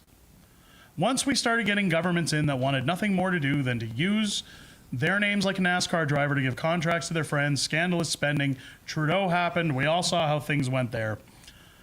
I think it's very adherent at this point that Alberta understand those days can come back. When I talked earlier about the sentiment of what Canada used to be, If you were in Alberta anytime before the year 2000, following the National Energy Program, seeing those booming years, that can return tenfold in Alberta under a new republic. When you think about the teachers who are protesting right now saying, we need a raise, we need more money, we need smaller classrooms, how many schools could we build without the bureaucracy of the federal government and red tape? With the billions we're not sending in transfer payments, how fast could we build those schools? How many teachers would be clawing their way into Alberta to get a job because they're no longer paying federal income tax or GST? Same thing with hospitals, doctors. How many doctors would love an extra 30% on their paychecks? I see Mike's note there. AISH benefit would benefit us. AISH as well. You look at AISH and ADAP. Those on disabilities could finally start getting real funding. And those who are taking advantage of the system, folks, they would be removed. Yep. We would have a brand new program. The prosperous nation of Alberta would be a true marvel to behold. I think people from all over the world, let alone Canada, would be flowing in at an alarming rate. We would have to vet who's coming in. But nonetheless, as nice as that sounds. That would be nice to just vet people who are coming in. The idea of I'm an independent pro-vetting. Alberta for the last year, ever since I watched Pierre Poilievre lose the federal election, I was pro-Pierre. I thought finally we had a chance. Things can change. I was shown very quickly that the government can kind of set the system how they want it to in order to win their elections. There is no hope when it comes to being on that carousel. Now, if the definition of insanity is doing the same thing over and over and hoping for different results, now's the time we do something different. Again, now's the time to donate. Head over to albertatelethon.com. Yes. Make your donations. Support a free and independent Alberta. One of the things I do worry about, Throw Keith, you a 20 every time you say donate. donate. Now, one of the things I do worry about, Keith, that we hear a lot being discussed, not only in the House of Commons, on the media, on the news, is we know Bruce Party's been talking about a lot, the Clarity Act. Now, we've seen the dust getting kicked up in the House of Commons when they talked about 50+1. We saw, and it's unbelievable, folks, it wasn't on my bingo card that Quebec would come to Alberta's defense. Absolutely. But when they start talking about the Clarity Act, when they start talking about can Alberta actually leave, I've heard many people saying, I think it's going to come down to a unilateral declaration of independence. We don't feel that Ottawa would honor the Clarity Act. No. We feel that this would get drawn out. Where do you see things going with the Clarity Act? And do you think it's going to take a unilateral declaration in order for us to get out? So what we need to understand is that it was in 1998 that the Supreme Court of Canada released its decision. And by that, I mean the succession reference case that laid out the pathway for a province to vote on a clear question with a clear majority, and then that triggers a duty of good faith negotiation, and the province can become an independent country. 1998. In the year 2000, the Liberal government brought in the Clarity Act. So the Supreme Court of Canada laid out this roadway and put bridges on it and overpasses and so on to make it all possible, a legal constitutional pathway.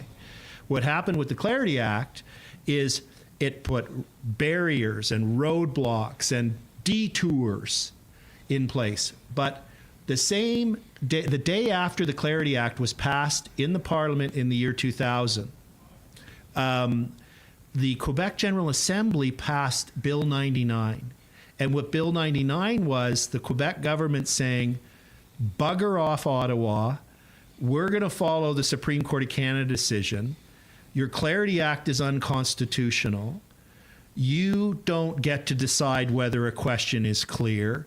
You don't get to decide whether or not it's a clear majority. That's not what the Supreme Court of Canada said. The Supreme Court of Canada trumps the Parliament, which is a basic fact you learn in first-year law school.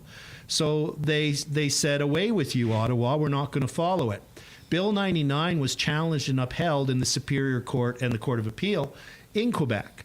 So when you referred to a moment ago how Quebec came to our defense, which was about a month ago when the Prime Minister said, well, this referendum question in Alberta is going to have to be referred to the Parliament, the stream of Quebec politicians, both federally and provincially, came to the podiums and held press conferences, says, Alberta, ignore them. You have the right to decide. You have the right to democratic self-determination. The Clarity Act is unconstitutional. It's an improper attempt. They even said, one of the Quebec politicians said that it was a federal government overreach and authoritarianism And she was correct, okay? So the reality is that to the extent that the Clarity Act is inconsistent with the Supreme Court of Canada decision, which it is in many respects, and to the extent that it purports to give exclusive control and sort of veto power to Ottawa, it's unconstitutional. That's the approach that Quebec took back in 2000, and that's still the law there. So what I think should happen here, you've interviewed the Premier Smith, and she's talked about her Sovereignty Act here and defending Alberta's sovereignty within Canada. And that legislation, which I publicly supported and defended her when she introduced it many years ago, is there's a mechanism in there where the legislature here in Alberta can pass a resolution when they believe the federal government's intruding into provincial jurisdiction. This would be a perfect opportunity for the Premier to demonstrate her commitment to basic democratic principles, Alberta's sovereignty, follow Quebec's footsteps, pass a resolution in the legislature in the next session saying Albertans will decide whether the question is clear. Albertans will decide whether there's a clear majority, not Ottawa. Ottawa needs to stop playing this game. So to go to the final point that you raised, the legal obligation is of the federal government and the provinces to enter into good faith negotiations after a vote on a clear question with a clear majority. If we will invite them, the Alberta government will invite them into those negotiations. If they say, oh, no, we can't come because we haven't passed a resolution in the Parliament under the Clarity Act, we say, the meeting's still next Tuesday. We will be there. And if they don't show up, then we say that's bad faith. And they say, oh, we want a court interpretation. We say that's bad faith. If you've got an obligation to negotiate in good faith. And we give them a period of days, just like I would in a litigation negotiation. I'm not going to play silly bugger forever with the other side. I'm going to say, all right, you got 60 days, or you got 90 days, or you got 30 days. And then we would reach a point. I think the negotiation should take 90 days because all of the things that we need to take over are known. Yes. Right? And the work of the Transition Council, we're identifying all those things. We're preparing term sheets and other things to help with the negotiations, to shorten the timeline. I think at some point the government of Alberta after the vote will say you got 30 days. If we don't reach a deal, if you don't engage in good faith negotiations, we're going to use paragraph 155 of the Supreme Court of Canada decision. We're going to issue a unilateral declaration of independence for the new country of Alberta. And where do you suppose that would lead us? Because a lot of people, and they're going to say it goes to MAGA, it goes to the United States. Do you think President Trump at that point, or any country around the world, would come up, call Mark Carney and say, well, I got to be honest. That Alberta government, they're really something, okay? And they just call the Unilateral Declaration of Independence, they're wonderful. So we're going to recognize Alberta. Do you think that's going to happen, or do you think that we're going to have more tumbleweeds to get over before Alberta can break away? No, I think it's going to happen right away. Okay. Because government's an artificial construct. Nice. Right? I mean, try and touch it. They can't sit here in this room. I can touch this. Yeah. I can touch this fine man. But that'll cost. There you go. Yeah. That's I got money. Donate. So the point is that I think the negotiations, if we negotiate from our true position of strength, which respectfully is not something the Premier has done to date. She went into this negotiation over this pipeline like if she was in a poker game and she barely had a pair of twos. And the fact of the matter is she had 3 aces and 2 kings. Yep. Phenomenal leverage. So back to your specific question. I think what will happen, if they're going to be vindictive, Peter Lougheed, when he was Premier, and was getting frustrated with the Liberals in Ottawa, the federal government, he announced that the government of Alberta, if the federal government didn't come to the table, would reduce the flow, didn't actually do it, would reduce the flow of 9 Line and 5 by 15%. Yep. And they came to the table and they amended the Constitution and put in Section 92A, which, by the way, the federal government completely ignores and overrides right now, so it didn't achieve much, but that's the structural problem. My point is, if they really want to be mean and unfair and vindictive, we have phenomenal leverage. We can play We ball. have direct control over whether or not 2 major sources of the Canadian economy can carry on tomorrow. which is the supply of energy to their localities. So I think we have tremendous strength. I cannot see a circumstance. You know, somebody said, "Oh well, the Canadian government would send in the army." Well, all right. I mean, let's just assume. I know. They're elbow cannons. I know. Okay. We'd all put on safety glasses because Yeah. they might throw tampons at us. I get it. You could get an abrasion on your eye. But assume we actually had an army that hadn't been destroyed like the Liberals have. Like, what are they going to do other than, arrest me? Are they going to arrest you too? Like, are they going to arrest everyone? I don't know. I'm guessing with my luck, they probably would. Yeah. So, Gulag, we go, baby. I'll be calling you, Keith. Yeah. And I'm doing black market tattoos. and remember this. This is super important for everybody to remember. Is that in September of 2025, Prime Minister Carney announced that the government of Canada was giving international recognition to the unilateral declaration of the state of Palestine, of nationhood. They didn't even have a defined boundary. At least Alberta has a defined boundary, a defined people, a defined culture, and a defined economy. So he's refreshed and renewed the concept that an identifiable region can invoke paragraph 155 of the Supreme Canada decision and engage in make a unilateral declaration of independence. And you know that the Americans and President Trump's going to say, well, Prime Minister, you remember you did this in September 2025. I'm doing it now. Yeah. You did it back then. I don't like that you did that. Yeah. So this is, and the next country to recognize will no doubt be Israel. And there's at least 20 other countries that are going to recognize. And the most important country to recognize us is our largest customer and the largest economy of the world that we supply the most of things to, and not just oil. And we know they're going to. So we're in a tremendous position of strength. And I think what will happen is we'll enter into a bilateral agreement with the rest of Canada for mobility and trade. I have a son in Vancouver. I still want to travel to Vancouver. People are going to...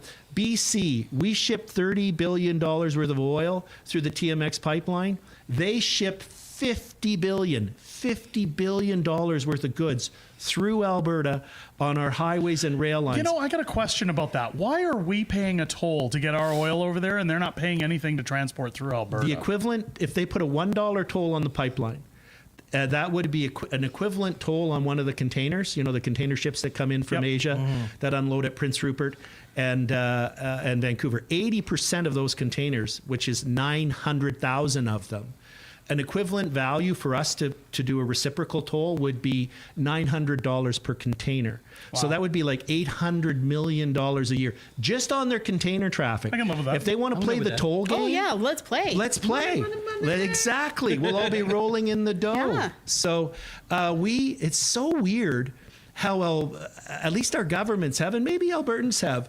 We think we're the underdog in this somehow. We think that we've somehow we need to apologize and beg. We literally go to Ottawa, please, sir, may we work harder and generate more wealth so we can give more of it to you and you can tax us harder. We've been treated as such for so long, and all the other provinces think we are as well. Yeah.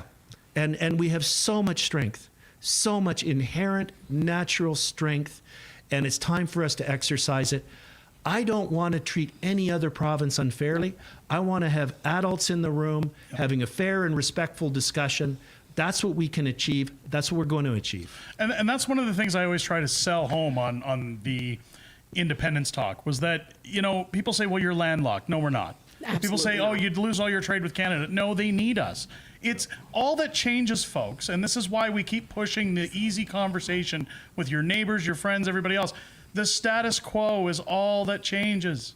So it comes down to, is your life better than it was 5 years ago, 10 years ago? Could it be better? Can Alberta do better? Keith has said it before. Everyone said it before. The answer, plain and simple, folks, is yes.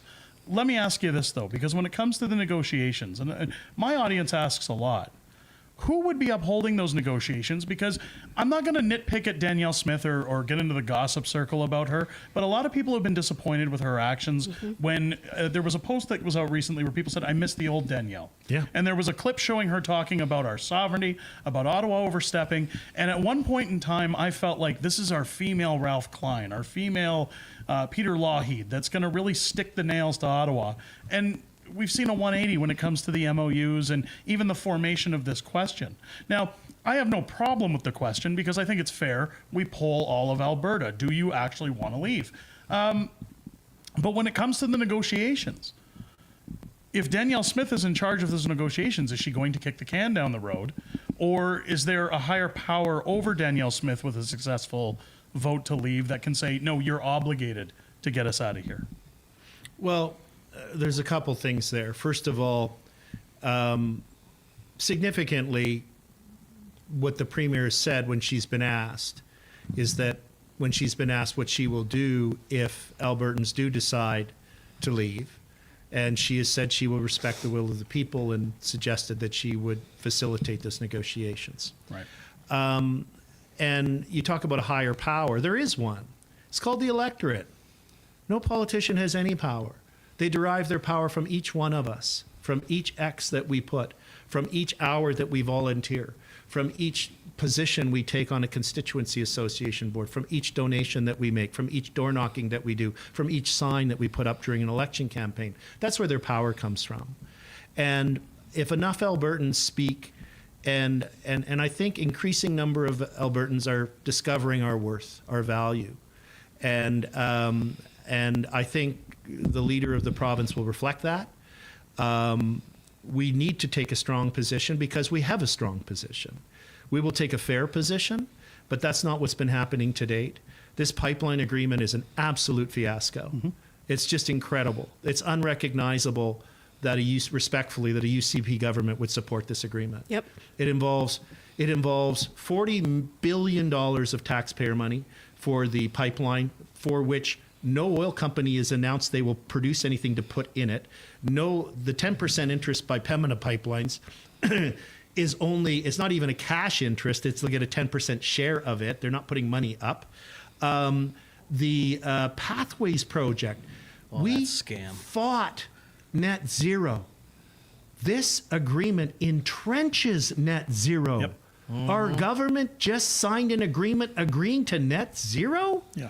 And nobody else, no other country is. No, we're the only ones suckered into it. Yeah, and there's no market for it. Nobody in Asia or the United States, which is the markets, possibly some foolish countries in Europe might pay more, but that's not where we're planning on sending anything because that's not how the whole market flows work for oil.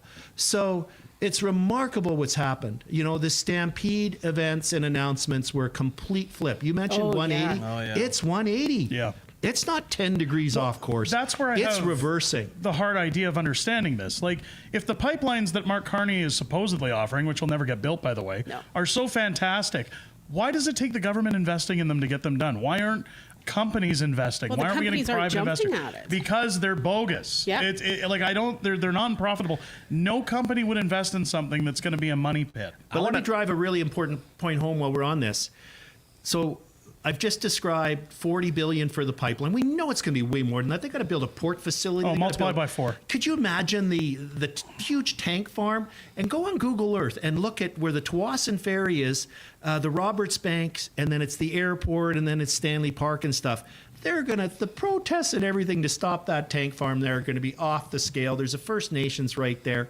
But let's assume it gets built. $40 billion, then $25 billion for Pathways. All of this is around $70 billion once you round up a little bit. Mm-hmm. Just to put that in perspective, because we keep hearing about billions here, billions there. The entire budget of Alberta for delivering health care, education, our transportation, our roads, our bridges, our LRTs, all of the things that the province delivers is $70 billion. Unbelievable. And this announcement has been made. All goes on the taxpayer. We have an affordability crisis in Canada because it's been driven by inflation through out-of-control government spending, ridiculous taxation. This pipeline announcement makes all of those things worse. Now, the good news is an MOU is non-binding. All of these agreements that have been announced, including the Pathways agreement from last Monday, are non-binding. This UCP needs to do some soul searching. Its leadership needs to have an honest look in the mirror, and they need to say, all right, maybe we didn't get this right, and fix it before they sign the binding agreements and commit all of us. There's only one taxpayer to $70 billion. of wasted money. Yep. Even more reason to support the cause, to donate today. Well, I'll tell you what, folks. Keith hit it on the nail on the head when he said it's going to take a leader. Yeah, it is going to take a leader. absolutely. I don't know about you. I think there's. I kind of like leader. I know a lawyer over here. When you guys are done this, like we will be throwing money at Keith Wilson like a cheap stripper. Look, I've already said this guy's available. I've already said. Okay, put fake Keith down. We're not using fake. Put that Keith. away. Put that away. Fake Keith is retired. Here's the thing, folks. I'm not going to do it. You don't. I said it last night on stream. You don't want me in charge of Alberta. No, he would be extreme. Ruthless. Yes. It would go from El Presidente. 0 to Buenos Aires, El Presidente coming to you. We're going to build a wall around Alberta. It would be so bad. We need Keith in the driver's seat. I think he's the guy. Absolutely. He's going to lead us over the finish line, folks. And all of these TPAs are going to get us over the finish line. Head out now, albertatelethon.com. Again, reach into your pockets. I want to see records broken tonight. I want to see those massive, massive numbers. We want these TPAs flush with cash to ensure not only Keith, not only Tanya, not only Kathy Flett, not only Jason Levine, not only Corey Morgan, all of them. Yes. All of them can get us over the finish line when it comes to the October 19th vote. We literally have one shot, folks. Let's not waste it. Get over, donate now, and show your support. Absolutely. 65. Yeah. 65K. There we go. Let's go. I want to see 6 figures by the end of the hour. Is this folks. included? Like by the end of the telethon, we gotta- 66. There we go. That's what I like to hear. 6, 7. That's, Dance.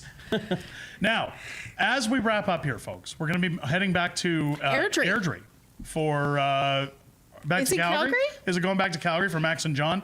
I thought it was going. Sorry, my bad. I thought it was going into Paul's Pizza. Max and John will be headed back to Calgary. John had to get back to his lair, I think. Back to his lair. Back coughing. Yeah, his coughing. He's taking all that money and running, I think. No, I'm joking. Folks, please, albertatelethon.com. Yes. Reach in, donate now. Do what you can to help out. Every dollar helps. I want to thank Keith Wilson for joining us in studio tonight. He's been busy as hell, folks, but it's good to have him in here. Everybody for setting this up, and John Bolton. Everybody for joining today. It's been amazing. The incredible work so much. everybody has done. Wow. Amazing. This was slapped together in such fashion, folks, and it's very heartwarming to see not only our YouTube community, but the multiple YouTube communities coming together, ensuring that these TPAs are and everybody well-funded. behind the scenes making sure it went as smoothly as it possibly Max, Critical Compass, everybody that's been behind there. John for putting this on, even though I still think he's a vampire, but that's He totally time. is. And Keith Wilson for joining us. This is huge. We got the boss man himself. Guys, donate to all the TPAs. The future El Presidente of Alberta. Questionable pizza choice. I'll do his speeches for him. Hey, welcome, El Presidente has spoken. How many medals can we get on his chest? There will be no more MOUs, no more wacky pipelines. We're just going to get our leverage in place. Remember this, momentum is power in politics, and we know who has the momentum. We know who's going to win. Yeah. Yes. Alberta can do better, folks. Show it in numbers. Let's go. We can do better. Let's go. You stood on those stone cold government steps, faith and freedom, loud and clear. Folding chairs and town hall stages spoke the truth they came to hear.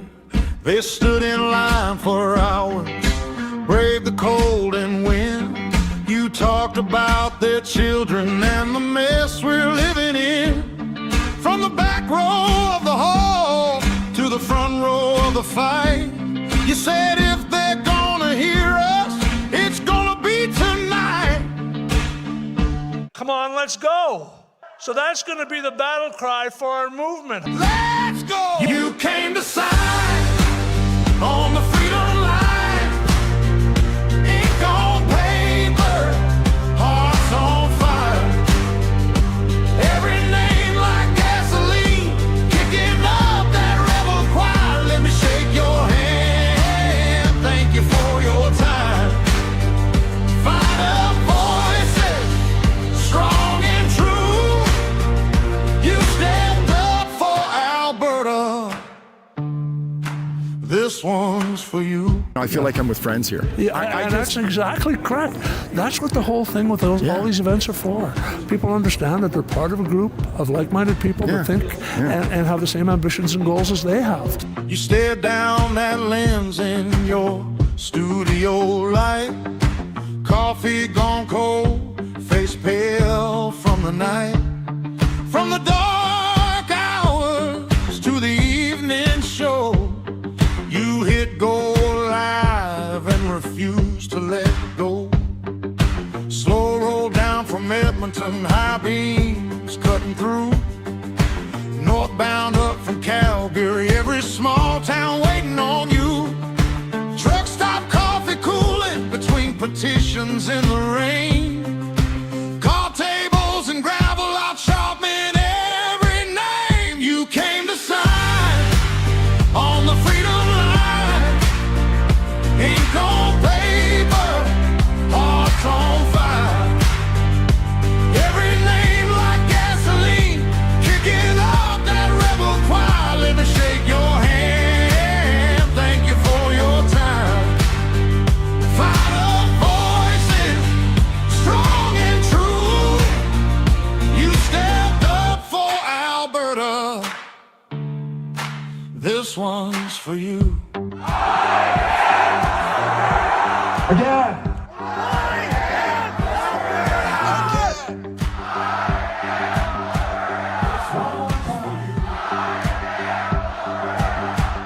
You filled up clipboards in sleet and rain, roadside lots by the highway chain, in echoing halls where the floors were bare. You passed that pen like a whispered prayer. You came to sign on the frozen ground, heard your own heartbeat like a drum's low sound. Looked around, saw you're not alone. Countless souls fighting for a home. You came to sign on the freedom line. Ink on paper, hearts on fire. Every name like gasoline, kicking up that rebel choir. Let me shake your hand, thank you for your time. We've gotten by round 3. Now we're in the Stanley Cup final. And away we go. Thank you very much. God bless all of you. For Alberta, and I raise this one to you. This one's for you. You stood that line. Alrighty. Now I'm enjoying my internet people. Finally. Are we back? We're back in the house. Welcome back. It's good to be here. John Bolton with you 11 hours after I was on earlier this morning, and it is really great to see you again. It's been a long day, but I'll tell you, it has been an exciting day. I'd like to thank everybody that made a donation today. I really appreciate it. And there's still time to go. We've got another hour of the telethon. We will be throwing it back to Paul's Pizza shortly. I'm going to be heading out there with my wife and all the people that have gathered out at Paul's Pizza. And if you want to go out, you still got some time, and I'd love to see you there. First off, before I move on to Paul's, you can make a donation, albertatelethon.com. As Fringe said, let's get the numbers up. We can still raise money. Generally, telethons make more money during the evening. And if you're out there and haven't made a donation, albertatelethon.com, pick one of the TPA's third-party advertisers and make a donation now. Before I move on, I want to thank some people, but I want to thank the guy beside me. I said on a video I did earlier this morning on my channel that Max is like Cher, Prince, and Madonna. Most people don't know his last name. It's just Max, and everybody knows Max. I have to tell you that this would have been impossible without Max and Jager Gustafson. Jager for giving us this remarkable space we're in right now. Coming over here, helping out with the technology. But this guy right here was running around this afternoon and doing amazing work for about 6-7 hours yesterday. We lost the internet today. He was sweating buckets, running back and forth to get us back on. Max, thanks so much. Thank you. Thank you. I'm crying. Thanks, buddy. Thank you. You know how much we appreciate you, right? You've been running around this province for what, a year?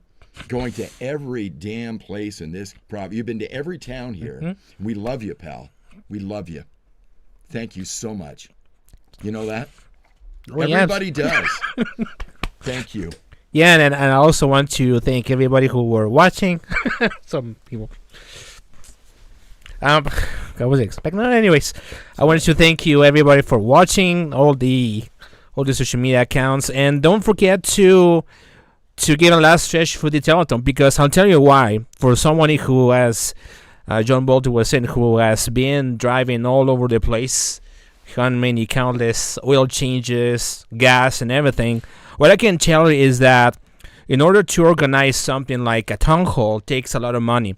So how much money do we have here? Like, if you would look at the numbers here. Well, we're well over $100,000 today. Money is still coming in. At the website, by the way, albertatelethon.com, will live on until October the 19th. Yeah. But continue. Yeah. So just give you an understanding, because we see all those numbers, those like 65,000 and all those numbers that you see there.